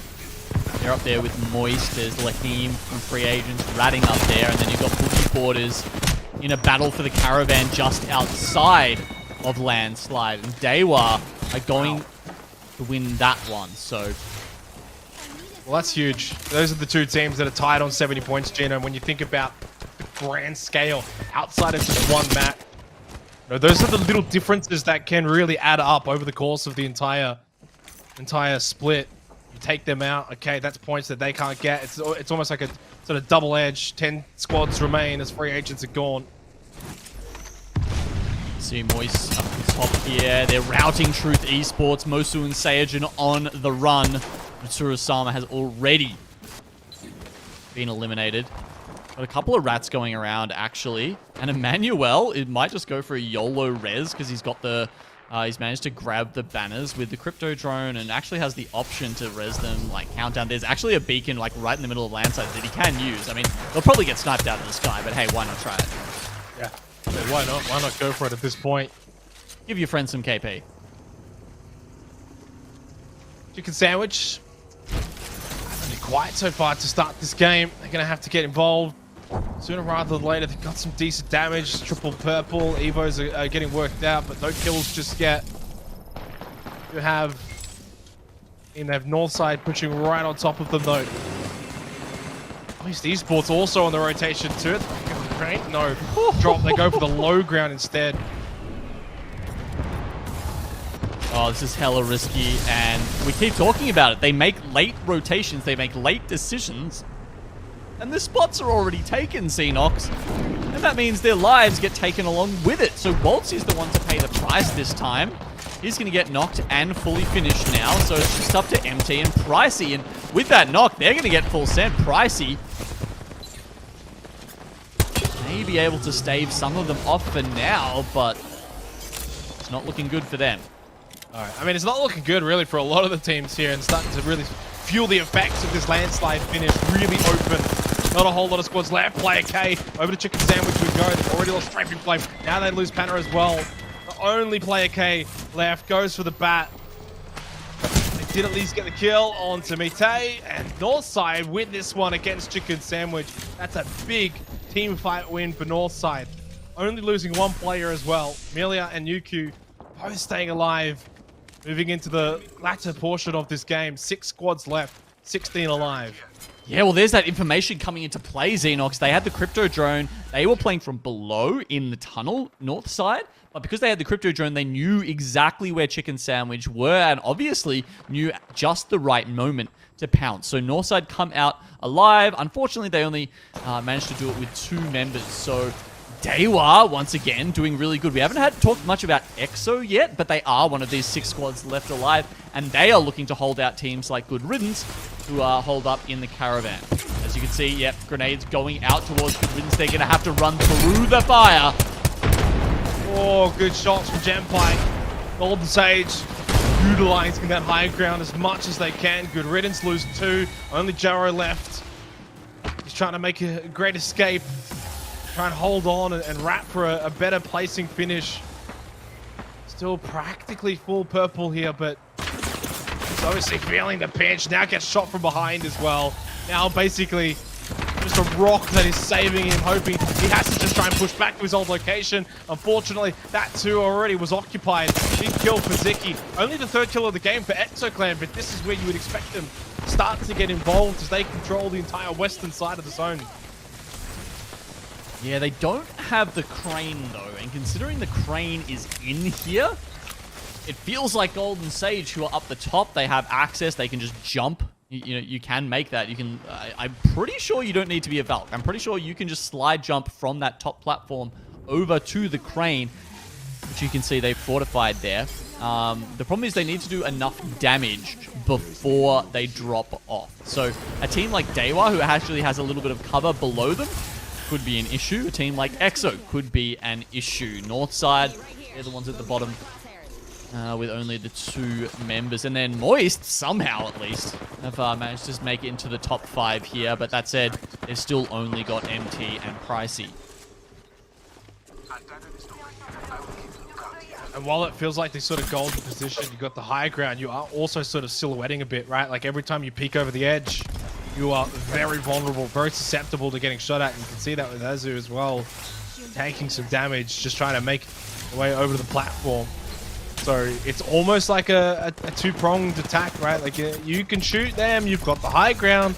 Those below are able to get these sneaky little off-angle positions and look up, and if you're just sort of standing on the edge, you will get shot, you will lose that armor. At some point, you kind of almost have to pull the plug, and you've got to get moving. You've got to come down. Well, the circle's certainly moving, so let's see how EXO deal with this one. Trying to get the reveal. They know where they are, right at the top. MT and Pricey playing underneath them. Seer ults coming out from every single team right now. And Moist is going to be the first one to go down. 4 squads left. Who also knocked already from Northside. Only had the 2. Killaball's getting that one for EXO Clan. Oh, Easy Flash has to just pull back in. Unfortunately knocked. Couldn't get back to safety. The downer just Kisans and Bastion for Dewa. Done such a good job so far today in fighting in these late game situations, but down to 2. EXO Clan have just played the circle perfectly from the western side. No one has pushed onto them. They're just basically free firing onto all of these teams that have had to push out. Golden Sage had to come down. Northside are gone, and it's all that's left is EXO Clan. Control is the definition for their win in this game. The western side was theirs. The game is theirs. EXO, you are right, looked so in control of that game. When they finished it off, I think Altering Members had maybe more than half of their red shields still available. I mean, that is a dominating, commanding fight win here. And look, we called them out, Xenox, and you know, as casters, we love to pretend. Well, look, maybe not we. At least me and Elfish did last week. You know, as casters, we like to think we've got you know, some amount of influence over these teams when we you know, reprimand them from less than stellar performances, and we did it time and time again throughout the first 3 weeks, and eventually they showed up last week, and they have continued now to show us that you know, just with a little bit of polishing, they've honed that edge, Xenox, and they are looking in fine form to peak at the end of the season where it matters. Yeah, and I think, you know, obviously it was sort of spoken about. One of the key focuses that I had coming into this particular lobby was actually evidently EXO Clan, right? Mainly because they were sitting in 5th and they weren't in the top 4. That they themselves had to go out and, I didn't necessarily say win this lobby. They didn't have to get all 25 points. I think even 21 would have been okay. You start well, though. You get this win, 8 kills to go along with it, right? It just sets you on the right track with 5 games remaining. If you do win this lobby, if you do get those 25 points, suddenly you go from being an outsider of the top 4 to firmly entrenched into the top 4 with, you know, basically one play day to go in terms of that top 4 race. So this is the start they need, the confidence builder that they can take with them. Moving aside from EXO Clan, they were united. They continue to impress. Double-digit kills, 2nd place. Somewhat of a trend that we actually saw from B versus C was that 2nd place team generally having more kills than the 1st place team. That has actually continued here through They Were United. But yeah, I like what I saw from them again. And even Moist Esports, 5th, 4 kills, right? So those 2 in particular, taking some of the late game form that we saw from B versus C into A versus B. Good for them. Yeah, well, what does that tell you, right? It tells you that the team in 2nd place is, you know, they're taking risky fights. Obviously, the less and less room you get to work with as these games go on, the more likely it is that someone's going to be able to punish you from that. So once it gets down to those last couple of fights, you know, there's only a very short distance away. There's always going to be another team ready to third-party you and finish that one off. So yeah, look, they're still happy with that. If they finish, you know, whatever, an extra 3 KP ahead of that first team, then they're still doing their job and getting at least the same amount of points. So it's definitely a viable strategy, as as Dreamfire proved in our first lobby today, and you know, Dewa might be looking to prove the same thing here again. But EXO take out a dub. They've always got a lot of fans in chat, so I'm sure we're getting a lot of EXO logo spam in the chat right now. I could guarantee it. Yeah, and rightfully so. But in saying that, it is only one game. Can't get too ahead of yourselves if you're EXO Clan. You know, you've got quite a lot more work to do, obviously. 5 more matches. You kind of have to kick on from this, right? This needs to be the platform that you build from, rather than just saying, oh, job done, we've won the game. Like, there's still 5 games to go. Some absolute, you know, massive competitive rivals in They Were United. Moist, Chicken Sandwich had a bit of a quiet game. You expect them to probably bounce back. So there's still a lot more to really play out here. Still way more. There's almost too much that you can't celebrate just one win, but it is a good sign. Got to build from that. A couple of other good signs. Golden Sage played the Crane really well. They picked up 6 kills, 4th place. I mean, they probably wouldn't have been able to get a whole lot more. Once you use that Crane, you get a couple of kills, gets you towards the end, but then having to push off of that Crane makes it very, very difficult when you've got 3-4 other teams kind of looking you in your direction. As we look at the standings after the first match, Exoclan on top, and obviously Daewoo United 19 points, right, basically neck and neck with them. Yep. As we said, just the spread of kill and placement points between them means they're neck and neck. North side with 14, and you got to remember they took out Chicken Sandwich to get there as well, so it's a hard-earned 14 points for North side. Golden Sage, a team we haven't really seen too much of, far up the leaderboard so far this split, honestly, sitting at 11. And Moist just doing their thing, chugging along, always putting in a couple of points, even if they're a duo. Yeah. I mean, like, obviously, we spoke about it. World's Edge is not really a happy place for them in B versus C. So even 5th place, 4 kills, getting some points, as you said, so just chugging along. If it gets them into a position where after the 3 matches, they have been chugging along, and then they find that massive Storm Point form as they had, and suddenly they could probably finish once again really, really well late in matches 5 and 6 as they did in the lobby gone previously. I have to say, Xenox, though, I'm a little surprised that they did the late rotate there. I mean, as we said, World's Edge circles are harder to call, but that one did seem like more of a landslide kind of circle, to be honest. So, whether they choose to play that sort of really hedging their bets and playing from the middle of the circle and then making these really tough rotates, whether they lose a player like Walty, like we just saw there. They could have really gone a little bit earlier, I feel, to landslide this time. They didn't have a beacon scan or anything, but who knows? Maybe maybe they should be picking up a crypto. Oh, potentially so. Well, 5 more games if they want to make those changes. Got to do so now. We go to a short break. It's Exoclan on top. We can come back, though. Match 2 for Group A versus B.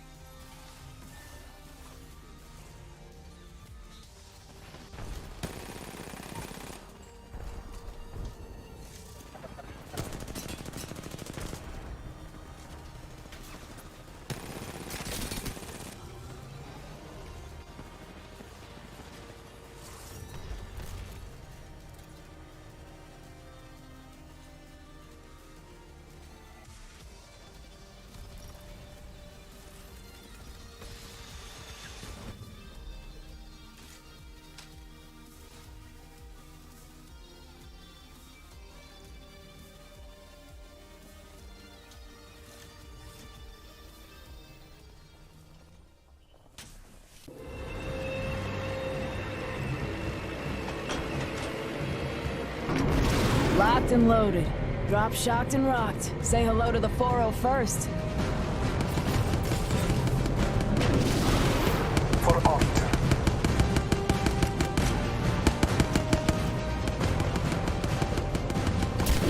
Get ready for a world of hurt.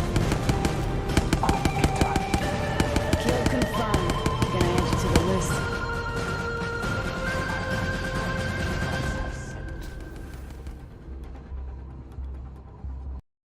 Well, the perfect start for ExoClan's quest to get into the top 4, starting off with a win. 20 points from the first match, of course. At the moment, outsiders of the top 4 sitting in 5th, Jeno. But, I mean, it is really the best way they could have kicked things off here for A versus B. Yeah, and it almost feels like a direct continuation of the last series we saw them in last week, where they just were crushing it, especially on World's Edge, I guess. You know, maybe that's one of the secrets here as well, because we've flipped the map rotation this week. Previously, it was Storm Point first and then World's Edge for the first half of the season. Now into the second half, we're going the other way around. So World's Edge, definitely their preferred map, I guess you would say, in comp. But I'm really interested to see if they can keep that up when we get to Storm Point later as well. You think there's a sort of element of ExoClan bullying some of those Group C teams? You look at their points for A versus C. They had 18 and then they had 25. A versus B, 9 and 13. So a big difference.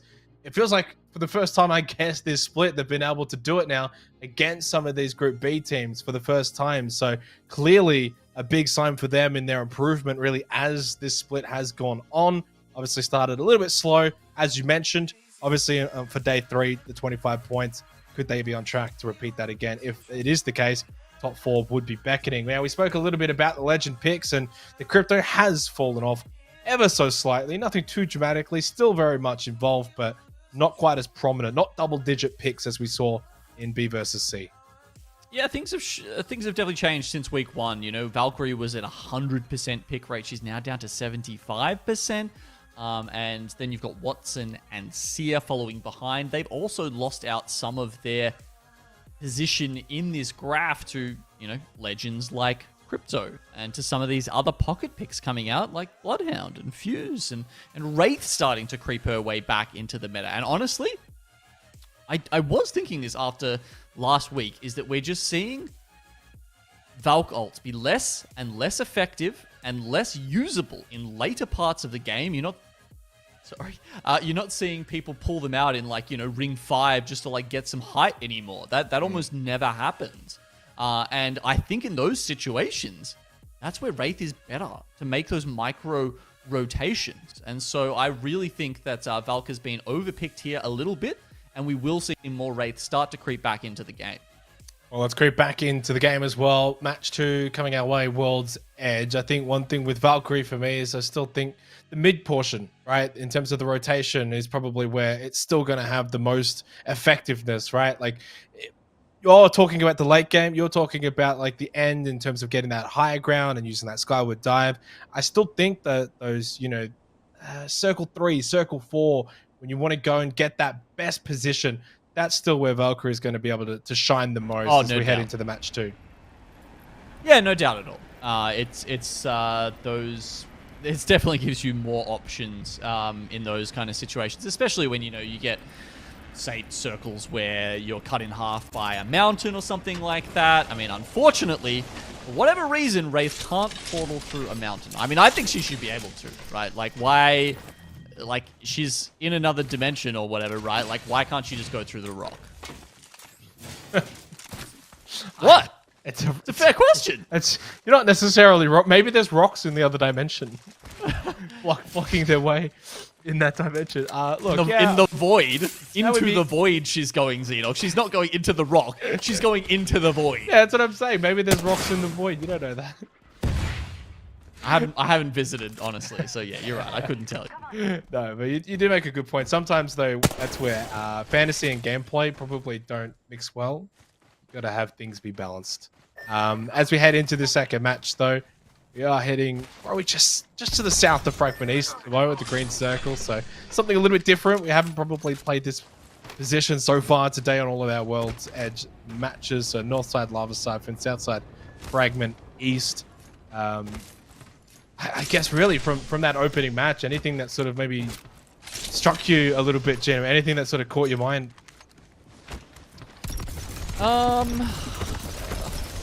Look, I mean, yeah, EXO obviously, you know, starting off very well. Really pleased to see them continuing their run of form. Dewa also still looking pretty strong. I will be following them around just to see where they pick this ring to go, because they seem to be so on point with it. There's always one of those teams you can kind of be like, yeah, these guys are really locked in at the moment. And I feel like Dewa is definitely one of those teams for me. And they've got this zone information, so you know, hopefully they do pick it out and can rotate there in time. Certainly teams are starting to clog up around the sort of the arteries that come in and out of the geyser, especially on the north side. I don't think it will end there. I reckon... Ooh. I had to call this one, Xenox. If I had to call it, I'm thinking north siphon. Ooh, this is actually tough. This is tough because there's definitely more playable space up the top of Fragment East. Yeah. But it seems to be kind of cutting through Ghost Town a bit, which makes me think it's not going to end up there. And most of the Fragment East zones tend to be also a bit northerly. So it makes me feel like there's... Yeah, it could be pulling North Siphon, but that's an outlandish call for sure. I mean, in fairness though, if it is going to do that, it is just going to probably pull the whole way, right? It's going to be hard pull after hard pull after hard pull and make its way down a Lava Siphon. That is certainly possible. So we'll see how it does sort of translate as we have a look at Boogie Borders, who, quite honestly, didn't really get a whole lot done in that opening match.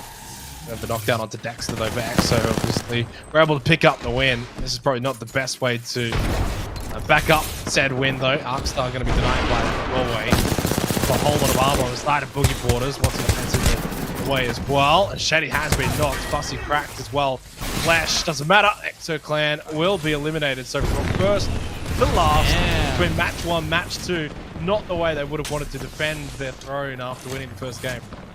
Yeah, roller coaster, and not only that, but they lose it just like in a straight up fight as well. But that's not the only fight going on. Emmanuel, they're actually going to look to take advantage of Boogie Borders, but also you can see Dooku Play and SRY going down. This lobby is going wild, Xenox, wild. Starting off very, very fast pace. So we've lost another one in SRY. 16 squads remaining. Of course, no Stinky B, so in theory it is a 19 squad lobby, but even regardless of that, it's still just hectic. Xiao Kai knocked down as well. And MDY making the push, and it is successful on the team mob. 15 squads left, and still 2 minutes and 15 until round 1's going to come to a close. This is probably the fastest we've seen it all day. And I know there's someone out there who's being like, oh my god, this is low quality Apex. And I'm like, you know, whatever. Shut up, man. I don't care. This is fun Apex. We're seeing teams go at it right from the word go. I'm enjoying it. I'm having a good time. It'll probably slow down a bit now because we've cleared out a lot of the teams that kind of can get into these fights. That said, still some potential fights over towards Harvestar, Golden Sage, and Emmanuel kind of looking at each other, even starting up some shots now. And meanwhile, Boogie Borders is trying to see if they can potentially get their teammates Banner, Fussy back. I'd say it's a low probability right now with all the other teams crowding around in Harvester. And then, yeah, some of these other teams are trying to play Edge have probably just cleared them all out by now, honestly. So unless we can see, say, MDY or Truth, who are coming from the north, going towards Harvester and pick that as the next hunting ground, I think they might just be falling into these spots. I think Harvester's a really good POI right now as well, because it kind of does lead into some of those quote arteries, as you said before. I think heading into this kind of circle, if you can be one of the last teams going in through there, it makes it easy knowing that you're not going to really have anyone pushing behind you. And that's why you've got a couple of teams already starting to push over into that Harvester position. Golden Sage, obviously, as we've seen, Emmanuel have been there, and the remnants of Boogie Borders as well, who are still just trying to recover the banner of Fussy, and Shady has been able to do so successfully. So banner picked up, we'll be able to deliver Fussy to the beacon, get Boogie Borders back up to 3, so they'll do so successfully to the west of Harvester as we look at good riddance at the moment.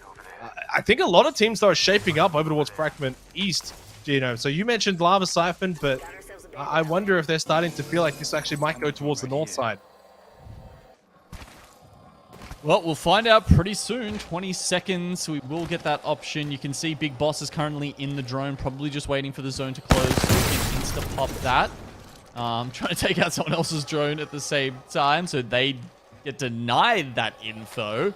GQ want it first, and they want to be the only ones who know where it's going. So we'll be able to report on that very, very soon. They pop it. Oh, okay. It certainly pulled in the direction I was expecting, but you would have to say it's now a 50-50, right? There is a chance it could probably finish North Siphon here, but also I think we may have seen one of these zones already so far this split, where it kind of finishes, yeah, you know, just in this gulf between Fragment, the Geyser, and Lava Siphon. Yeah, and that's not going to be a friendly gulf either, is it? So you're probably right. It's not necessarily decided just yet. But off the back of this second round closure, you will know kind of where it's going to end, right? Because if it does hard pull towards north of Lava Siphon, then it's going to finish there, right? Again, everyone will be aware of that. Those teams around Fragment East will rotate off that information, and vice versa. If it does kind of continue in a more northern direction, those teams that are holding north Lava Siphon, they will have to push through. They will have to play that Gulf position. And I honestly think if this does go north, it might actually end up being more spicy than if it actually goes towards the Lava Siphon direction, because you've got those compounds, you've got those buildings, you've got the cliffs as well that you can play off. That Gulf is just so open. It is. It makes for some fun finish. Actually, the one finish that does come to mind, that, you know, because you've got that little compound that's got a couple of bins there in the middle. That's kind of some of the biggest cover you can get behind the fences. And there was one finish where we were playing with Octane. May have to finish this story after MDY start pulling in here. They're going up against 505. They've kind of got the high ground right now. Can't see through the smoke and throw some arc stars. And it looks like even though the Rolling Thunders come in, MDY are going to back off. So I'll finish the story. So we did see one finish back there, and it was like a Bangalore and an Octane team, I think it was, Xenox. And they actually threw a jump pad in the last circle to bounce the other team out of the circle and kill them just from zone damage. I like that. It was so much fun. Yeah. I mean, that's just unfortunately... That's thinking outside the box. Yeah, something you probably won't see ever again. Apex is going to be around for a long time, mate. It'll come back into fashion. Octane? 10 years down the track. Maybe if it gets buffed. Well, I was going to say MDY, though, as we saw them pushing away, as you were telling your story, they were actually pushing directly into free agents. They did have a little fracas, but nothing really came from it. Kind of just sharing that space over towards Geyser. And 505, they're in that vicinity as well, obviously, hence pushing MDY down there. So that kind of artery, that gap, that canyon filled out on the eastern side of this circle. No one's really going to be able to push and play that. If you are Valkyrie, you have that rotation, not going in that direction. Still quite a lot of teams actually not even in this area, as A-Flow knocked down, bleeding out for Emmanuel. They are just constantly involved in these fights.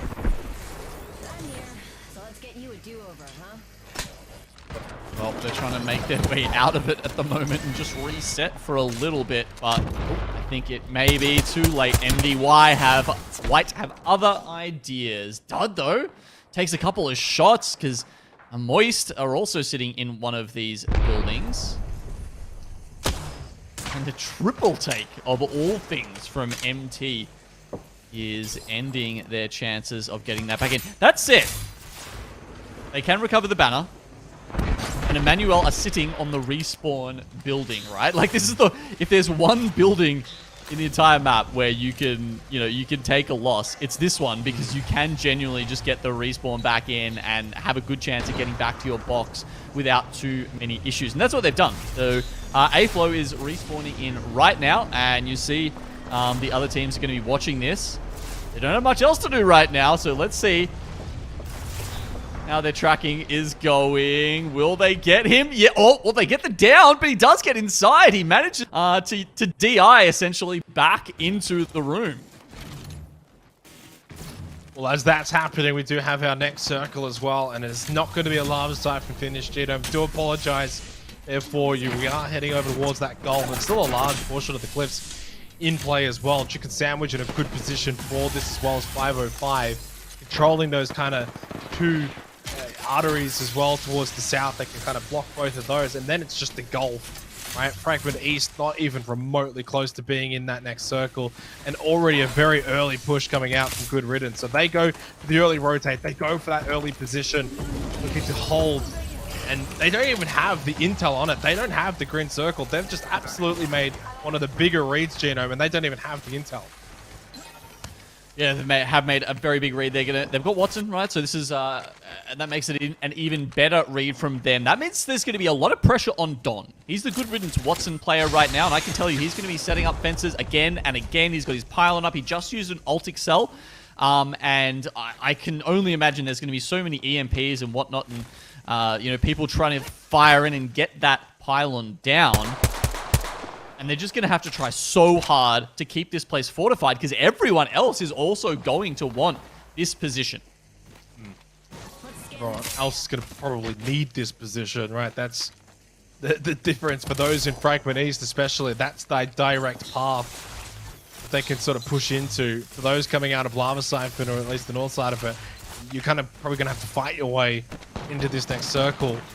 There's about 5 teams that are going to be doing that, pushing in towards Chicken Sandwich. It's going to go one of two ways. Either Chicken Sandwich are going to basically just rack up a whole bunch of kills, or they're going to have too many teams fighting on top of them that they might actually fall into the mess that might develop very, very soon, especially going into round number 4. Coming good. Getting aggressive through Savior. Still any blue armor. 185 away from purple though on the Evo. Maybe just peek up, get some free shots in through the window, might help out armor-wise. Otherwise, they'll just play below the building here. Yeah, so these are the teams over towards Ghost Town, of course. A couple of them will be fighting it out. I imagine there's scarce, just a tiny little bit of space. Actually, some of, like, corners of these buildings are going to be in, so might be able to play it for one more circle, but then it will become a little testy between them. Jarrow's just sitting in the middle, just popping his drone, having a look around. Ooh. They're looking to take this fight against Truth. Yeah, pops the bat though, falls back. We're united. Controlled aggression from them so far today. And surely they'll get that kill onto Mosu last. Well, not last one, but the first one to go down. Easily done. They were united. We'll get rid of Mosu, and yeah, that is them gone for Truth. Obviously for Dewa, a lot of their fighting, I would say, has actually been more closer towards the end of these games when they've been successful. Yes. Yeah, apart from that last game on Storm Point where they were, you know, just kind of cleaned up the entire way through the game, I think you'd have to, you're right about that one. They didn't even need the full squad really to finish that one off. Easy Flash had his bow trained on Ghost Town actually and was just doing ridiculous damage numbers, as he does. Clean shots from Player K. For those rotating. Obviously in a really, really vulnerable but powerful position. We'll have to listen in and hear what they're talking about as they deal with this situation. And he's like delivered it to the wrong address. It's fucking crazy. Is there a guy in this truck? Yeah, full down. Although they were like swinging downwards. Yeah, that's gonna be our main threat then. Like, they're going to look to wrap us 100%. I think you and Panda go for kills here. I'm going to stay up here and just hold, like, everyone. Make sure no one walks up on us. You guys will have to peek from this left side here, okay? They will not be able to, like, play this for long, even if they walk up for it. All we have to do, if someone walks up behind us, is just live. It's just Walter. There's this team here, and there should be a team on the left hill, but they might There's Valk ult. 4 Careful of the teams. Valk ults now, okay? Careful of the Valk ults. They might look to land on us. Do we have Get ready. nades? I have 2 frags. I have 3 arcs. If someone lands on us, I'm just gonna nade spam them right away. Yeah. Careful of oobs as well. Careful of oobs. Someone's flying. Not to us. fine. Above us. Not to us. Yeah, we're good. We're good. Careful of the other Valk ults. We pick up all those kills behind. That's you guys. You pick up all of those. They're swinging right. The Valky's steals one. That's all you One guys. dead. Nice. There's more here. I can look with you. No one's behind us. Yeah. Yeah, maybe in this line. In this line. They're all here. All here. I'm nading once. I'm turbo nading. Dead Val. One. Go back up. Dead. Go up. I have to I'm swap going guns. up. I'm going up. grabbing guns. You guys lead. You guys lead. Switch with me as soon as you can. Yeah. We can get kills here, so just come up as fast as you can. Yeah, come. You can loot now, Flame. Wait. Maybe kills over here, player. No. Kills left to the open. Yeah. I'm here.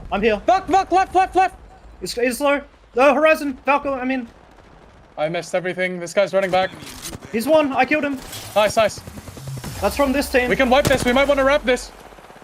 Okay. No, don't. Just get kills here. Get kills. Is the Watson here? Yeah. Yes. I don't know. If I'm gonna try to to start and come back. Just chill. Dead. Nice. I'm looking right. I killed her. Nice. I need to loot. You guys stay. Just stay. Walking up left. Go back. Yeah, I'm going back. Just stay. Look for kills. Just hold. Don't let anyone bounce on us. I killed one. I killed a Val. I'm going to loot. That's they're all you bullying guys. right, Go, panel. left. There's We one might solo. want to swing aside soon.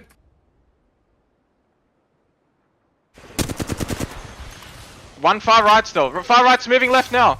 Yeah. They might be a solo Flame. Solo here. Yeah. Solo's here. I'm ready for. I have so much nades. 3 arcs, 3 frags. Yeah, I have no nades. I need one. Okay. I can go back down and grab more. No time. No time. I do have time. Left. Okay. I'm looking. Almost Careful cracked. of the right, player. Careful of the right. Yeah, We pick up all the kills on the left here. Crossing now. Low. Dead. Died. Nice. That's a solo. 2 full teams now. nice. 2 full teams. Team on the right here. These guys don't have to move. Yeah, but they're gonna have to move first. We win this game for free. We just have to. We kind of want to stay right, but I think we want to force this team to stay right, and when they stay right, we might want to like wrap on them as soon as right gets like 2 knocks or something. Yeah, this guy can peek. We don't want to do anything early because then we just throw. This guy here. This guy's wrapped on the left. Careful. How much light do we have? None. Not much. I have 100. Okay. I'm holding my shots. Oh, we win this game. Literally for not moving. We win this game for not moving. Yeah. Yeah. You Just sit be careful not to let left like hard wrap us, and we have to be careful not to let right like climb up on us. That's it. Right climbing up on us is gonna be our biggest threat. 100%. Yeah. Left isn't gonna do much. They have to move first. Popping a bat. I'm getting looked at by left pretty hard. Yeah. They can't push you. We're hard staring them as well. I think that's a win condition though. Yeah. We need to stare at left. 100%. They're pushing me. I'm here. Just Yeah. fight. We have to fight for it. Fight. No, we can't. Item 60. I have the bat. I'm here. Nading. Chill, player. Yeah. They're trying to push. Can you come back to me? Just come back. I'm fine here. They're not safe there. I'm chilling you, Pano. Other team walked up. Come back to me. On me is safe. You can play my shield underneath here. You're fine. Just come to me. They can't peek anymore. Just come to me in this corner. 40. Corner. Heal up. Bro. You're fine. Play for a second. You're good. I'm gonna There's one of us, forward. I think. Yeah. Careful peeking from above. How is 505 a day was still Just not chill up, fighting? Hannah. You're good. I'm gonna move forward. No, it's fine. I think take my armor Flame. No. Don't. Play your life, player. Play your life. Safe on me in the crevice. I don't have gen. Safe in the crevice. What's the track? track? Just lift. Can we pick up? Can we go up? Wait. No. I think no. Okay. Go, come back down. Safe on me. Heal up. Yeah, I'm here. They're fighting. Just full heal. I died. Don't have to peek that. Oh my. Oh, that was an incredibly close game there. Chicken Sandwich somehow managed to get the reset, but honestly, I'm not even sure if they came second or third because that last fight was just so close. I mean, Chicken Sandwich seemed to have the best position, But Dewa and 505 were just not looking at each other. They were not firing at each other at all. and that just meant that Dewa just kept taking more and more ground, getting closer and closer to Chicken Sandwich until they finally got the knock. And that's when 505 finally started to pay attention, or at least, turn their attention towards Dewa. That allowed them to get the reset. But for then, it felt like Chicken Sandwich couldn't really, find the spot to do enough damage and keep the other two at bay. But wow, an incredibly tense situation there. It was also so much fun watching them destroy all the teams that made the same mistake I did and thought that North Siphon was the place to play from, right? I mean, those grenades rocking in. There were like 5 or 6 teams, and you just saw all of them get eliminated pretty much at once. Yeah, in the end, it was third for Chicken Sandwich, so 505 did clutch up and get second. Crazy finish. I mean, me and you were kind of just sitting there like, oh, if they just hold here, they'll just win. And we heard the comms, and it was, Dewa can't push, they can't push us. The left side's fine, it's only the right side. In the end, Gino, it actually was Dewa United. It was the left side that was the downfall for Chicken Sandwich. And I think a big part of that was just the fact that 505 and Dewa were not looking at each other at all. It allowed Dewa to make that push, and honestly, it was a very clean and precise push. And suddenly Chicken Sandwich, I think before they realized, we're on the back foot. So underestimated Dewa a little bit and got punished forward. But I mean, a massive performance from Dewa United. 2 big games in a row for them, and after 2 matches here for A versus B, they'll be in top spot. Yeah, 19 points. They were only 1 behind EXO at the end of last game, but with the 10 kills and the dub here, you're right, they're going to make their way even further up the standings, and it's been a fantastic day for this squad, hasn't it? Chicken Sandwich, though, they felt like they were going to get the win. They even said it. This is a win for us in the end, third.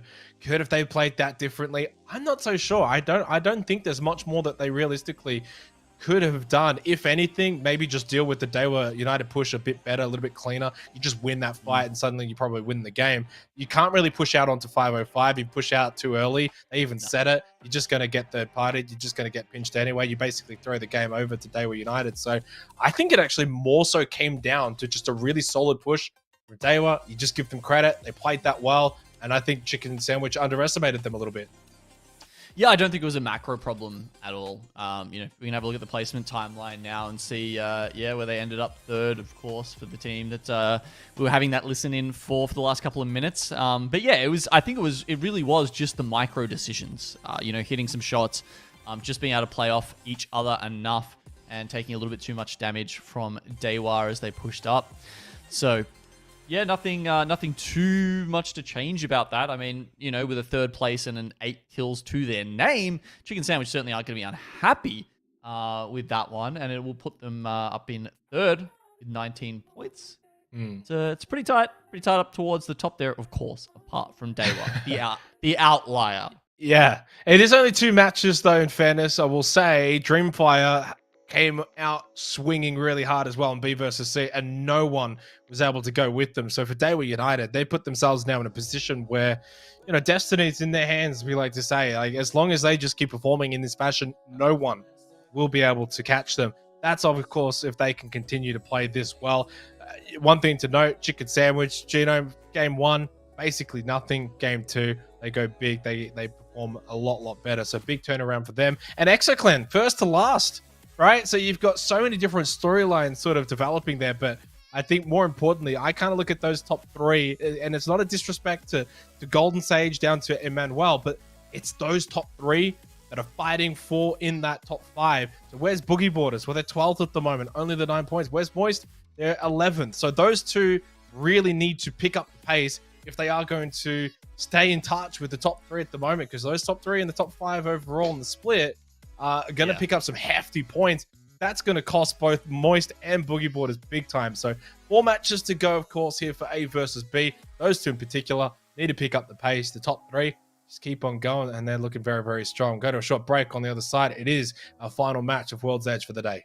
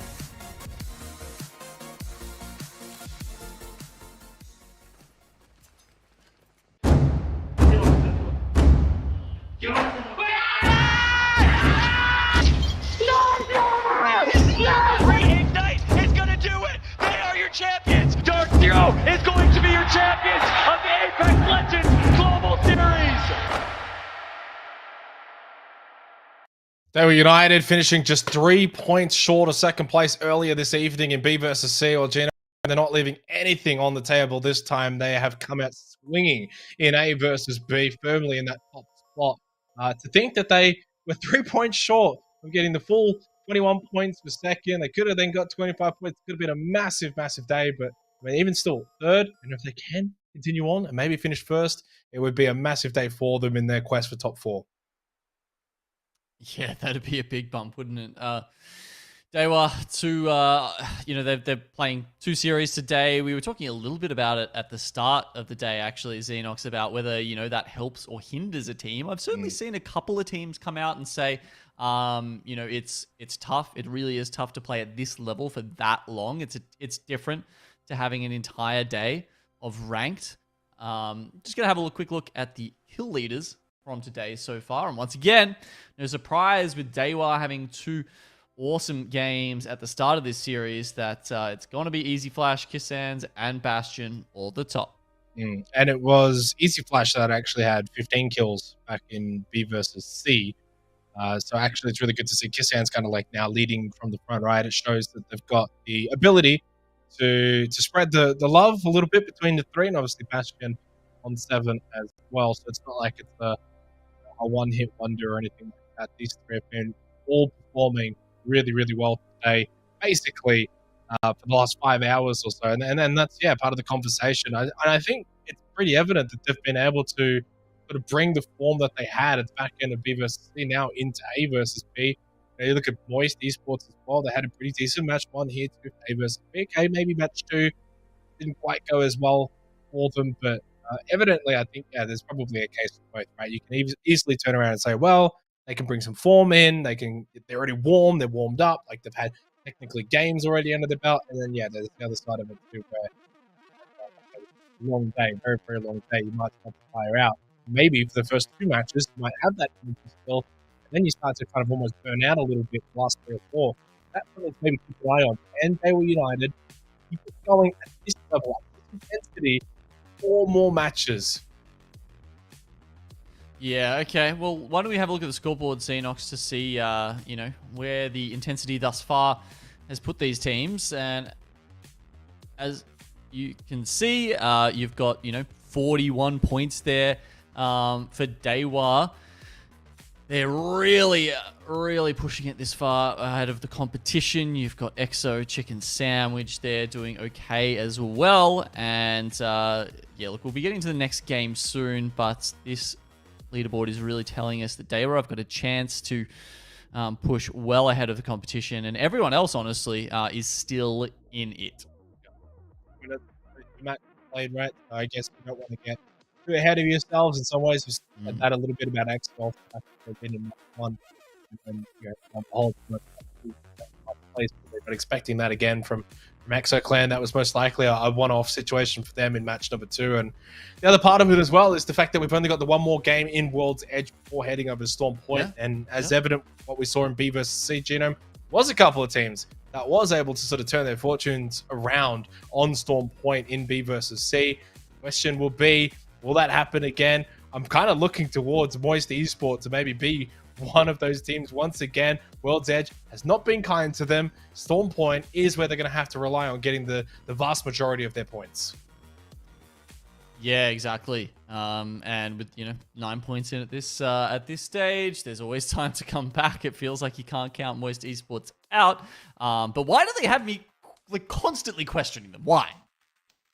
Yeah, can't they just have a good start to the day and put it to rest? I think we'll probably get some answers a little bit more if they perform as well as they did on Storm Point and B versus C once again here in A versus B. Then suddenly they just become the Storm Point team, right? For the remainder of the split, that's where they're probably going to shine the most. And there's some concerns with that because, as you said, you don't really want to be a half team, right? You can't just rely on just doing it on the one map. Even if you think historically as well, Xenox, it's a bit funny, right? Because it's a mashup of previous teams. Waltzy, when he was playing for Sutaraiku last year, he was the one who was the Storm Point specialist, and they'd play Edge, and they would absolutely clean up. And then, of course, MT, who has for the longest time always been the very hard zone player, a purist on that front for the longest time. was the World's Edge specialists on Team Burger at that point. So we're getting this kind of clash of those styles. And of course, MT being the IGL means they kind of go with his way, right? Which is interesting because that would lead you to believe that perhaps they'd be better at World's Edge than Stormpoint, but obviously that hasn't been borne out so far, and I think that is just somewhat due to their ability to read zones on one map better than the other. Yeah, I mean, the other part of it as well is it might just be sort of a today thing, right? Maybe there is somewhat of a correlation today, but it doesn't potentially mean it has to translate over the course of the entire stage, right? Like, so it might just be, okay, today we just kind of sucked a little bit on World's Edge, but we were pretty good on Stormpoint. That might not be the case next week, right? So it's kind of hard to judge too much about it, but for their sake, they certainly will need that form on Stormpoint as we head into our final game of World's Edge. They need some points here as well to just help them out a little bit, along with Boogie Borders as well. Boogie Borders too, in a somewhat similar predicament. Spoke about that before, Gino, where, realistically, coming into this last game of World's Edge, Boogie Borders are in the same spot as Moist Esports, where they're not in contention with those top 3 at the moment in the lobby. But yet, for those two, they're still top 5 teams, so they've got to be able to keep the pace. You cannot afford for those top 3 to get, basically full points, and you get very little.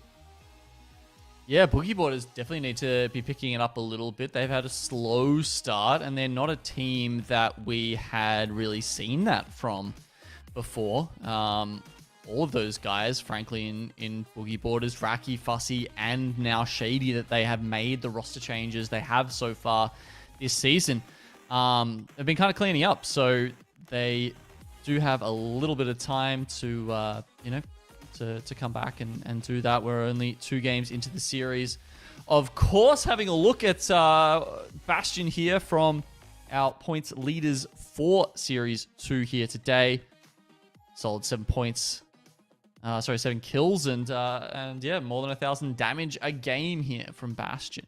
Yeah, being a team effort though, right? Like that's probably been the strength for They Were United. I think it's just been all 3 of them have been able to contribute evenly. Bastion's had 7 kills, Kassan's had 8. Obviously, Easy Flash had 5, but Easy Flash had the most amount of kills back in B versus C. So evidently, all 3 of them are able to sort of play at the same kind of level. Clearly, all on the same page as well in their decision making, in their ability to sort of push and fight in these late game situations, which is where I think they've done it the most compared to, say, like what we saw from Dreamfire, right? A lot of fights from Dreamfire were early game fighting, right? And more so towards the mid game.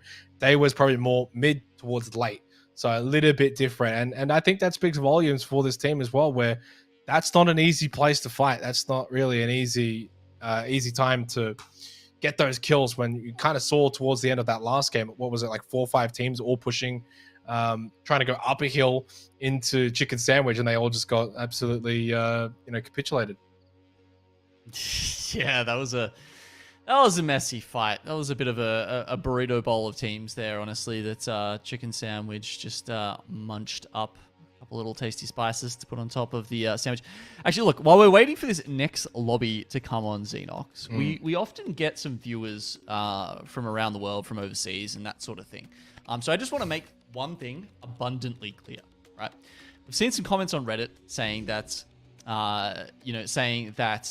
it's no surprise that we've got Chicken Sandwich coming in here this time because we had Team Burger last time, right? And I just want to be really clear that it's a sandwich and it's not a burger, okay? And if you're from the US and you're trying to tell me that a chicken sandwich, you can eat it between burger buns, you're wrong, okay? Like, if it's a burger, it's in burger buns, and you know that because it's the type of bread that dictates what you call it. I'm tired of these completely, random, arbitrary associations that we're trying to push about, whether it's a sandwich or a burger. It's easy. If it's in bread, it's a sandwich. If it's in burger buns, it's a burger, guys. Get with the times.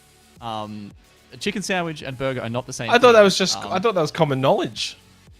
No. If you go to the US and you ask people, they will just I've genuinely had debates with people from the US who will like die on the hill that you can have a chicken sandwich in burger buns, and like it just defies all imagination, doesn't it? It really does. Yeah, I don't know about that one. They do things a little bit more differently, don't they, up in the old northern states? But fortunately, chicken sandwich is not really the primary focus right now tonight, which is really good because I think sometimes you can get a little bit sick of the same team just running away with things over and over and over again. You look at the last couple of lobbies, 25, 21, 25, 16 points. Like they've just clearly been able to sort of clean house. And while they had a very good performance in that second match, Genome, the first match did leave a little bit to be desired. It has opened the door for the likes of, Daiwa United to potentially claim the points here in this lobby. And if they do so, Daiwa, there's a chance that second place could be on the cards. I think the thing, though, for Chicken Sandwich is, in fairness, they don't need first place. They probably don't even need second place. Even our third place finish here really just puts them in almost the prime position, still going into day 5 to finish strong and obviously claim a top 4 spot. So I don't know what they would have to do to get knocked out of the top 4. Probably have to get no points. I can tell you. Because there's someone out there, an amazing Redditor, who is keeping a spreadsheet that tracks this. And he is telling us that at this point, I don't know, this probably isn't updated with the first series from today, I would guess. I don't think he's, that super on top of it, but it'll probably be updated again at the end of today. At the start of today, yeah, it is, because Moist is on 54 points. Chicken Sandwich only needed an average placement at the end of the day, of course, of 8th for the rest of their series to make it into the top 4. Wow. That's how far ahead they are. Everyone else, like Moist, they need to get, they're in second place. They need to get an average of 4th place from here on out to make it work. Boogie Borders, Daiwa, EXO, they need to get an average of 3rd place. Anyone who's like even below pretty much the bottom half of the teams have to average 1st, right? They basically just have to chain wins from the rest of this season. So, all right, look, we've had just a wonderful first series today, having a look at Dreamfire. So, why don't we have a look at some of the highlights we've seen from Dreamfire today? Yeah, I mean, obviously we're a team that I think really set the tone early on, Genome. The Bangalore pick was, clearly successful in the end, and really from the get-go, they were able to be on the front foot, lead their fights. A couple of times they were getting gate capped, and they were able to still just push through anyway. Smoke was clearly their ally, and 25 points, very much needed 25 points, because the conversation coming into B versus C was that they were middling a little bit. What were they, like 30? Was it like 36 points? Something ridiculous like that. They were clearly behind. Now, winning this lobby has put them back in the conversation at the very least. They still need other things to go their way. But maybe if they are evidently back to the Dreamfire that we know and love, then they can obviously go all the way and still get that top 4 position. At the very least, maybe if it's not top 4, could still get 5th. Bangalore, Crypto, and Sia. What a composition. I mean, you'll love to see it. Roy on the Bangalore, honestly, is an interesting one. I wouldn't think that he's actually played that legend in comp a lot before. Maybe a long time ago. Obviously, there was a time, where you did see a bit of Bangalore, but even then, I feel like he's usually been on, the Wraith, some other kind of, point of the tip of the spear sort of legends. But either way, helps him out, gets that bullet time, extra movement to help you out when people are taking the shots at you, that kind of thing. So maybe a little bit of a fun one for the star carry of the team. Not that the other players are slacking. Certainly when we saw the fact that all 3 of them were the kill leaders, and we brought those stats up earlier on in the day. People are making their legend selections at the moment, so hopefully it won't be too long, and we can continue to get into this game. Stinky Beat still nowhere to be seen, so we will be continuing on with 19 teams for the rest of the day, I believe, Xenox. Unfortunate. They tried, obviously, in B versus C. They had the 2 players, and unfortunately, even with the 2 players, it's still a very difficult task, and they really couldn't really get anything going. So I don't know the full circumstances as to sort of why they haven't necessarily returned, so it's hard to sort of play too much into it. But still, they tried, didn't work. But we have been able to work our way into game number 3. final match of World's Edge for today here for A versus B. On the other side of it, of course, we've still got 3 matches of Storm points, so still a lot of games to be played, a lot of points to fight for. And coming off of the win from match number 2, refresher, of course, they were united up to 41 points now, 21-point lead over Exo Clan. 4 games to go. They can hold this pace. They would be putting themselves in the position to claim the 25 points and firmly entrench themselves into 2nd place on the overall standings. Yeah, that'd be quite the story from today, wouldn't it? That's plenty of other teams trying to stop them. It's kind of hard to, you know, impose your will on a lobby when there's 19, or in this case, I suppose 18 other teams that are looking to do that. Okay, so we're going to get a lava siphon circle here by the looks of it. See if I can be proved wrong another time today and have it shift over to Harvester where north side are, but you never know. There are options. Where are Moist going to go? They just, I mean, this is like, I wonder, I'd love to know their thought process behind this, Xenox. So let's say, you know, MT's thinking the same thing as me, because, you know, obviously great minds think alike, and, you know, he's thinking, all right, it's a 50-50 between Harvester and Siphon. You know, does that mean you just pick Siphon every single time, bank on it being that? I mean, look, honestly, Northside are rotating from Harvester to Siphon, so that would indicate that they agree, certainly. But yeah, I wonder in that case if they'd ever, like, even if it was like a 60-40 the other way or something, would you just take the 40 because you get exactly the position you want if you stay within your own POI? I'd like to know his thoughts on that, honestly. For Moist and for MT, they don't actually have green circle knowledge at the moment, right? So they actually probably... Yeah, that's a good point. They didn't get beacon. Yeah, so they're probably not the best example, but I do understand the premise of your discussion. Yes. Unfortunately, it just doesn't apply to Moist, but you look at Northside, right, who do have that knowledge. They've actually pushed into Lava Siphon. I think you probably would go actually and look at Northside Esport and say the way that they've pushed in and the position that they've got, based on the information that they have, clearly there's an idea. Okay, if you Siphon, I think you want to be playing in a position where, at the very least, if it does start to swing and pull over towards Harvester, you want to be in a position where you can pull yourself too hard into Lava Siphon where you kind of get stuck. Yeah, 100%. And I think, yeah, once they see the rotate timing there from north side, they know it probably has to be north side. They know no one else can really get there that fast. And then they can be like, oh, okay, well then, you know, it's Crypto Player. They've got that information. Almost certainly it's going to be a Lava Siphon game. That said, they are sitting in the middle. And there's almost no chance of the zone actually ending in the middle. It doesn't tend to do that in Lava Siphon. So they haven't picked a spot that, like, once again, Moist are just sort of playing from this spot that it's like, we're going to guarantee we get into round 3 or 4. But beyond that, honestly, it's really hard to know. So, yeah, I'm sure they don't have all of the information, as you pointed out, but, like, it's never going to end there, I suppose. No, but I'm trying to make. You're not necessarily, I guess, opening round for a position where you think it's going to finish. You probably want to play the position early that's safe now, and that you can play with that and you can move off of that as well, right? So if you're looking at Northside as a good example, they're not going to be moving into that position because they think it's going to finish there. They're moving into that position because there's still, as you said, that chance it might go Harvester. Do you want to play and put yourself in a position where you can play off of that? What happens if it pushes, say, towards the southwest as well? Can you rotate into that position? So you want to put yourself in a position now, early, that can play multiple different positions based on the way it's going to pull round 2, 3, 4, etc. You definitely, from round 1, cannot predict where this is going to finish. It's too much of a gamble. It could pull easily over towards northeast Lava Siphon, kind of where you thought it was going to go last time.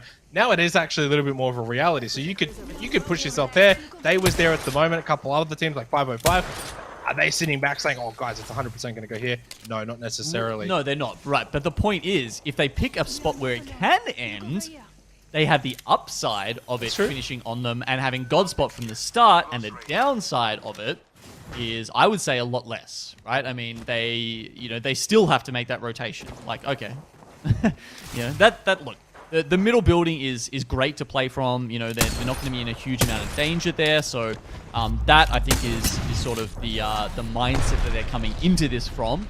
But I just worry because they seem to keep getting into these spots where it's really tough for them at the end of the game. But MDY are going up against Dugu Play here down at the north side of launch site. Pretty even fight breaking out. It's not started well in the first 2 matches. MDY though do lose Yuling. Who's to say? Dugu Play getting that first elimination, but traded back. Casa clean. Up close and versatile. Moonlight Tears looking for the trade. But at least they find it. So only one standing for MDY. Probably not standing for much longer. Moonlight Tears not able to get that knock though. Not able to get that final kill.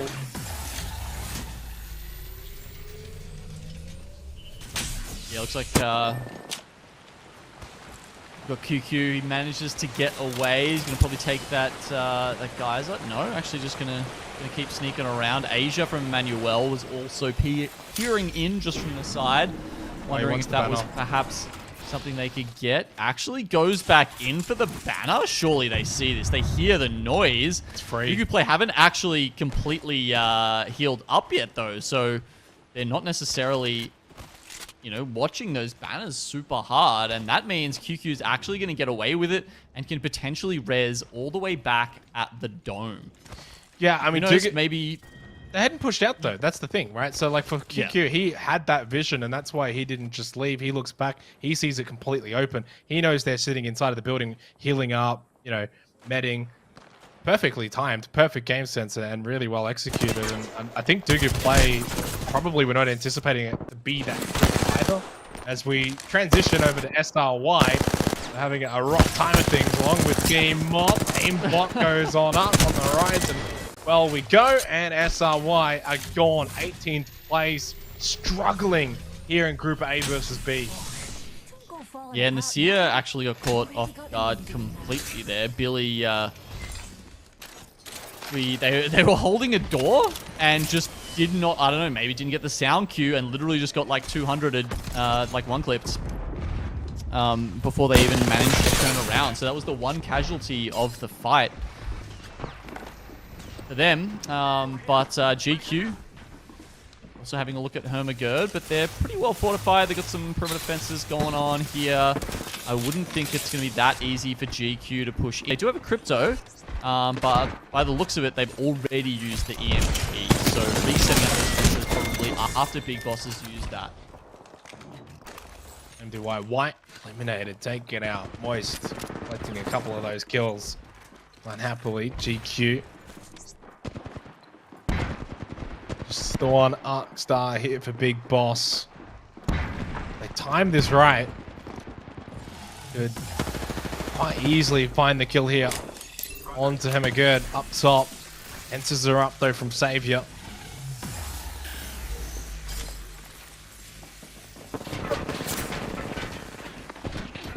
He's taking the time, playing this one out slowly. The building's actually just in the next zone, so they don't really have to rush it. They've got a couple of minutes to play this out.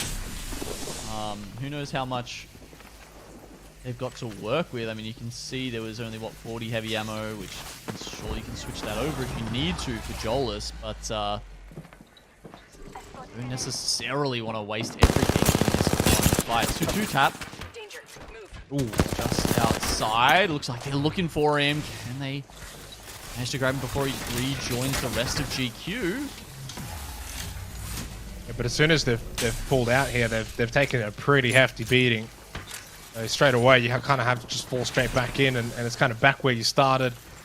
Use a couple of your supplies as well to armor back up. Do have that green circle as well, Gino. It's pulling to the south of Lava Siphon, so it's not going to be a harvest to finish. Actually pulling straight on top of Emmanuel, along with Good Riddance, who did get a bit of early information with that beacon. This fight's still just prolonging. And it's not really going to benefit either team at this point. The longer this goes on, it is really going to be detrimental for both of them.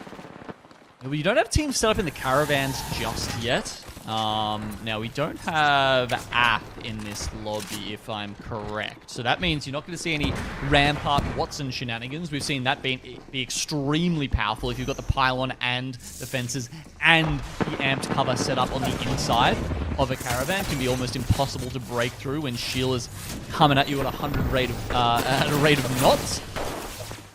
And yeah, no one's occupying those just yet, but oh my god.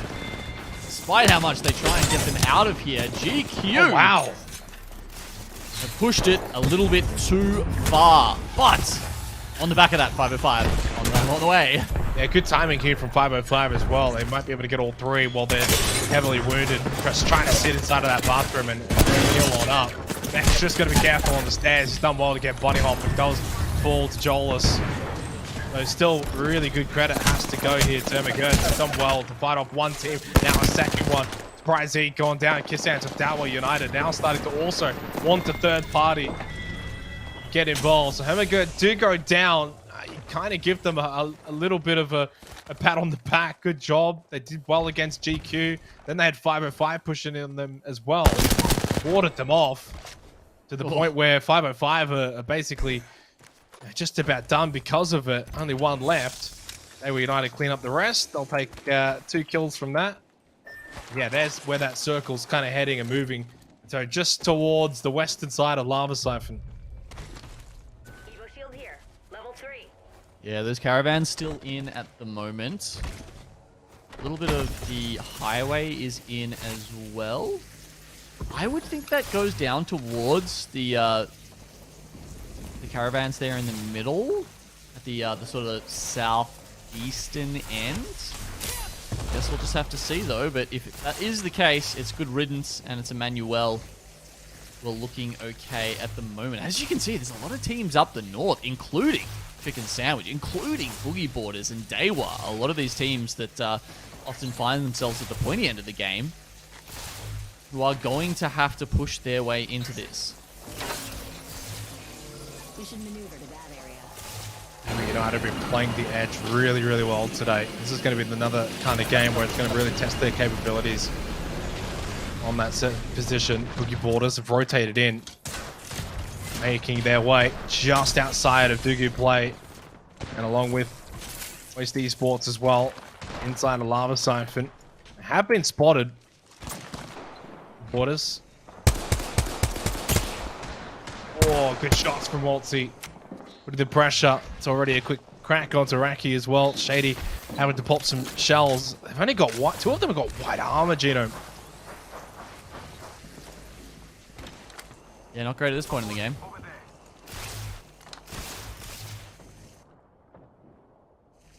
I'm assuming, was it MDY were the ones who got rezzed in Dome, right? They were. Yeah, so that's probably why. I just haven't been able to find anything else. Not really any spots to loot on the way in there. Actually, there was some crafting at launch site, but I guess that's perhaps been out of their reach for now. So they're probably just, you know, waiting till they can find somewhere else. Looking at the command center over there. Moist Esports taking a bit of poke. They are co-occupying the building with Dugu Play. We're close to getting to that situation we talked about where all of a sudden they're going to have to make their move.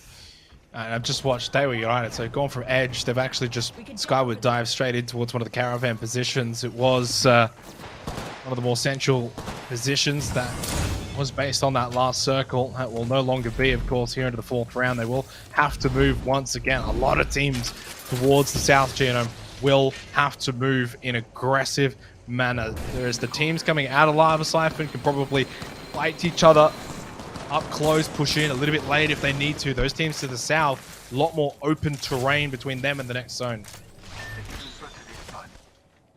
Yeah, it's a fraught rotation for a couple of these teams. Truth Esports, not one of them. They're looking pretty happy up here. That N-Train car will be within the zone. So the one that Nut and Mosu are in right now. I'm very happy with that. Still, the train cars in the middle of the zone are unoccupied. And it looks like finally someone's going to move in there, and it's going to be Moist Esports. So I honestly kind of feel like this is a late rotation, but okay. Looks like Dewa. A lot of other teams for them to go up. Good riddance. Golden Sage are here, and we've also got... That's easy flash. I mean, this is where Dewa have been at their best today, though. These late game fights, under pump, under pressure. A lot of teams in and around them. Kassan's getting the knock on the castle. Lots of damage going out. Can they convert this, though, into kills? Especially when there's a lot of other teams that will start to want a third party. There's easy flash goes up. Does get that kill onto QQ. Does have to fall back, though. Kassan's is cracked. Has to pop the bat. Oh, on health as well.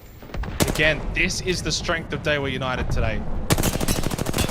They have this aura about them today, and it seems to just push people away. It seems to, really help them in these fights when they're not only just taking 3v3s, but having to worry about the pressure coming in from third, fourth, and fifth parties sometimes. Next, they're going to go up against Golden Sage. Oh, good intel here, and they can really capitalize.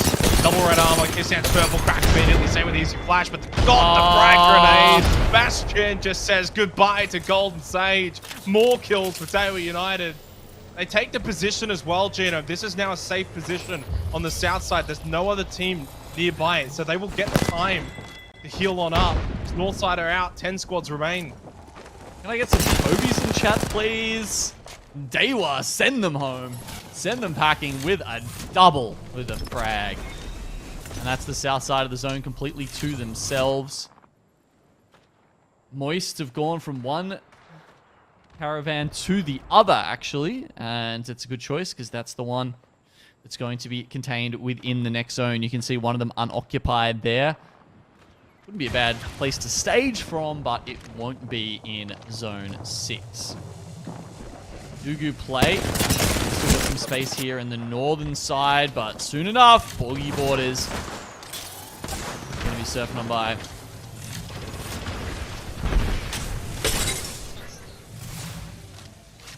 Quiet for Boogie Borders today in this group. This might be the game where it can start to really turn for them. They and Moist Esports both now into the top 10 remaining squads. 9 left to be exact. Free agents. Haven't seen a whole lot of them either. Oh, and Biggsy just cracked immediately. We'll just fall down to Lahim. How's that shield battery available?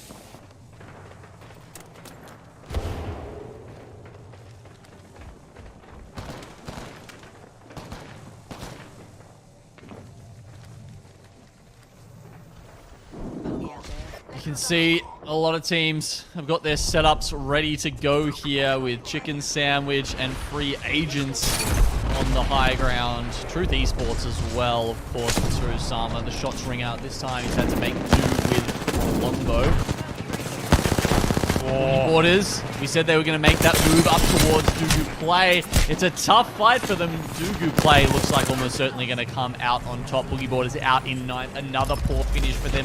They have to come back on Storm Point. Yeah, there's a couple of little scraps going on at the moment. One going towards southwest, and a lot going out towards the eastern side as well. Boost is going to be finished off by Raki. Asia knocked already for him, and well, had good position a lot of the times in this game. A-Flow Chambers, he's cracked, he's full flash. A-Flow does well to get rid of Moonlight Tears. Unfortunately, though, it all falls apart. Moist will capitalize, they'll pick up the points onto Emmanuel. Now they turn their attention forward to get rid of Dugu Play.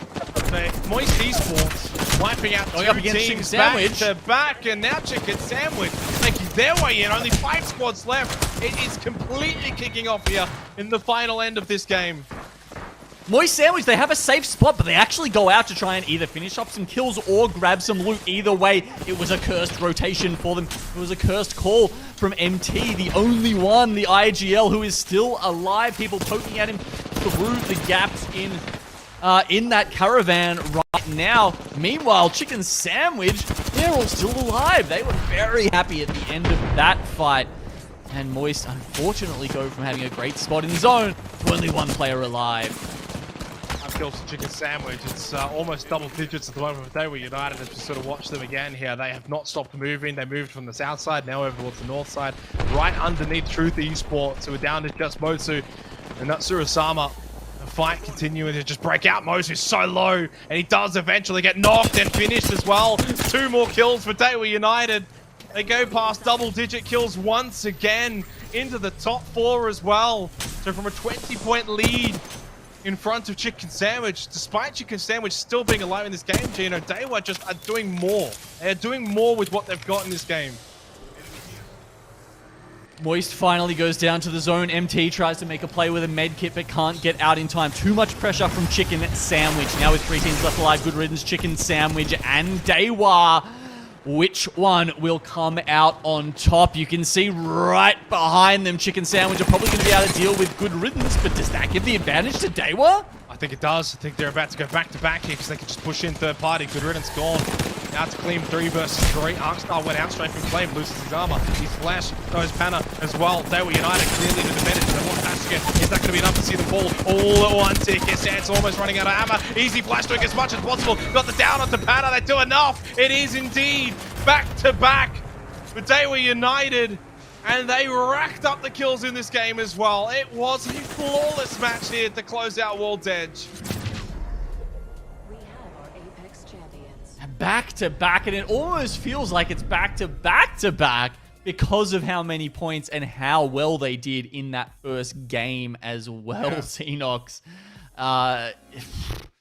Okay, Daiwa have just done probably as well as you can do on World's Edge to start off this series. I'll give you the tally of the kills in just a second. But I can tell you it's gonna be a swag. It's gonna be a whole 15 kills. Chicken Sandwich with 8, not bad. Everyone else is 5 or under. But yeah, 15 and the win for Daiwa United. So it is absolutely 100% their day. Yeah. And obviously Chicken Sandwich are not sort of too far behind them now to close out the 3 matches of World's Edge. Chicken Sandwich, will be probably firmly in second because Exo Clan have, once again gone out in last place. I don't know, did we miss that one, Gino? Because that's back-to-back last place finishes for Exo Clan off the back of winning match 1. I did say at the end of match 1, I'd be like, it's only one game. Well, I didn't think that they would go and get last 2 games in a row off the back of that. So that's going to firmly give up their position, at the top end of the standings. And yeah, Chicken Sandwich will take second. Big game as well for Moist Esports. 4th place, 4 kills. They needed that. They only had the 9 points from the first 2 games, but it's all about Daiwa United. And, and I hate to say it, but in some ways it feels like they would have to royally screw up on Storm Point to give up a top 2 position from here. I'm not saying first is locked or anything like that because Chicken Sandwich is still really, really good. But the gap from first to third, I imagine, is going to be pretty big. I mean, yeah, they're going to be rocking up, with 60 plus points into the final map of the day. I think maybe like 67, 68, something like that. That's kind of nuts. Is that possibly even ahead of where Dreamfire were at this point? Potentially. Dreamfire had a pretty good first 3 games. You got to remember, Dreamfire's, it was last 2 games for them that they kind of really, welted a bit. So I don't know off the top of my head, but I think Dreamfire obviously also had a very good opening 3 games. In fairness, Dreamfire did not win 2 games in a row the way that Daiwa United did, right? So 68 points. Yeah, I mean, I would actually say, yeah, you know what? Off the top of my head, I'm going to go for it. I think Daiwa United's had a better 3 games there than what we saw even from Dreamfire. Because Dreamfire actually, it was match 1, they had the 16 kill second place. Match 3, 16 kill first place. But match 2 was only like a 4 kill game. So they were averaging 12 kills a game on World's Edge. Daiwa United, I think, have just bettered that slightly. But still, what I was saying before, Gino, that gap from first to third, absolutely massive. 47 points with 3 games remaining on Storm Point. Daiwa United would have to royally screw up somehow to not finish top 2 from here. Oh, yeah, leagues, fathoms between those 2 teams and effectively Daiwa and the rest of the lobby. 68 points is an incredible feat on 1 map. And yeah, look, I don't know. I'm just going to say it again. We're on track for a record-breaking day, but I don't know what it is. Teams, they can never just play 2 maps out well. They always do 1, and then, you know, every time we get excited about them maybe breaking the 100 points or something like that, they just, I don't know, sit on their hands for the opposite map. But I'm hoping Daywide don't do that, because if we look at how they played out the Storm Point in our first series today, Xenox, they came away with a third and 7 kills and a second with 17 kills. You'll remember that was the match 6.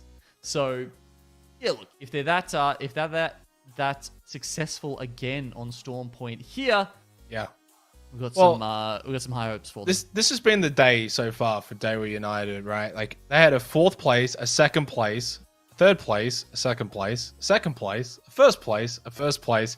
The only 2 games they had that were poor was actually the final game of World's Edge and the first game of Storm Point back in the last group. 13th, no kills. 19th, no kills. That's it. They're the only 2 blemishes on the entire day so far. The rest, basically podiums. I mean, in their first 3 games here, they basically equaled their score from all 6 games in the first series of today. That's how well they're doing. Yeah. And they came 3rd in the first series. Yep. Crazy. Absolutely crazy. Well, it's all been about Daewoo United so far here in A versus B. Obviously, chicken sandwich still thereabouts, but for 3rd onwards, all very much up for grabs. Where did Exo Clan go? Maybe you can find them during the break when we come back. Storm Point on the other side.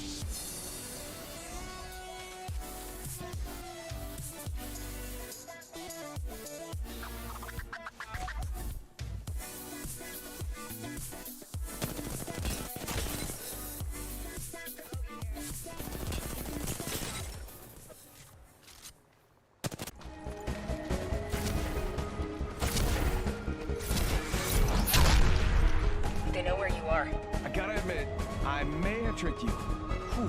Glad I got that off my chest.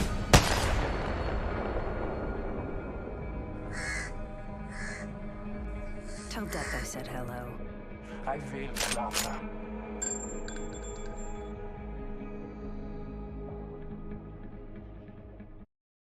The Day We're United show continues to roll on here. It is very much their lobby. It's very much their day, really, when you take everything into account now, Genome. They are firmly on top here for A versus B. It's a matter of how much they can finish on. You mentioned again, record-breaking stuff could be on the cards, but they'd have to sort of replicate their World's Edge form over in Storm Point. Fortunately, they were able to do that in B versus C. We'll see if they can do it again here in A versus B. Yeah, and I think one of the other things about Storm Point that certainly could put them in good form as we have a look at the Beacon is the fact that they are playing Barometer. Now, there's two parts about this that help out, I think, Xenox. One of them is that it's not contested at the moment. You used to see Barometer. Free agents like to land there as well. They'd have to split it with them. Loot wasn't quite as good. Second part is we've been getting a lot of Barometer circles for whatever reason. Who knows if that'll keep happening, but if it does, it is one of the best places to, sort of natively play from. So you can see there's a little building just to the north of the other Barometer text there on your screen that they will go to every single time, and it is quite likely, it doesn't always go this way, but it's quite likely that that's like a zone 4 or 5 position that you can play from, which is ridiculously strong for the team that starts there. So it's not like what we just saw in, Lava Siphon, where honestly it can, split in all directions, and it's actually quite hard to read if you're the team who comes from that POI. It really is advantage Dewa in those situations. So with 3 games to sort of see if any of that happens, any of those shenanigans, Dewa could be in a fantastic spot to go even further. And then just to, touch on that one contest we've got there up the top between Free Agents and Team Op there. So Team Op have decided to move up there. As we said, previously they were down towards Shipfall Gale Station. But because we don't have Stinky B in this lobby, and they're not playing today, could see Free Agents or Team Op move down to Shipfall. I'd say most likely Free Agents. Lots to keep an eye on here from the Beacon as we're getting set to head into Storm Point, not too far away now. As we head into these sort of final 3 matches, again, you kind of have a look and see who really needs to pick up the pace, and it's probably right now Boogie Borders. I mean, most of these sports were able to at least finish strong on World's Edge. That was a much better performance in that 3rd match, but Boogie Borders have left a little bit to be desired. We'll see whether or not they can turn that around on Storm Point. As we saw a couple of teams do so at the very least in B versus C, they'll have to do so here, A versus B. Let's get underway though. Storm Point we go. Match number 4 here for A versus B. This is where we start to get down to the busy end of the day. Genome, 3 games remaining. First place is probably not really up for grabs, but everything else still firmly is. Yeah, definitely a lot for these teams to play towards in Storm Point here. Now, I'm about to leave the cast and replace myself with a New Zealand caster, Xenox, just so they can give us a haka. Because guess what? Big Boss, true to his name, has picked up Gibraltar for GQ. Wow. I mean, it's a little bit surprising in a sense that it's gotten to that kind of point, right? Where Gibraltar used to be such a staple, kind of picked around the same rate that we see from Valkyrie even now, but even back then still. Yeah, in some ways it's a little bit sad, isn't it? I miss him. Yeah. Miss the big man. He looks like he'd give good hugs. You know? Done APAC North and their Watson ruled the world. Yeah, they really did spread that to the rest of us. After You could say they spread their fences around the world. Okay, sure. Yep. If you want to go with that, yep. Okay. Do you think it's going to make much of a difference though on Storm Point? The Gibraltar was actually, it's an interesting conversation because that's where the Watson originally in APAC North was more all about World's Edge. And then we'd go back Xenox. over to... Then we'd go back over to exactly what we just said. Yeah. Yeah, pretty much. Oh boy. Oh boy. This one actually may not be like super barometer. It might actually be a little bit more towards where you see Su2 tap from GQ near the IMC Armory. It does look like it probably will be a hard pull down to there. Either way though, like even if it's not barometer, like they were still next door to it, right? So, man, as far as the luck could go, it's honestly it's going pretty well for Daewoo today. You know, not only luck, of course. There's an incredible amount of skill involved in how they're playing today, but it's, you know, sometimes in BRs you need it all to go your way to have a record-breaking day, and it feels like that could be happening as Moist go down in an early fight with MDY.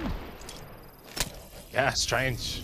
Most esports haven't really been fighting a whole lot early on in these games. Prioritizing position, late game fights has sort of been more so their thing. They do get the revives, they're fine, they're okay. We do head over. Oh, Jaro probably feeling a bit of a pinch here at the moment with Xiao Kai. Still white armor. That's gone down very quickly for Team Mop. It has not been very, very friendly in this lobby, but they get rid of Good Riddance, who have not been able to find success here. Yeah, really tough from them. Team Up, not a team you want to see early on in the game when it's just you and just them. Now, of course, the reason Moist were over there and taking a bit of fire from MDY White is because they didn't get the beacon at Cascade Falls, so they had to make their way over to Ski Lift to grab that information. Of course, that delays their rotation even further. And, you know, now that they do have that information... No, they haven't, actually. They're still too worried about MDY White that they're thinking about... You know, they're worried about taking the damage while they're on the beacon, so they finally get it now. Anyway, other teams to talk about. We've got Northside there within the market. We've seen this be a good position, Xenox, but not great, because once the circles close and get a bit smaller, there's a lot of cracks, there's a lot of angles for people to take on you, and you can get shot like even through the roof. There's little cracks in there that people can wind down on you from.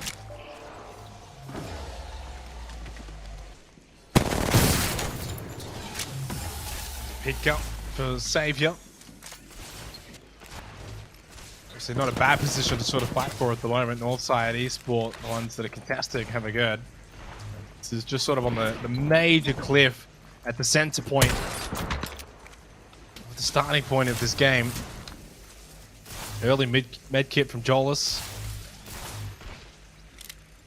I don't really sense that they're going to want to push out of this location. Don't know if it's necessarily going to shift onto them, Genome, but at the very least, they've got a couple of circles to sort of hold out here before they do have to maybe get moving. I kind of look at this green circle, and I think it is probably more likely to pull down to the south over towards Barometer, and you kind of get your wish there if it does eventuate. Yeah, I'm gonna be honest, I'm not reading it like that, Xenox, and I don't think the teams are either. Even Daewoo, who could sit up in that northern building that I'm talking about, have actually chosen one that's a bit more central than that. So teams definitely flocking towards the budget mill IMC side of things. And if that is the case, it's going to be teams like Hermagerd, MDY. No, this is actually MDY in the other IMC, aren't they? Yeah, they're the one down at like Fish Farms at the moment. A bit further away. You know, Moist had to make that long rotation. Chicken Sandwich, once again, getting a bit frisky. They're going after SRY. Do they know that they're in pursuit? The bullets ring out now. They definitely do.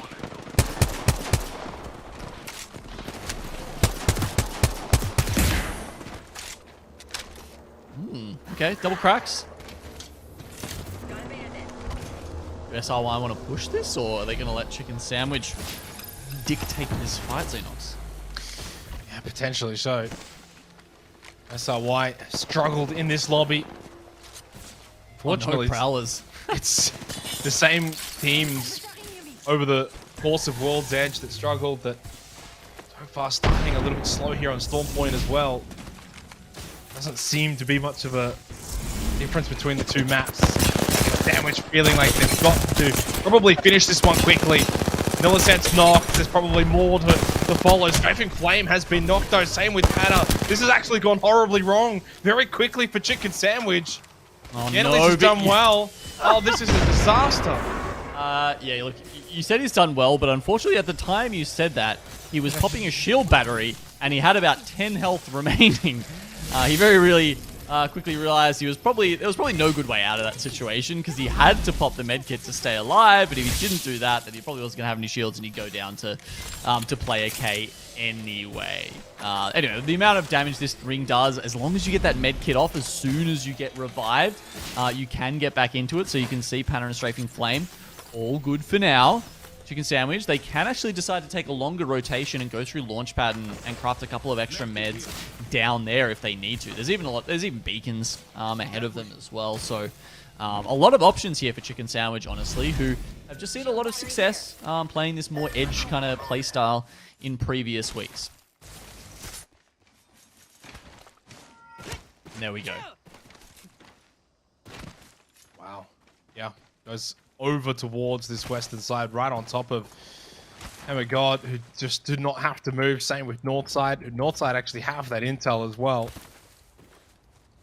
And obviously, the same can be said for GQ, right in the middle of it, on that little island. That's mean those teams, though, in Barometer, all will have to sort of fight their way into that next circle. Northside's looking a little bit more vacant. Head over to 505. Not a surprise to see them in a fight. So Prezi, last one left alive, has a little bit of armor, has no health.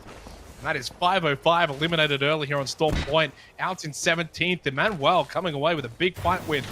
Something they've probably struggled a little bit with today. Had some good positions at times, but it's a lot of the times a player or two getting knocked early, and then it's down to A flow as a solo. This time, all three walk away healthy. They get the clean squad wipe. Good to see for them. Well, Dugu play right on the backs of free agent here up towards Mill. Leem already down. Can Dugu play capitalize? Really taken any damage so far. Utility going in. Two more players to find.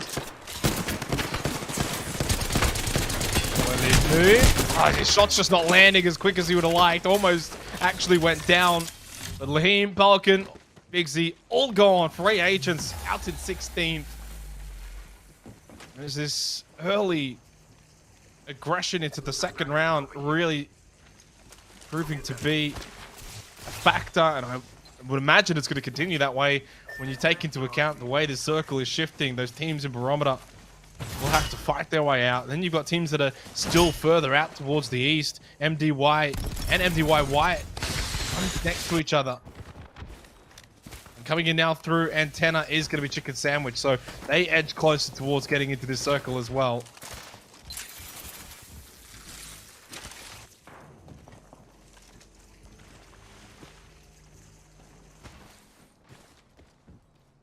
Other teams have got a little further to rotate, though.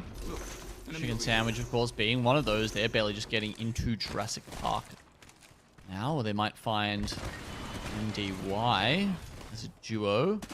MDY White blocking the other entrance or exit, depending on your point of view, from Jurassic Park. So they're just going to Valcall over the top of it, see where they find themselves. And this is still just the major strength last time they were here, they found that barrow right ahead of them, Xenox. They didn't do very well.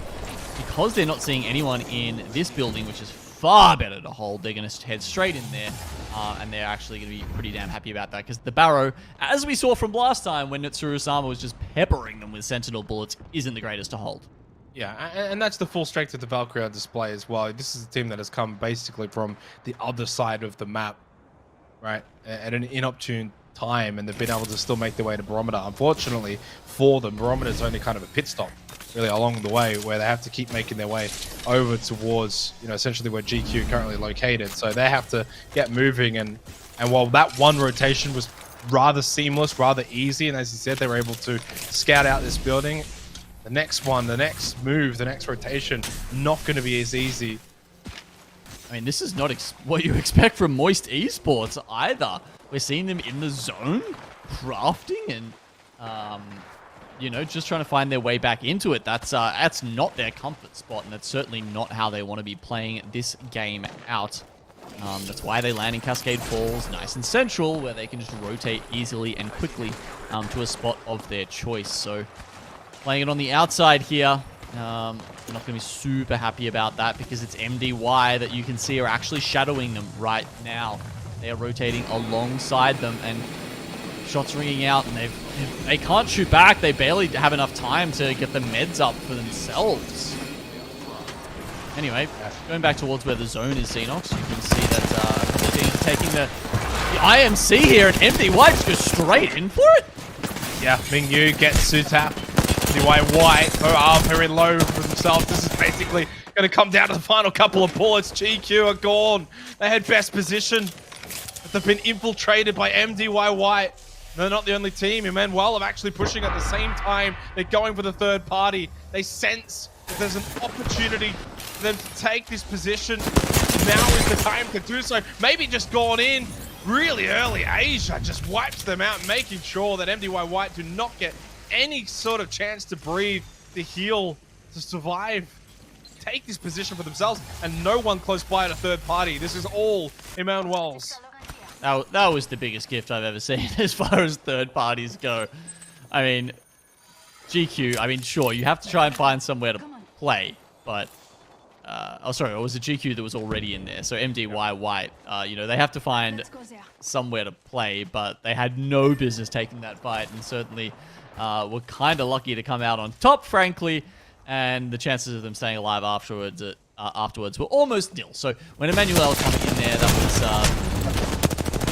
kind of... Anyway, chicken sandwich. They finally have tried to get their way back into the ring, but it's MDY who have just had their eyes trained on them for the longest time, who finally punished them out. So we didn't quite catch how chicken sandwich. Oh, sorry. Yeah, chicken sandwich got into that position. Oh yeah, because Moist have actually made it out. Sorry, I was thinking of Moist as well, but they're a bit further north. So I think Moist actually just went all the way, north and away from MDY, who was obviously sort of gatekeeping them a bit. So they've spent some time obviously healing up, and it's been a bit rough. But you know, in all credit, they got 3 up. They're sending it in. Skyward Dive. What can they get from here? They're not really in the best of positions to fight straight away. They probably want to find a safe spot, somewhere that they can maybe shoot, get that Evo building up, get those shields up. You know, blue, white shield at this point of the game, not really going to be enough, but it's not an awful position. It's safe for now. Yeah, it gives them a chance to probably start building up that Evo a bit. It does give them a little bit of a chance, doesn't it? You know, Moist, they do find their position though, so still time for them to work this out. Dewa, they're going up against MDY. A bit of cover here. The RE45 once again in play. Finally, someone who's willing to use the digital threat sight with it. You've seen a lot of other pros today have just flipped that off in order to go with that care package weapon.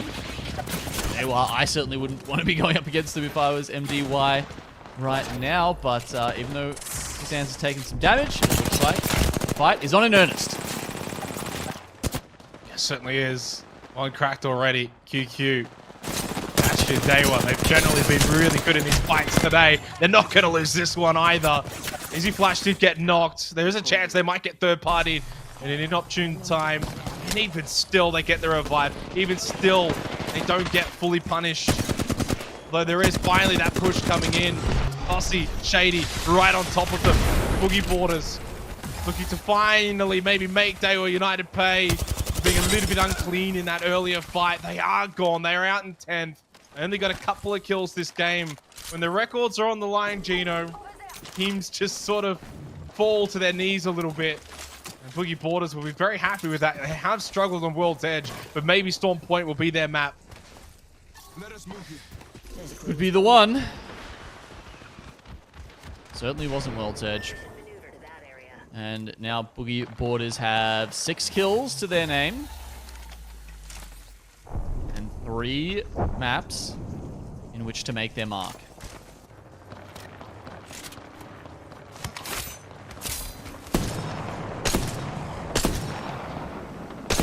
And up to blue now for Brycey. We spoke about this obviously with the Evo that they desperately needed. It was blue-white, now it's at least blue-blue. I'm hoping empty's probably somewhat close to purple. Spend some time there on that edge. You know, getting shots away. Now you got to take those fights. Do you play? Moonlight Tears going to pop the bat. And armor at least for Busu Say. The Mop going to be gone, so 8 teams remain. 24 alive. Yeah, they're gone, but they're taking Boogie Borders with them.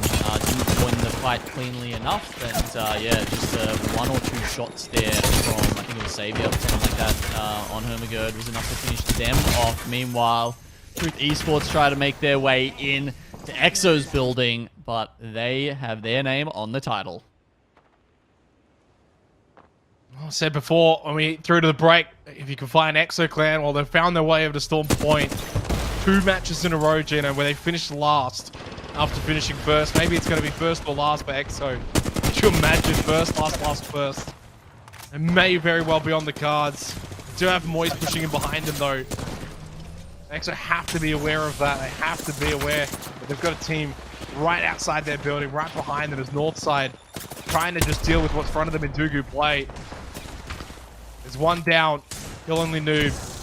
Leading out at the moment, so maybe a chance for Northside to push on this. They've got to time this well to get rid of Moonlight Tears. So only Busu Say left. Does have a good angle, good sight lines. I don't know if it's going to be enough without the rest of his team. I don't think he's going to be able to take on all 3 of Northside Esports, who are currently benefiting from his teammates' loot boxes. Moist Esports have found themselves underneath Exo Clan right now, and they're probably happy to just stay there for the moment. Emmanuel up to 3 reds. They're sitting in the IMC currently. They've been there ever since they were able to finish the other 2 off. They've actually got a trident, so they're going to use that to just park their way into the next zone. Ride or die. Going to be the game where it really just goes the way of Emmanuel. Had a good fight earlier, good third party, but now you've got to push out. Now it's not going to be as easy for you. They're starting to feel that pressure. Asia, A-Flow, both low. Can they find a crack here? They find something that can go their way. Yeah, there is. Good flash down in front of them. They're looking to just try and finish off. Arcstars have gone out. Chambers has fallen. Fortunately, it's only Asia that's left, and he is falling very quickly by the wayside. Got to get this dog. Got to find this kill. Cannot. Unfortunate for Emmanuel. They just cannot survive. Full credit to Hermagerd. They survive and they do stay up, but I think it might only be the one that will be able to stay alive, and maybe not for much longer anyway. Yeah. Unfortunately, Saber got pushed very, very quickly. Pricey will be the benefactor for Moist Esports. 3 squads remain. Northside, Exo. I think Exo might be in the best position here because Northside's gone in. They've gone in early. They've lost the player. Exo need to just third party this. They recognize it at exactly the right time. They get in on top of Northside, and actually happened. For the second time, Exo take the victory where it looks like there was almost no other option, no other possibility. Wow. Complete control, all 3 of them alive, and Exo with 2 wins out of 4. Yeah, I mean, I feel like they're taking the phrase, you're either first or you're last, very literally at the moment. First, last, first from Exo Clan. They needed that, though, in fairness, right? And the good news for them is that they weren't too far behind anyway. They had 20 points from that first game. So even despite finishing last in the next 2, I think they were still like, I want to say they were like 4th, something around there. Obviously, they're not close to Chicken Sandwich in 2nd or anything.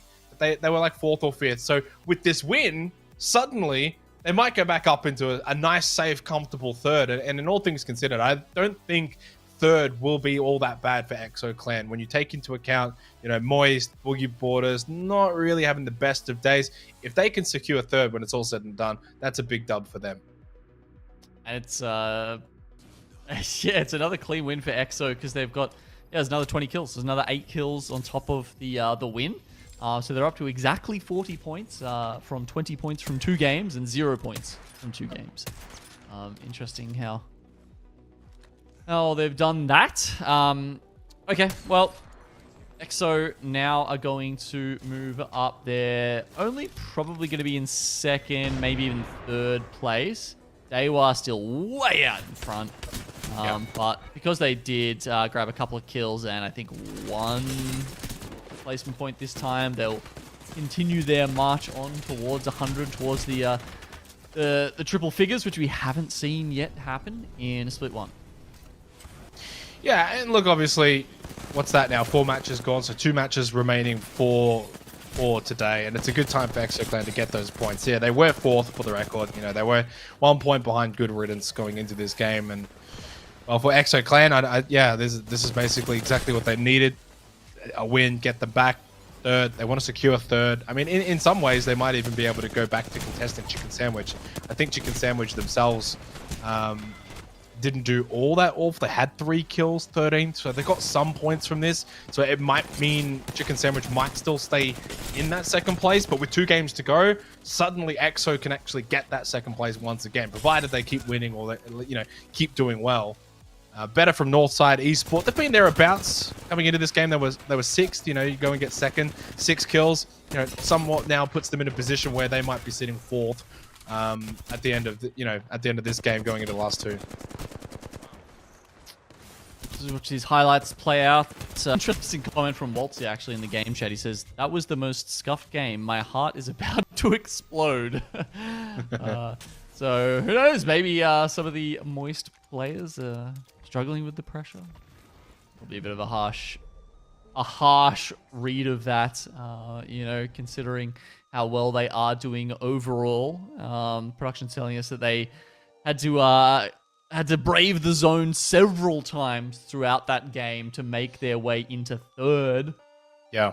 So they were being gate-kept by MDY, remember, right? So they had to make their way up north. They were in the zone for quite a long time. They had to obviously drop right on the western side. They were playing for Evo. They got some. So, you know, full credit. That's the kind of game where you just have to scrape some points. And they were able to do that as we get the standings after 4 matches played. It is, in fact, tied between EXO-Clan and Chicken Sandwich, both on 40 points. Neither of which are really close to Daewoo United, who, you know, with 2 games to go, I think are pretty much firmly going to take that top spot. They'll get the 25 points, barring, you know, a massive final 2 games from either EXO or Chicken Sandwich. Northside do move up into 4th, but Moist Esports, you know, they were 9th after 2 games, Genome, so they've just been steadily climbing. And same with Boogie Boarders too. You know, those 2 were both teams that were 11th and 12th after the first 2 games, and since then they're now 5th and 6th. So I think that speaks volumes to their ability to maybe just sort of roll with the punches a little bit. Slow start, but they've been able to bounce back. Oh man, a little bit of time for that to happen, I guess. That said, yeah, I think you know, Daewoo have this pretty much dropped, shocked, and locked, as Bangalore would say. I don't know. It's getting late, Xenox. getting into the delirious end of it's getting into gamer hours. That's what it's getting into, right? We still got 2 more games to go. You're right. We're peaking. Let's go. Exactly. We're peaking. All right, we're going to a short break. We're going to come back. 2 more matches of Storm Point here for Group A versus B. Top spots looking very good for Daewoo United, but EXO-Clan, Chicken Sandwich are battling firmly for that 2nd place.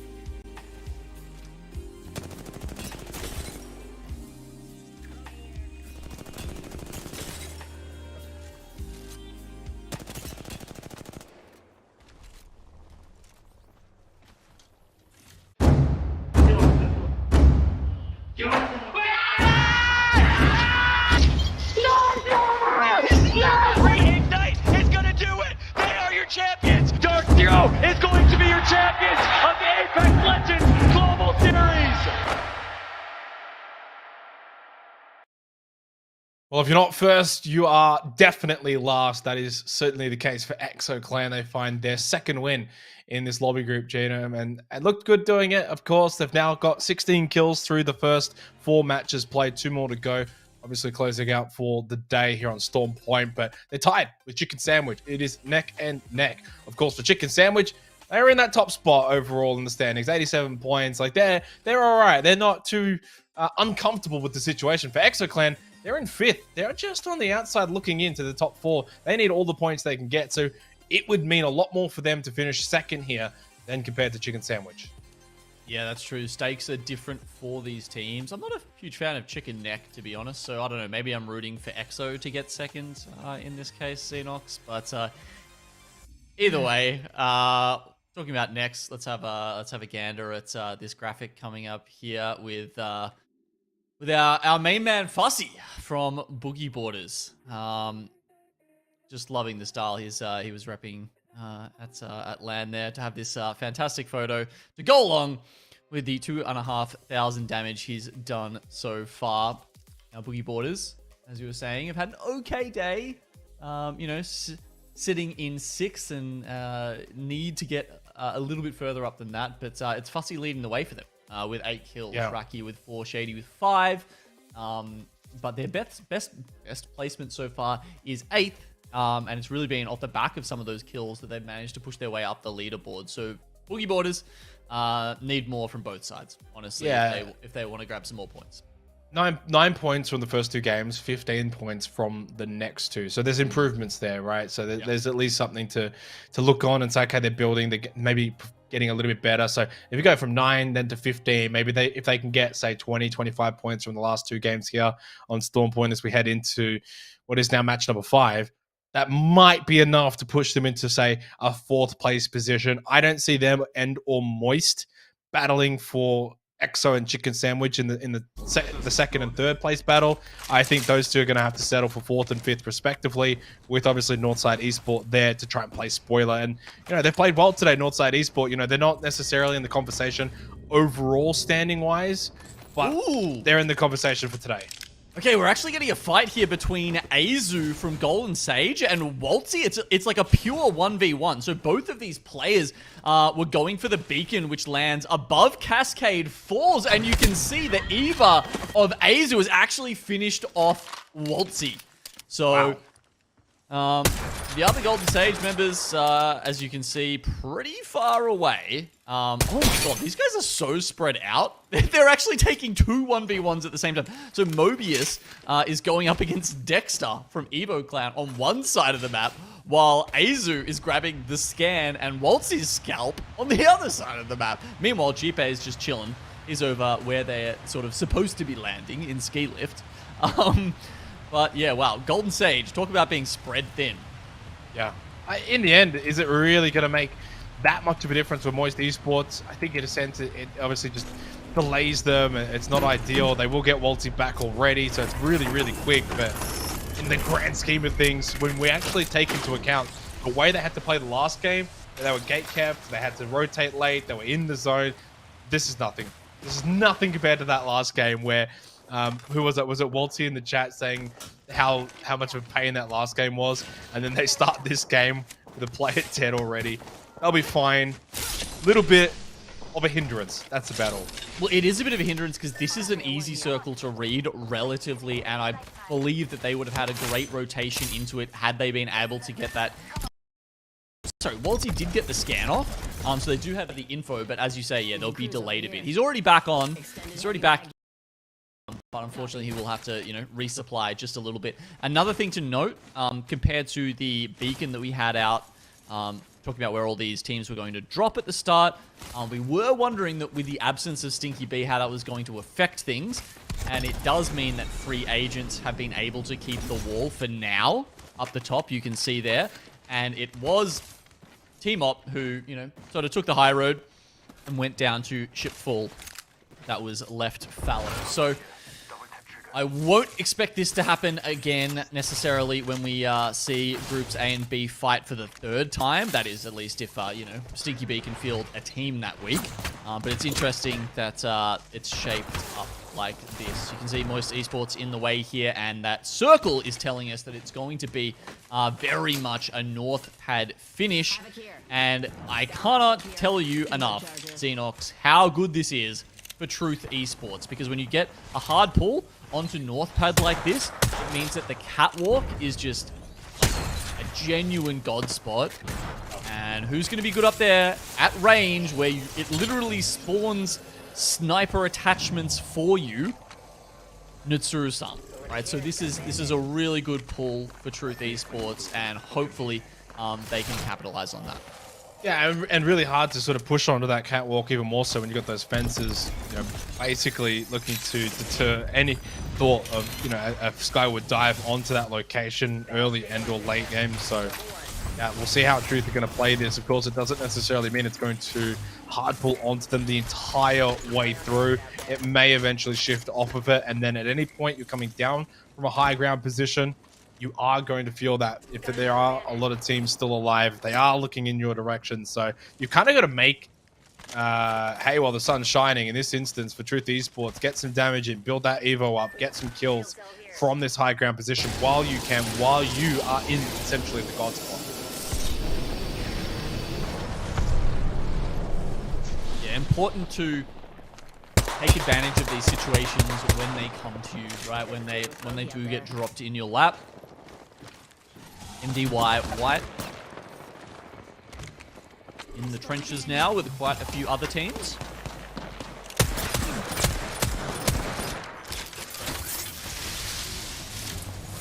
We see Hermagerd over in checkpoint, just kind of wondering why they're alone at the moment, because they don't have that beacon knowledge. A little bit lonely.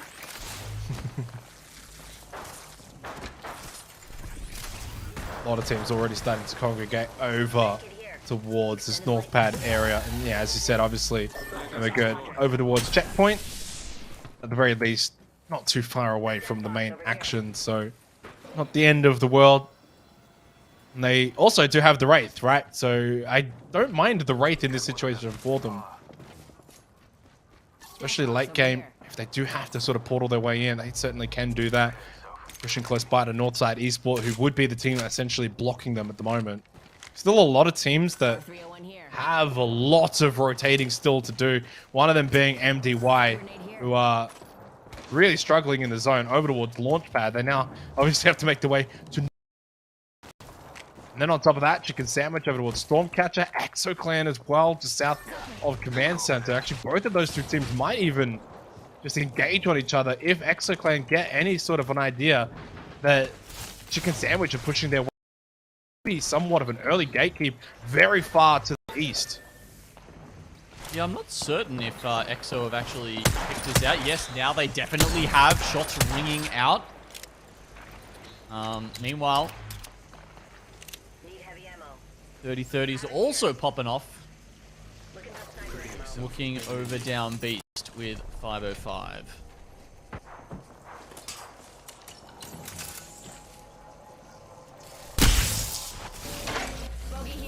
505 is just chilling. They were United. Actually haven't seen him on them in free agents. Him just getting sent back, gets cracked essentially. They were United, probably done their best work on the edges. In these fights, more so towards the later portions of these games, but they had to fight early in this one. Oh, from a crack to a down onto Kassans. Nicely done for Balkan, and I think this is where free agents just have to go. They have to just take this fight in its entirety. Easy Flash gets knocked back. It's at least 1-for-1. Still alive as well. Easy Flash still with a bit of armor. Bastion just trying to pop the bat. Oh, and it gets pushed. Easy Flash is down. It's only Bastion left. They were United gone in last. A big fight win for free agents. It's been the perfect kind of day for Daewoo United, but a blip, finally. They're human after all. They have had a bad game, apparently.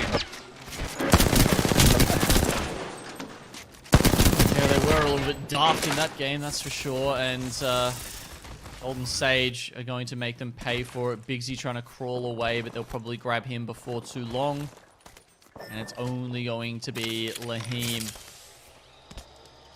He might not survive for long either. He doesn't got no heartbeat sensor for him. There you go. It's MDY who discovered him.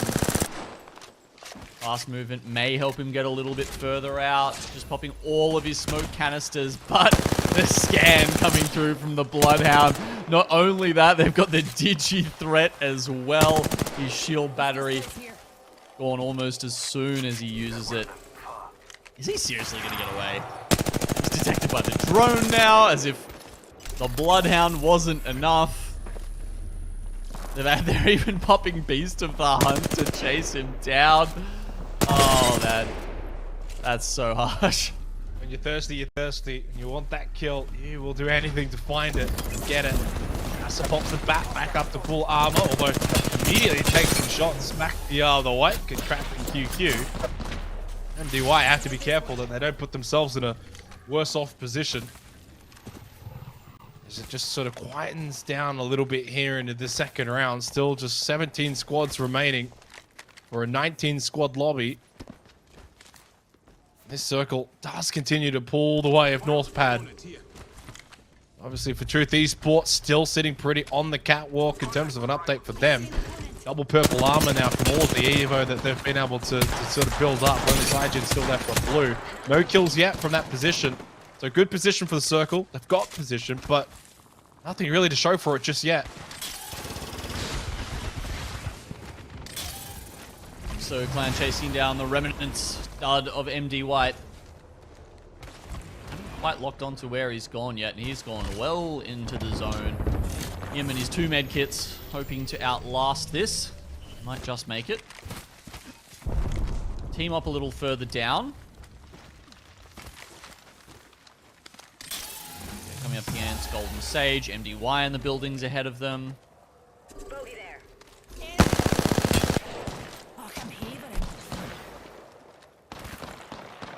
Late rotate from Chicken Sandwich. They'll be pushing in through checkpoint, which is still occupied by Hemagurd. We still don't have intel as to where these circles are going. They're just sort of just playing it by ear. They will have to push forward through the canyon in front of them, right in towards Northside Esport. Both teams do have intel on each other.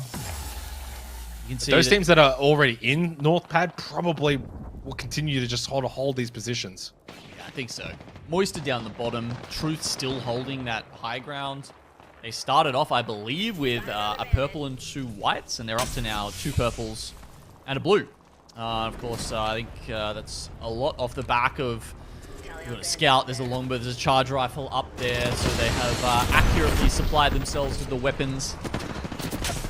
Pump those armors up. They really don't want to take flesh damage, I guess. Unlike, you can see EXO are doing Taduku play right here. And they've taken a lot of flesh damage. They need to pop those med kits before MDY, but it might be too late. They are right on top of them. MDY have been hunting this game. They want more. They might just find it. Casa, good damage from afar. Oh. Somewhat of an anchor position while QQ can just push forward. Right forward. And launch away, though. The shot's still landing, though, to get the knock, to get the down. So it doesn't matter, though. Down. It doesn't matter because Dexter still kind of managed to get most of the way over there, but it's not them. It'll be MDY White who's actually trying to finish them off, and Dud managed to get one of his teammates back in. Thinking they've got the drop on EXO here, though, do they? It's only Ziki left alive. He can't even use his bullets right now. Just trying to get that last syringe off. Gets it in the nick of time. It's not going to be first, I don't think, for EXO Clan, but it's not going to be last either. They'll break their little streak. Unless Ziki can pull off the miraculous from here. Monkey Dud right in front of him. In fact, I think he's winning that fight. Casa getting revived now. EXO Clan relying on Ziki to win this 1 versus 1, and he cannot. Emmanuel just went out before them, but it's EXO Clan gone in 14th position. More points sort of been left on the table from EXO Clan. They've had some high highs in this series so far, but some low lows as well.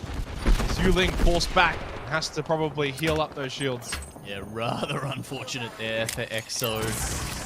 Trying to take the gravity cannon into the zone just to survive. Oh man, strafing flame. It's actually going to get taken down completely now, so Panna and player K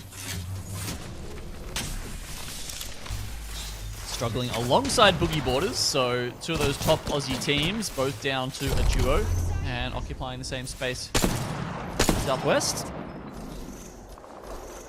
Through these sports, you can see starting to run out of ammo. Maybe up to Mosu potentially. Get some of that if they can find an isolated death box where they can maybe pick up some sniper ammo. Even light ammo is not looking great. Yeah, they got a bit of that left. They got to really be really careful. Only take shield damage as well because they can continue to rely on the pylons for that.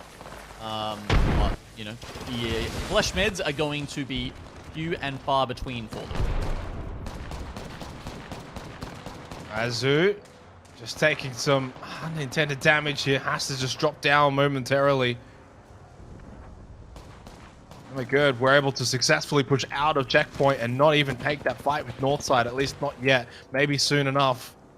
Over towards the very eastern side here for Golden Sage as Boogie Borders. What can they find? Having to play the low ground, being forced back by Chicken Sandwich, who do not have Strafing Flame. They've only got the two players. Back out to the east here with Golden Sage, making the push now onto MDY. They've got them low. Yuling is already down. They don't even have Casa, and they don't have a lifeline here to save them. MDY gone, 13th position for them. Good push coming out of Golden Sage. Golden Sage up to 5. Azu the kill leader with 3. And as soon as they're out of that fight, they're into another. Ah, good hit by spray. Taipei, no armor. Mobius, no armor as well. Both low on health. Azu has to probably play from the front here for the rest of this fight. They've done well enough, though, to at least get those kills confirmed. On to Savior and Bunny Hop. Taking the raid portal. Safety, it seems like. Maybe, maybe not. Has to go back. But Golden Sage are going to get a little bit of time. They're going to get a respite here to heal on up. Medkit will pop. They can honestly play now from the trenches and push up. Jolius is above. Are they going to be ready for this? Oh, you can see bullets streaming in from multiple angles. That was a great overview there. Boogie Borders going down. They were, of course, a duo. I wonder if that means if the other ANZ team next to them is still alive. Meanwhile, Golden Sage have managed to lead their way between all of those teams, get the med kits off, and now, as soon as that's done, guess what? Back to fighting. Hammergurn eliminated, so now down to our final 10 squads remaining, and we will continue to head over to North Pad. And this is where, for Truth Esports, they're going to have to start to pick up some kills. They've got 2 to their name through Cyajin. Still holding that catwalk position safely. Teams will have to play below them. Teams will even have to start to think about, do you Skyward dive onto that catwalk? It is literally hard-fed right on top of Truth Esports. Do not have to move. Their position is the God spot. You can see the overview of defenses. They are really fortifying that catwalk position. Jaipe now into the trenches for Golden Sage. They push him behind. They get Jarrow. That's good riddance gone. A big game coming out of Golden Sage here in match number 5. Yeah, up to 10 kills now as they continue to push in. There's even a solo ahead of them. That's going to be Northside Esports gone, and player K, he's about to go down as well. Chicken Sandwich go down to the hands of 505, and that makes things a bit more simple for Golden Sage. They've got a duo of MDY White to their east, and then they've got all the teams they really need to push through in the North Pad building, as you can see 505 as well as SRY. So the eye of the storm moment here towards the final moments of match number 5. Respite for these teams, but calamity to come soon enough, you would imagine. 7 squads remaining. North Pad we go. Well and truly all the way north. There's still a couple of teams that have sort of failed to make their way onto the pad itself. Bit of a skyward dive here from Golden Sage. They do not go for the catwalk. They play the backside. They'll play in on below. With Truth Esports, they'll at least avoid one of the maybe final teams that may have gone for it. They do not. They will hold Godspot quite literally in the heavens in this game. This is not good for Moist Esports. They were a duo when Golden Sage flew in and took their spot. Moist Esports can't really hold that because there's only the two of them, and you see MT is going down. Pricey has to find a spot to hide, and he is going to be ratting for the rest of this game. I don't know if there's going to be much more of this game remaining to wrap for. They don't have to hold on for too much longer. In fairness, we're getting towards the busy section. 505, triple purple over towards the south side of this. You can see pushing in now. Ryz, Matches, go. Empty White now just down to LQ. Dud. Red armor, but it's gone. It's already evaporated. Mobius doing the majority of that. That's who falls. It might be the end of this run for Golden Sage. It's been a dramatic run from them. No, it continues for just a bit longer. Mobius wins, survives. Full armor immediately with the swap. Goes for the revive. There's more to this story for Golden Sage. Oh, no one really wants to push that. Mosu actually comes down from his perch up on that high ground to have a look at it. He's 18 away from red. Maybe he just wanted the upgrade. Either way, Golden Sage does weather the storm for now. All three of them back up, alive. 5 squads left, with 505 being one. 13 kills from Truth Esports above. Sorry, from Golden Sage, I should say. Now they've got to deal with Truth Esports above, though. That's going to be sort of the final boss. They have 3 kills to their names, but potentially a win on the cards. That's the main thing. Oh, I mean, like, not only do they have the high ground Xenox, they're almost smack bang. This perspective actually doesn't sort of give you the right idea, because they're actually very close to the middle of the circle. But they're so high up that perspective makes it look like they're sort of a bit in the other direction. So yeah, you're right. They are the final boss. They'll drop down when they want to and no sooner. They've only managed to pick up a couple of kills because they've had to conserve their ammo a little bit. So only 3 so far from Truth. But you would think there's a good chance that they can convert this. That said, they'll be dropping down with, you know, longbows and whatnot with probably no ammo left. So they'll kind of be on 1 gun each at that point. A little bit of a disadvantage there from Truth in the way they play this, but it's picked them up some KP and definitely some placement points so far. 5 squads left. Final circle closing in. There's a sewer fight. Now down below with Natsuru-sama. Oh, he's actually spotted someone on the edge of the corner. That was fall back.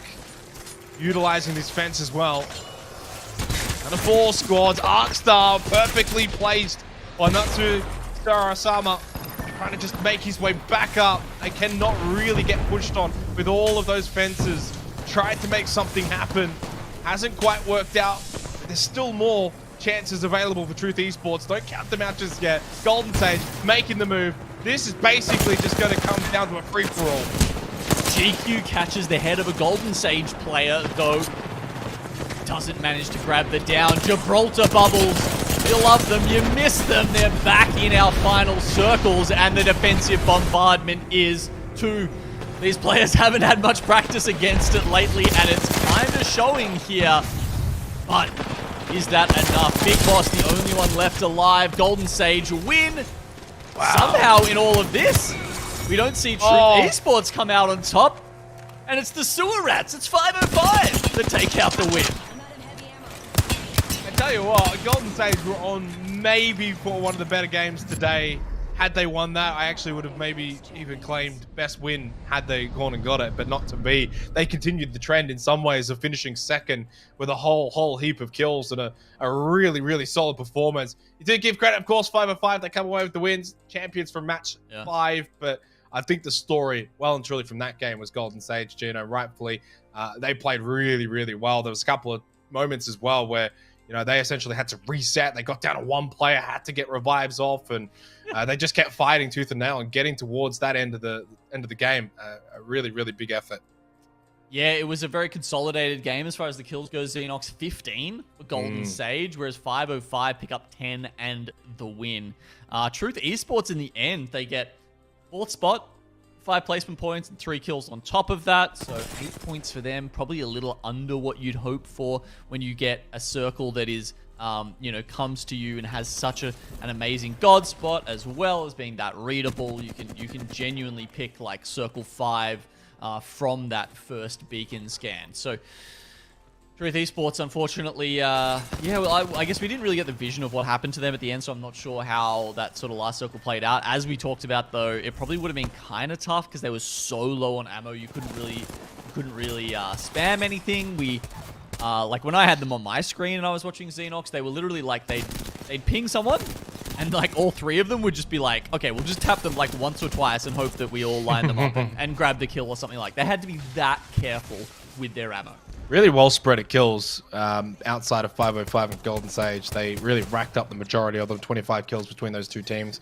I do have to sort of bring to the attention Truth Esports, right? Like 4th place, 3 kills. A lot of people would look at that and say, oh, but they had the catwalk position, they had that high ground. How did they not get more from that game?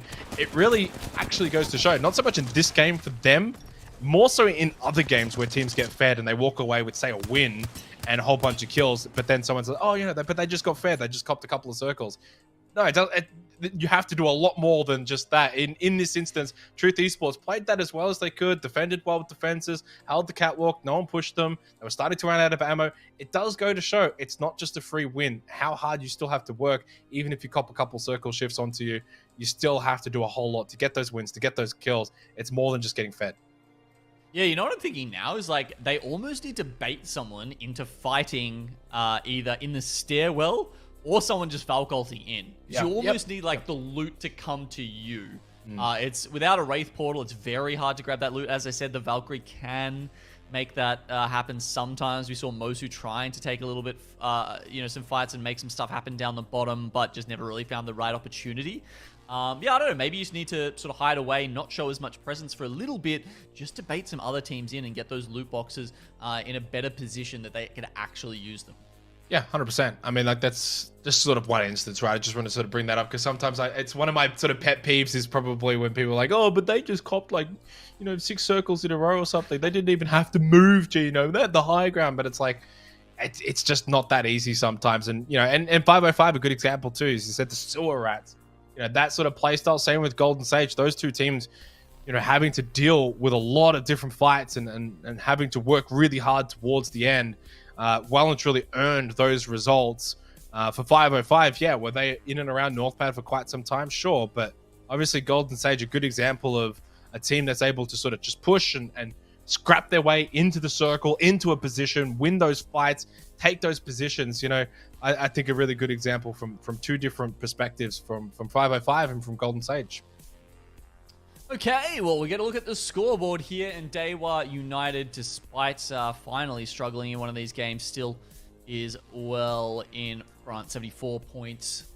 Maybe the record slipping away from them now, but certainly not the first place victory. EXO Golden Sage with that monster game there, second place, 15 kills for them, pushes them up into 45 points, but EXO still just a hair ahead. This means with Chicken Sandwich in 43 and 505, Northside 38-37. That's a good 5 squads there, Xenox, that are going to give us trouble, and we'll have to keep our eyes on for that final game because these guys will definitely shift around in positions. Yeah, and obviously it's unfortunate for Moist, Boogie. They sort of just dropped down a bit. In some ways, it's not just going to happen for you. You know, we conclude after 4 matches that they're building. It's 5 and 6. Okay, suddenly that 3rd and 4th position should open up for them. Nah, they fall down. They have a bit of a poor performance here in match 5, and suddenly, it's kind of like, oh, hang on, it's not going to be freeload. It's not going to be easy, and we've actually just dropped down again.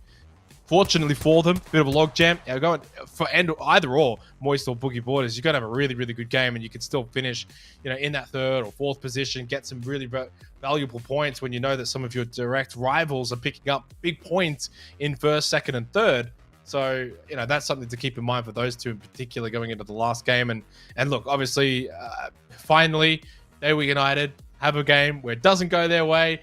Okay, they lose the fight early. They go out early. They're still at, what, 74 points or whatever. That's fine. It's still like a 30-point gap into the last game. They're going to get all 25 points, and still deservedly so for, basically, what is that now? Like 6-7 hours of just, hard, consistent work. They've been at the top of their game for such a long time. Even if they have another bit of a snooze fest in this final game, it is what it is. They've done the work where it mattered the most. Yeah, maybe they just managed to, get those points in while they still had a little bit of energy left. And now that they're flagging towards the end of this big day, doesn't matter. As you said, got it in the bank. Yeah, certainly so. All right, one more game to go. We'll go to a short break. When we do come back, it's our final game here for Group A versus B.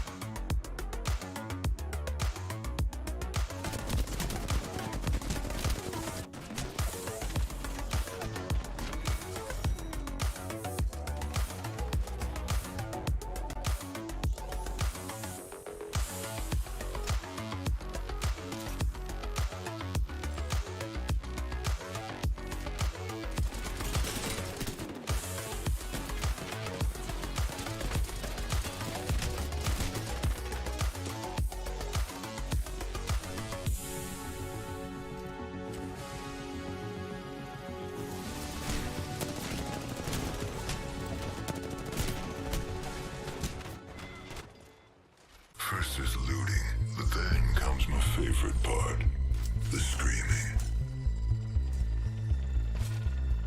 I plan on getting under your skin. I'll break your heart, and then I'll break everything else.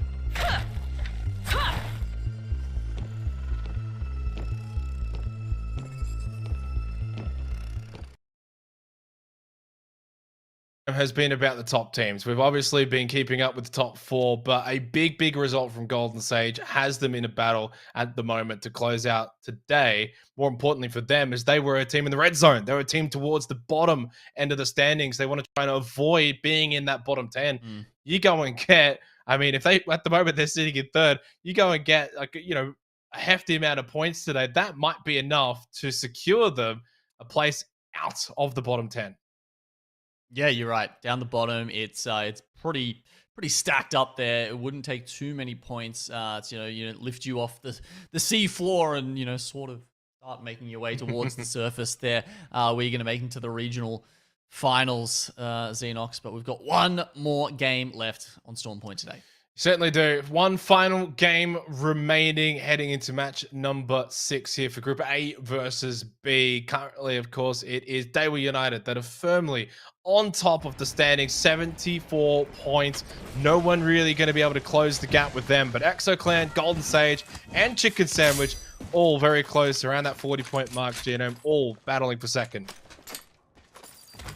All battling for second. There's so many coming up against that, trying to bash their head against that wall that sort of Daewoo's set up there at the top in first place. Feel like it's going to remain unbroken, but we'll see. We'll see.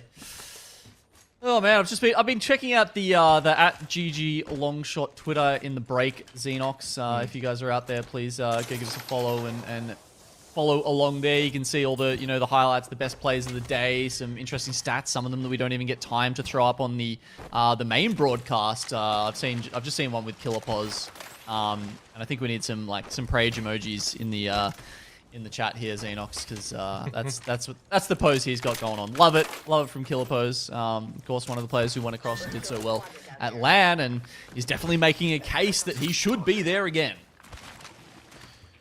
Yeah, but it's been a bit of an up and down kind of day for ExoClan, right? Like, obviously, you take into account the fact that they've won 2 games, but then everything else has just been, well, kind of like this circle towards the bottom, as it is going to be Shipfall, Gale Station.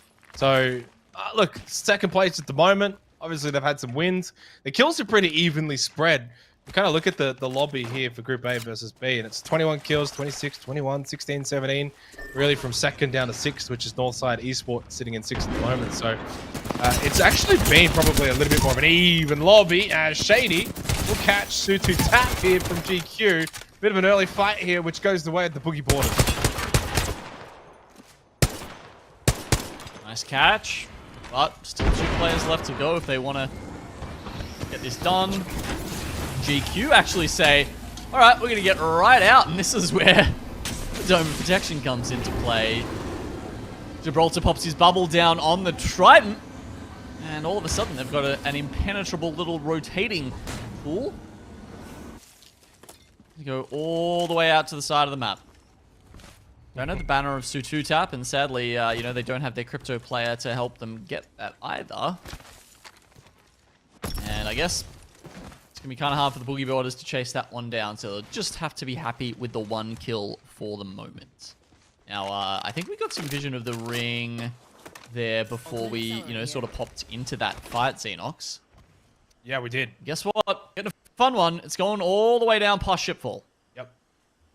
As I said, it's as south as we can basically go. Yeah. And obviously a couple of teams already around there, Good Riddance being one of them.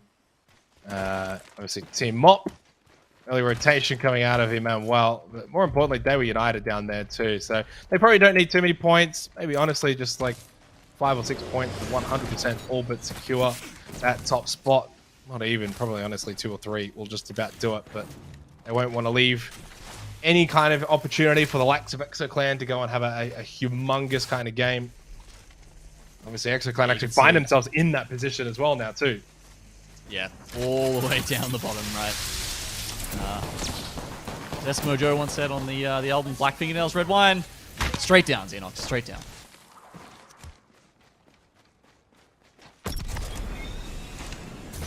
Oh, haven't heard that one. No, I haven't. Evidently. I was going to say, though, Moist Esports and Boogie Waters have kind of been going just straight down a little bit off the back of that last game. What was it, like, I think 6th and 7th or 7th and 8th now for these two that are, you know, both basically in contention for top 4 spot. They can't afford to have such a big gap, so kind of eyes on them a little bit too, if they can close the gap with those directly above them in this final game.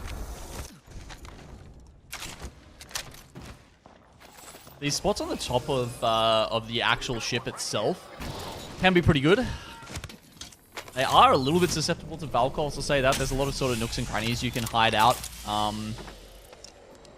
Where it's a little bit hard to, you know, stop people from landing near or on top of you, necessarily. It's a bit different to, say, playing, like, the top of a building.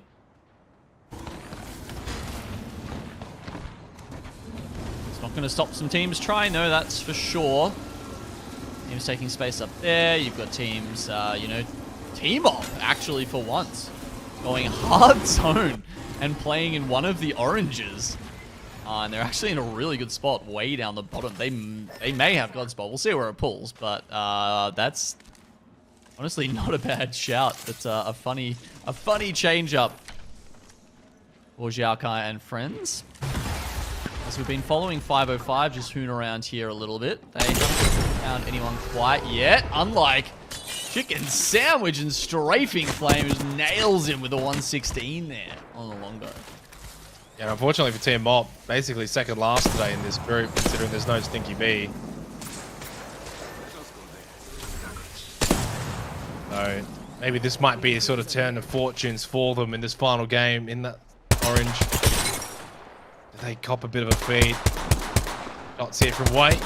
Good riddance, who kind of like Team Mop haven't really been able to find a whole heap of success. Just the 23 points, although good for 11th at the moment. In what is a bit of a log jam middle of the pack. Inside Esport. Been impressive. They've been good as a team without probably having any sort of individuals really standing out. They've been able to put in a really solid team performance. Which has got them into 6th at the moment. 37 points. Only 1 point behind 505.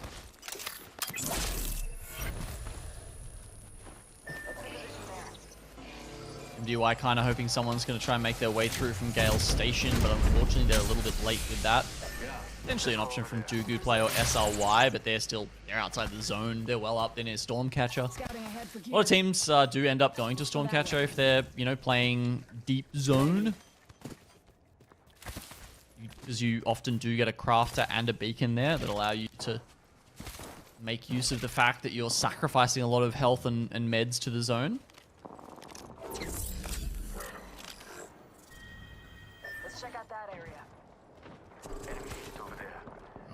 Just early on.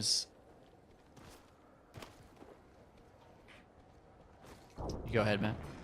No, you go ahead. No, there's not much really to talk about at the moment here. Well, I know okay, all right. I'll talk about this then. Well, there is one thing to talk about, the fact that... now you want it, okay. Yeah, well, you were talking about Team Mott. Well, they've actually just copped the next green circle on top of their little orange, so... I told you. It is pulling into that direction, and that's going to throw a big spanner in the works, because all of a sudden now Shipfall is just not even going to be in at all. Yep. Yeah, I mean, the fact that it wasn't the building that 505 is in, that we're looking at right now, not in the zone, that was kind of the hint, right? And that's why I said 505 are in such a fantastic spot over that other side. So it's just going to be fascinating to see if they'll actually be able to hold their nerve. Can they play like this? Have they ever even tried it before? Who knows? We can scan this area. A lot of moving and shaking definitely going to be taking place at the conclusion of this sort of second round.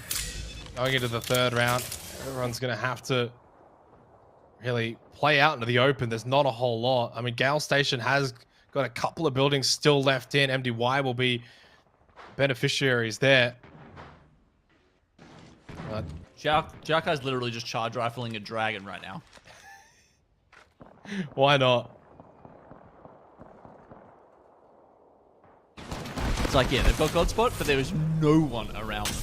And they won't have to worry about that for a while. And the best part about it as well is they don't even know that they're about to have the absolute god spot either, because they don't have the beacon information. So they're sitting here based off of this second round circle.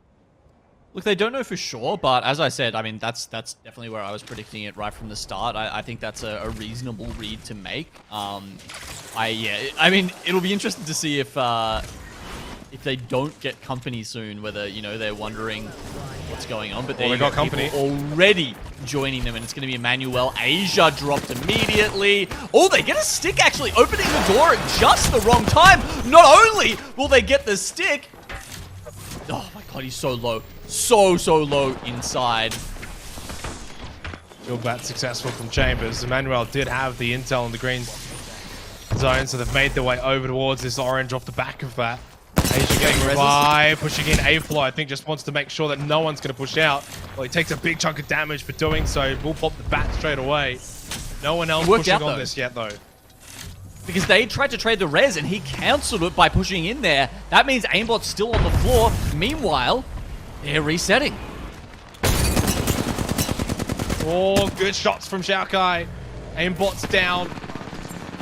Billy will go for the revive, I imagine, but I don't know. I don't think so at this point. Got to bring the Mastiff out. Why not? From Billy, no more armor, no more shots, no chances though for Emmanuel. Billy puts the Mastiff to great use, gets the kills, wipes them out. No one even remotely close to go for a third party. And they can get the revive as well. Double revive at that. They'll have all three players up. Really well played, Team Mob. Now this is the situation that Truth Esports wanted to be in last game. You know, Godspot, and then someone just delivers them the supplies in 3 nice and tidy boxes. They're actually taking a lot of charge rifle hits though right now. EXO have got a bead on them. They've actually found a little angle into the orange. And one of them got re-knocked. They're still trying to work out how they can be safe away from that. Meanwhile, talking about Truth Esports, they're over here taking another orange fight.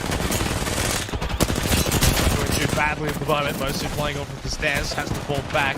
All three players essentially cracked. All three players being heavily pressured here by the Boogie Boarders. It is somewhat even. They're not exactly in a position where they're going to hold a lot of armor, but they do get the knock. They do get that down onto Saiyajin. Moist Esports are watching this orange though, Gino. They can third party this really quickly. Oh, Moist actually grabs it down on Fussy, and as you say, if Moist decides to get in on the back of this, that could be a big difference because they have to worry about the res. They have to worry about Fussy. Their controller beamer being on the floor. Boogie Boarders try and fight them off, but Moist Esports, they're committed. They have to come in and do this now. MT, he goes down. Can Pricey and Walty make this work? Yeah, Shady's down as well. MT's down, as you mentioned, but you've still got a pretty full health Pricey. Walty half armor, kicking down that door. Walty just takes a peek to the left, make sure that Price is all right. They can get the revive now as well.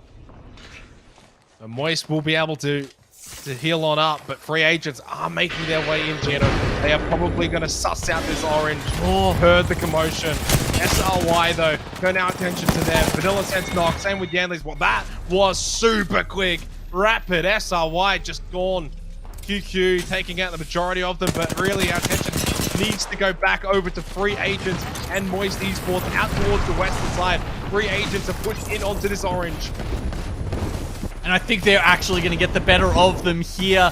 Moist, after that fight, they used the heartbeat sensor. They didn't find anyone in range, so they just started looting out in the open.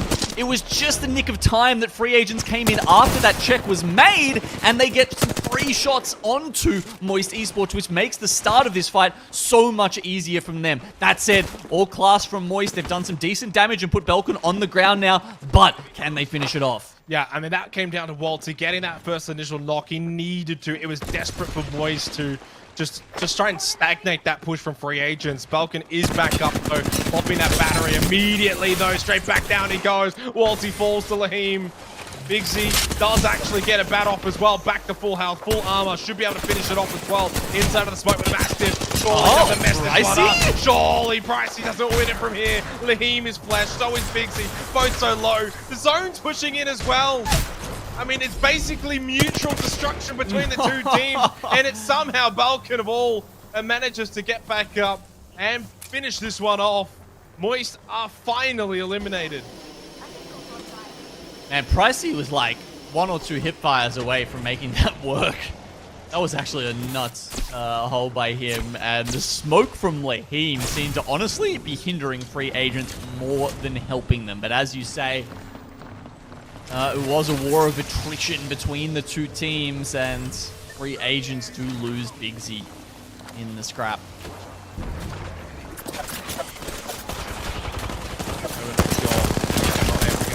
Not going to make a difference for them anyway. Team Mock still at that orange, still dealing with teams. It's actually Daewoo United that is now pushed in on this position, just holding the edge. Holding the outskirts here of this orange, trying to see if they can get some damage in. Daewoo United's first spot, well and truly going to be locked up, so not really any sort of stress for them. They don't really need a whole lot from this game, if anything at all. ExoClan in and around this vicinity, no kills for them just yet. Thermite goes out, well, oh jeez, 505 had just gone in the blink of an eye. They don't survive for very long. Yeah, that pylon did not come up in time. The Arc Star from Jarrow did way too much damage, and it was a pretty easy cleanup in the end with Good Riddance, who have got 4 kills this game. Oh, a bit of a silhouette there from Shai Pei, just standing on the edge. Very free kill for Casa. Gets that knockdown for MDY. The north side, you've still got the duo of free agents, though, around them, just to the south of them, in Lahim and Balkan. Who are pushing actually further in towards ExoClan, who have gotten themselves a bit of a high ground position, looking in towards Good Riddance.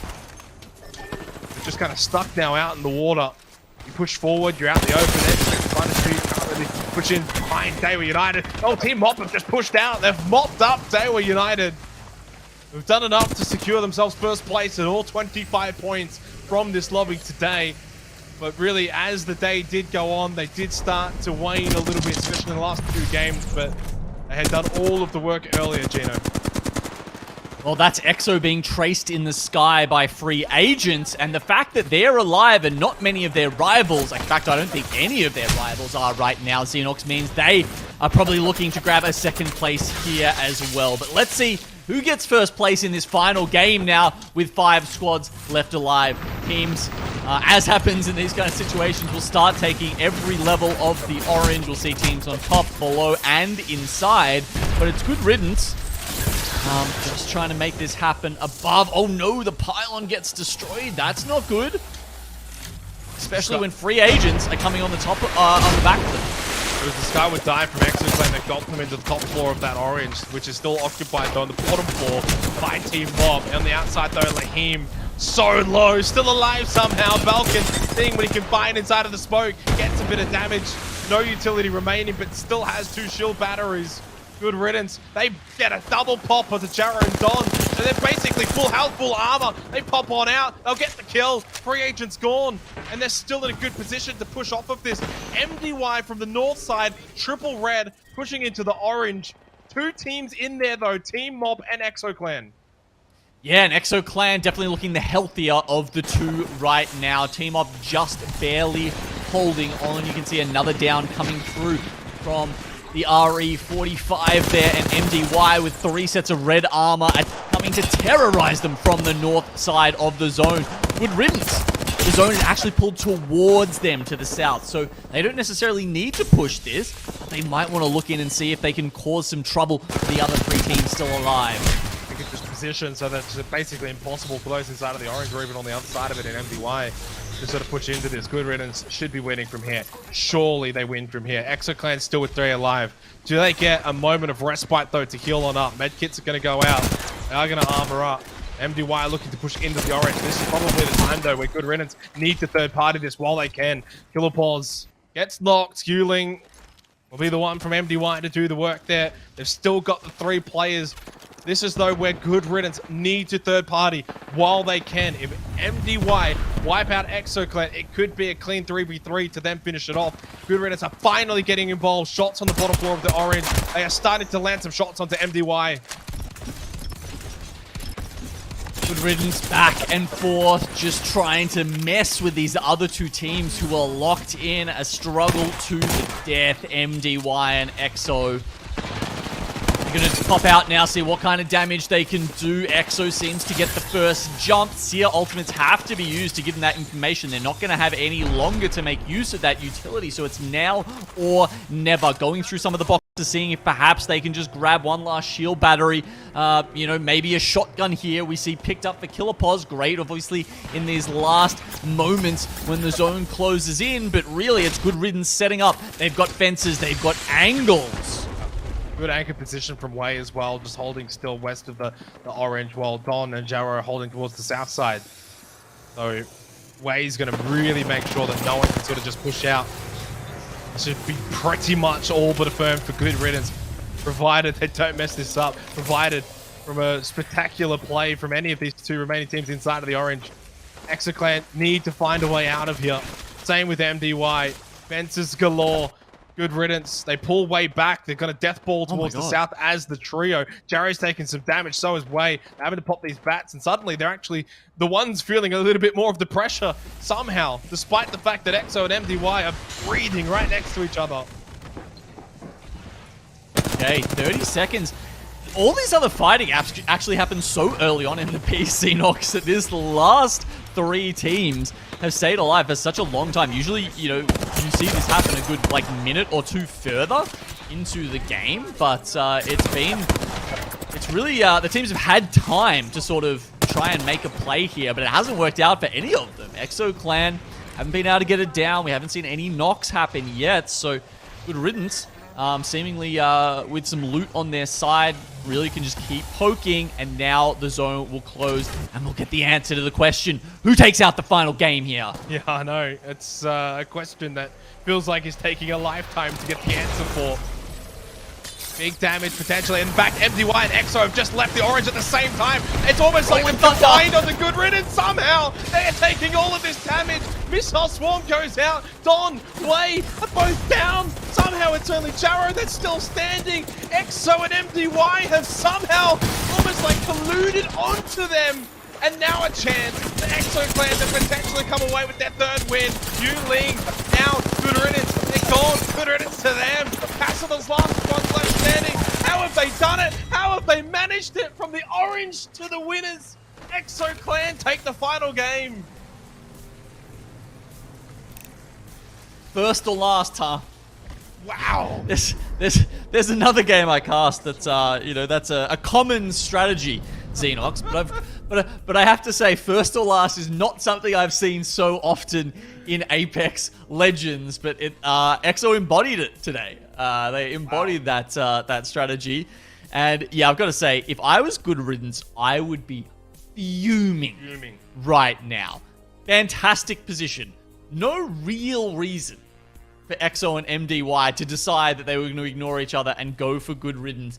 That was like, oh man, that it just, and after good riddance, like they really struggled to find their way into those final circles. They finally do, and that happens.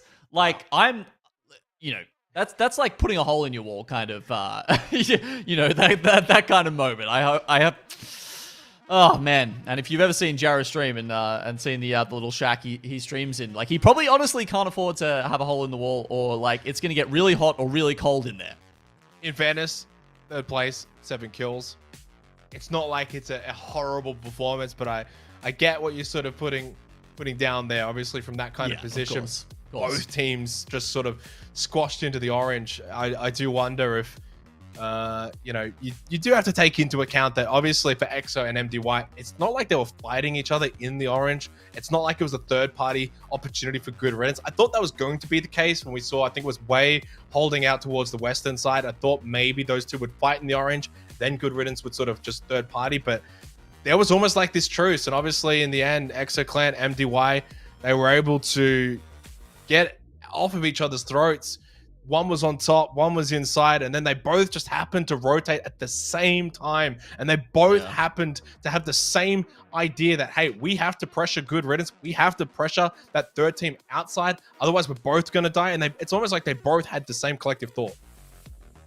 Yeah, An interesting finish to our final game of the day, but we're not done just yet. I'm sure some of you are sticking around to get that final scoreboard and see where the split standings are and where everyone's ended up for this one, but it's going to be Daewoo on top with 79 points. A great finish for Exo Clan there on 63 points. They're going to come out second as well. I don't want any of you to leave. We're going to have an interview with one of the players coming up after this in not too long, so please stick around and hear what our pros have got to say here. Yeah, and I do want to touch on Moist and Boogie, sort of a storyline that is definitely going with here in this A versus B lobby, and they continued to drop right down to 9th and 10th in the end, respectively. So not a good finish for either of those two. You know, two teams that are obviously vying for a top 4 position. They do falter a little bit. Big ups to Golden Sage, though, to finish 3rd in this lobby, in this group. It's a tough group. They go and collect maximum points for them. For their sake, 3rd place, huge. 3 points over Chicken Sandwich. They'll take that, and that will get them out of the bottom 10. It's a matter of can they then sort of stay out of the bottom 10 from here on out, basically going into the 5th day. That's now the goal for them. So they've at least given themselves some kind of lifeline. Obviously for Chicken Sandwich in 1st place, they're all but confirmed, you know, to stay there once again going into day 5. No one's catching up to them just yet. But, you know, huge from Daewoo, as well as the fact that Exo Clan, they were a team outside of the top 4, sitting in 5th place. Genome, they pick up some big points here today. Yeah, some big results for a couple of the players there, wasn't it, Roots? Yeah, just having a look at the standings there, you know, the fact that Daewoo have got 2 series today on their backs that they've done so well in is just going to be really heartening for the group, who definitely showed that they were a force to be reckoned with in Sweden. Of course, you know, it was the 2 Indonesian teams that joined us in Sweden, with some of the OCE teams in there as well, and then we had the Chinese and the Thai teams come in when we came back to Rally. So it'll be interesting to see what mix we get going into our next LAN, especially considering you know, it is the OCE teams are still kind of on top at the moment. These guys just keep doing well. If we look at the overall standing, obviously today where we've ended up, it has been some of those Southeast Asian teams doing really well, but they've still got a little ways to go if they want to catch up overall. Yeah, obviously day 5 is going to be absolutely huge, right? Like going into it for especially the top 4 teams. We know obviously there's that final day as well where you can get that final win, as you put it, and obviously we'll have the 5 teams go through. But you know, going into day 5, you know, you look at Chicken Sandwich. They're not locked in just yet, Gino, but, you know, they're basically 1 foot in the door. Daewoo have been able to put themselves in a huge position as well where, you know, it's firmly within their own destiny. As long as they play well, they don't have to worry about anything else. And then Exo Clan have got themselves right back into the same conversation too. Whereas Moist, Boogie Borders have kind of, in my eyes, left the door ajar for the likes of Dreamfire and Buriram going into day 5. Yeah, and you got to remember, you know, there's a bit of, you know, wiggle room between day 5 and day 6 for how, you know, these teams, where they will end up in terms of, you know, trying to get in that top 4/top 5 and make it to LAN Xenox, but there's only one more day. There's only one more series for some of these teams to try and get out of that bottom 10 and make sure they're not looking at relegation. They're not coming up against, you know, the people who will be going through the community circuit and trying to fight for their pro league, you know, fight for their pro league lives in that bottom 10. Certainly so. Okay, so we've got the interview with Panna coming up from Chicken Sandwich, coming in and having a chat with us at the conclusion of day number 4 from Group A versus B. Hopefully we can get some questions in, because I know, Genome, you're probably very, very eager for that. Indeed. Have we got you there with us, Panna? Not yet, I'm guessing. No, not yet. Yeah, so obviously Panna's playing for Chicken Sandwich. Maybe just as a quick intro for anyone who doesn't know, he has been playing for a little while, but it's been year 3 where he's really come into his own and managed to sort of, you know, get on top of this scene playing for Chicken Sandwich, who have just done amazingly well in our first 4 days here. So really keen to ask him some questions about, what that rise has been like, what the change has been that, Chicken Sandwich has made over the off season. Is it, is it meta? Is it how they've been gelling together? It feels like there's a couple of options there for how they've seen such great success when they were an okay team. When you might have come in and cast last with us, Xenox, but none of these players have been over to overseas to play Apex. They haven't been able to play on the LAN environment. All they know at the moment is online Apex.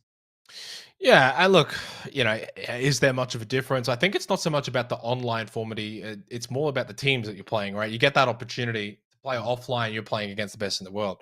If you were to take APAC South and put everyone offline, I don't think there would be necessarily a huge amount of difference. Maybe for some teams, they might perform a little bit worse in a sort of LAN environment just because it's a LAN. Yeah, and I think though, going overseas, it's more about the competition you're playing against, right? And obviously learning from that, and probably less so about the actual in-LAN experience. In saying that, I think really in any game, right, it's like, oh, you're playing in person for the first time. Maybe there's a crowd. You can get those, what do they say, LAN jitters, if you will, for some people. But for other people, can actually just make it more exciting and you actually get more out of yourself. So it's kind of hard to say. But yeah, I think online, offline, don't really think there's going to generally be as much of a difference, provided it's the same teams playing the same teams. To be completely honest, at least from what I've been able to see in my esports journey. Yep, we'll be getting him in to talk with us very soon. Yeah, I've been really looking forward to getting to chat to Pana specifically.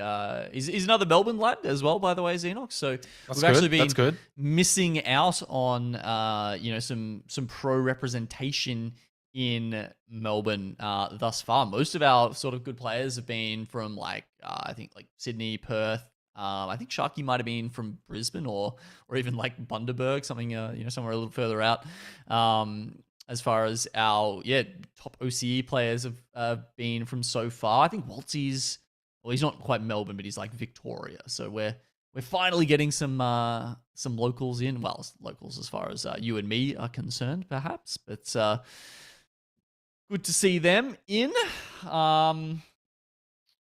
Look, anything else to rant about before we get him into interview Xenox? Are there any burger sandwich related tangents you'd like to go down? No, not necessarily. I think maybe in some ways sort of a slow recap of the day, and obviously for me, first time coming back in for APAC South, definitely it almost feels like the quality is actually better. I only got to do one day. Last time I what was it, split 2, I think it was from last year. I got to do one day, and I don't know, it's only a very small sample size this day. It does actually feel like, honestly, the quality of the overall competition actually feels a lot better. I think looking back to the last time I was here, it felt a little bit more top heavy in some ways, and I definitely feel like there's a lot of teams that I look at the standings and I'm like, oh, okay, they're not doing that well, but hang on, they're doing well today. So clearly I think that this is a region that can just get better and better. Obviously you're going to have some of your top talent get poached and go overseas, go North America, etc., and that's just going to be the case, unfortunately, for the APAC region at times. But as long as there's actually still a lot of large quality still here, I think that this is a region that can continue to improve and to grow and to get better. Obviously, we've seen that internationally, and yeah, locally, it still feels really, really, really solid, and some really good games. And I've really enjoyed the games that we've had today, because a lot of them have pretty much all had at least one team go and collect like a 15 bomb in pretty much every single game today, which was quite fascinating. Lots of pop-off moments. I'm just having a look at the legend picks here from groups A versus B that Rice has just done up for us, our lovely statistician. Now, we've got Valkyrie still at the top, 94 picks there, followed by Seer on 80. Watson, 77. Then there's a big drop-off to Crypto, who's still, half as many as Watson, which frankly is definitely a tick up versus what we've seen in some of the earlier weeks at 46 picks. And then when you're dropping down from there quite a bit, you've got Horizon, just a couple of teams running her at 12, Wraith and Bangalore at 8, Bloodhound at 8 as well by the look of it. And then you've got Fuse, Newcastle, and Gibraltar, just the one team, choosing them in A versus B, so they get 3 picks each. Yeah, look, interesting that we've had some of those changes through this week. I mean, we only saw just a tiny bit of Fuse fighting. That's why Elfish isn't here casting with us this week. He was down on the battlefield, letting the knuckle casters rip. What's it? 26. How many days has he got left with the moustache? He's got another 5. So, unfortunately, yes. Doesn't, I don't know. Actually, I was going to say he doesn't rock it as well as you, but I don't know if Twitch chat would agree with you. Honestly, like there was some big ups for the Elfish moustache in Twitch chat last week. To be honest, to be fair, I think Jordan's got a better. He's got a better shape, right? Like he's got a really, really clean kind of like jawline, so he can rock it really, really well, especially a clean one. I did want to ask you about the crypto though, coming into today. Obviously there's been a large, heavy emphasis on essentially the Valkyria Watson combo, and then coming today, and we see 46 picks for crypto overall, and has clearly had a bit of a renaissance in a way, and had quite a lot of success. I feel like as well. Did you expect to see as much crypto as we got today? Maybe not. No. Like it's always been a bit of a pocket pick for a couple of the teams here.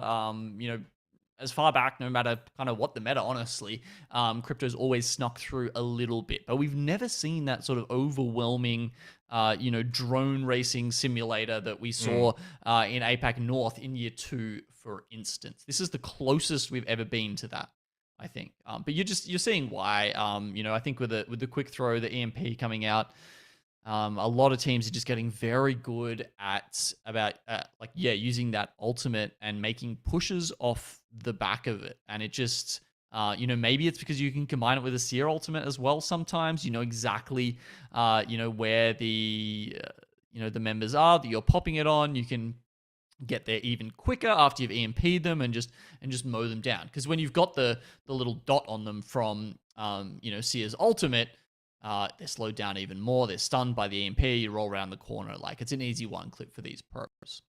We're just starting to get some of the sort of the final scoreboards coming our way through, and just having a quick little look. Some interesting stats without sort of spoiling things. One thing is, and probably not like a massive spoiler, 2nd to 6th in terms of kills.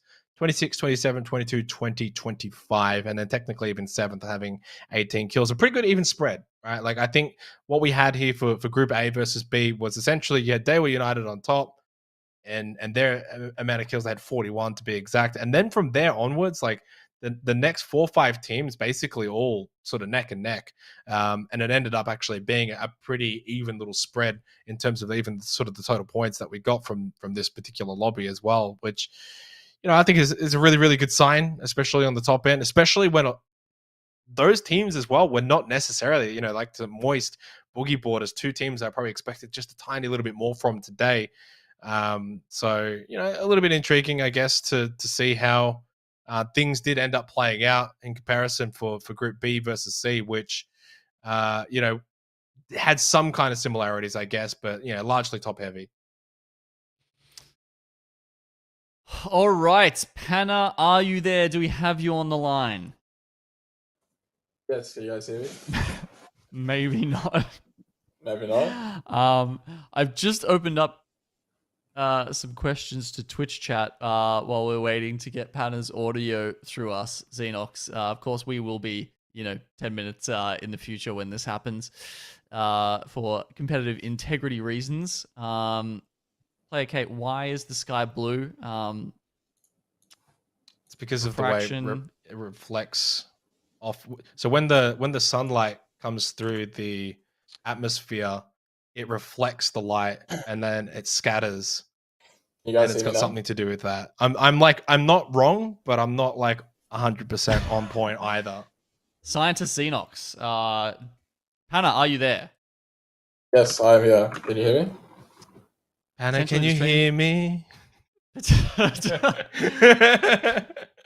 Okay, Panic can hear us. Apparently, we're just waiting to get audio through him. Actually, you know what? Well, I mean, we're not going to be able to hear his answers, but like, I'm just asking this production can stream hear Panna at the moment because we can still ask him questions, I guess. Okay, all right. Well, look, I'm just going to open it up with the first question then. It's going to be a mystery fun answer as far as we go, but stream, you'll be able to enjoy this.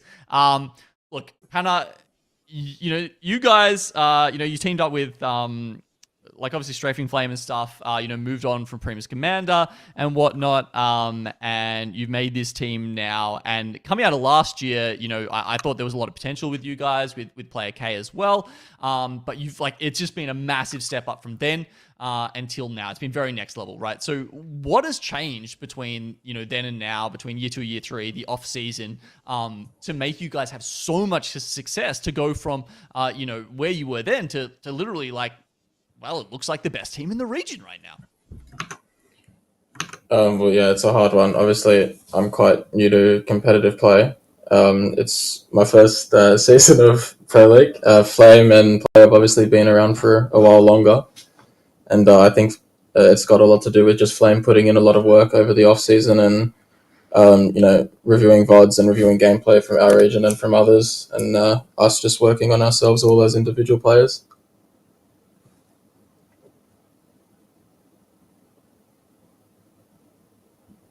All right, I'll get the next one in this very, very bizarre interview, Panna. Obviously, you guys have put yourselves into a position now where, essentially with one day to go in regards to top 4, you're in a position where you probably don't need many more points from your remaining games. What's sort of the team mindset going into day 5 now, where you don't really need a whole lot? Do you just sort of play to win and get as much as you possibly can, or is it sort of just get the job done and almost just fall over the line if need be? I think for this region in particular, our play style is generally pretty good. So I think we'll just continue to play the way that we've been playing and hope for the best. Obviously, we're going to go into every week wanting to win. I don't think it makes a difference what week it is. So yeah, we're just going to play how we play every other week and hopefully get a win on the last match day and secure our first place of the Pro League and in our spot into LAN. Yeah, I can imagine, LAN is that goal for so many of the players here in the ALGS, not just in APAC South, but around the world. Obviously, none of you guys have been over there yet, but I know, it's generally a pretty friendly region around here in APAC South. Is there anything that, the other players that you've talked to, all those other guys who have had that experience in Sweden or Rally, or perhaps even earlier, going back to Poland and X Games, is there anything that they've told you that you're sort of looking forward to when it comes to LAN, or expecting that might be quite different from how you play here in APAC South? Yeah, everyone in the region is really supportive and helpful. Obviously on match day we're all playing against each other, but aside from that, everyone is helping each other out and giving us tips to improve on. Something big is I think some of the things that we get away with in this region probably may not work at LAN, and that's simply because of there's such high skill level of all the other teams. So we're really going to need to adapt and make sure that we're playing that bit safer and fighting that bit harder, and just making sure that we're playing perfectly and with no error, with 4 mistakes at all. Panna, that was actually going to be my next sort of question, and leading into the philosophy of playing the way you do in this region, how it may stack up obviously overseas against those international teams. That's clearly something that you guys have, I guess, thought about. Does that even, I guess, come into the equation going into the final day, into the final games? Do you think about maybe those little changes, or is it just a matter of getting to that LAN precipice in the first place, seeing how that then plays for you, and then adjusting at the conclusion of that? I mean, look, there's 1 week of Pro League left, so to go in, trying to play with a different play style, I think would be a bit silly. So I think for the last week, we're just going to go in how we've been playing. Obviously, we understand and we know that, there's a lot to work on, and we will have to adjust that play style going in against the best teams in the world. But, if it's working in this region, there's no need to change it yet. Yeah, interesting. I mean, we were talking about that earlier today with, like a team like Fury are doing so well and grabbing second place when it came to champs with your playstyle. That said, there was a drop-off of teams who were playing aggressively who kind of made it to those final lobbies. And we saw that with some of the other teams from APAC South as well, you know. Dreamfire, Dewa, even Revenant Esports at the time. These guys all had a very aggressive playstyle, and it worked to a point, but they couldn't make it through to the final lobbies where some of the zone teams, of course, like, you know, Burger and maybe less so, but a little bit Storaiku and Dark Zero, of course, did make it there. So, yeah, I don't know. Do you think there might be a change up even within the tournament depending on how your aggressive playstyle works out? Yeah, I mean, I think the best teams in the world, you know, they are the best because of their ability to adapt. And, you know, depending on the lobby that you're playing with, you're obviously going to be able to play slightly different on each and every match day. So it's just about, you know, using that first game or two to identify the lobby, hoping that you do well in those games. And then from there on out, you know, going into the last 4 games or so and making sure that you've been able to adapt and play the best you can depending on the teams around you. Okay, and just one last question here from me, Panna, which is... we're not looking at the chicken sandwich players, now that Dark Zero are out of the region, who would you say is the best player right now in APAC South? On either input? Yes. I'd have to put Walty up there as the best controller player. I think that one's a bit of an obvious one. You know, he was dominating even with Jen in the region, and now that he's gone, I think he's quite miles ahead of everyone else as it stands. And then in terms of just overall player, I think, you know, his teammate in Empty is a great IGL, but on DY United, Easy Flash may be the best MK fragger in the region and one of the best in the world. Huh. Yeah, okay, cool answer. We've certainly seen him at the top of a lot of our graphics. All right, awesome. That's all for me. Well, Pat, I'll just wrap it up here and say thank you so much for sort of coming on, having a chat with us. Obviously, you guys are having a wonderful split so far. I'll give you the floor if there's anything that you want to say to those sort of watching on and listening. Just good luck to all the rest of the players going into the last week. You know, there's some amazing talent in this region, and it's really good to see that you know, it's being displayed, and hopefully we can get, you know, the teams to land and get some good placement, so it opens up the positions for Split 2 as well. Awesome. You guys are in a great position to be one of those teams that land. So wish you the best of luck, really, for the remainder of this split. I appreciate it, guys. Thank you a lot. Thank you so much to Panna for coming on, having a chat with us. Geno, it was really good to get sort of his insights and his thoughts. And obviously for him and his team, they're in a really great position to close out this split now, right? Where there's probably not too many worries about heading to land. It's all about the formalities now. Yeah, you're right. If they can keep up anything close to the level that they've brought so far, they're going to be in fantastic position, Xenox, and that is because, as you can see, they are well ahead of the pack, 103 points. That said, it's not done and dusted, right? You look at that top 5, 95 for Dewa, 86 for EXO and Moist tied up, and 80 for Boogie Borders. And if I just quickly have a look, I might be able to work out which ones of these top teams are one sort of step below the other ones. Haven't played 2, haven't played. So Dewa on 95 points. They've got, oh, actually, no. Yeah, most of the teams have one. The top 5, one yeah. game left. Yes. So it's like Dreamfire and Buriram. Buriram. Yeah, they're the ones you might have to look at because they're both playing 2 series. When we go over to day 5. So that'll be a big bump for them.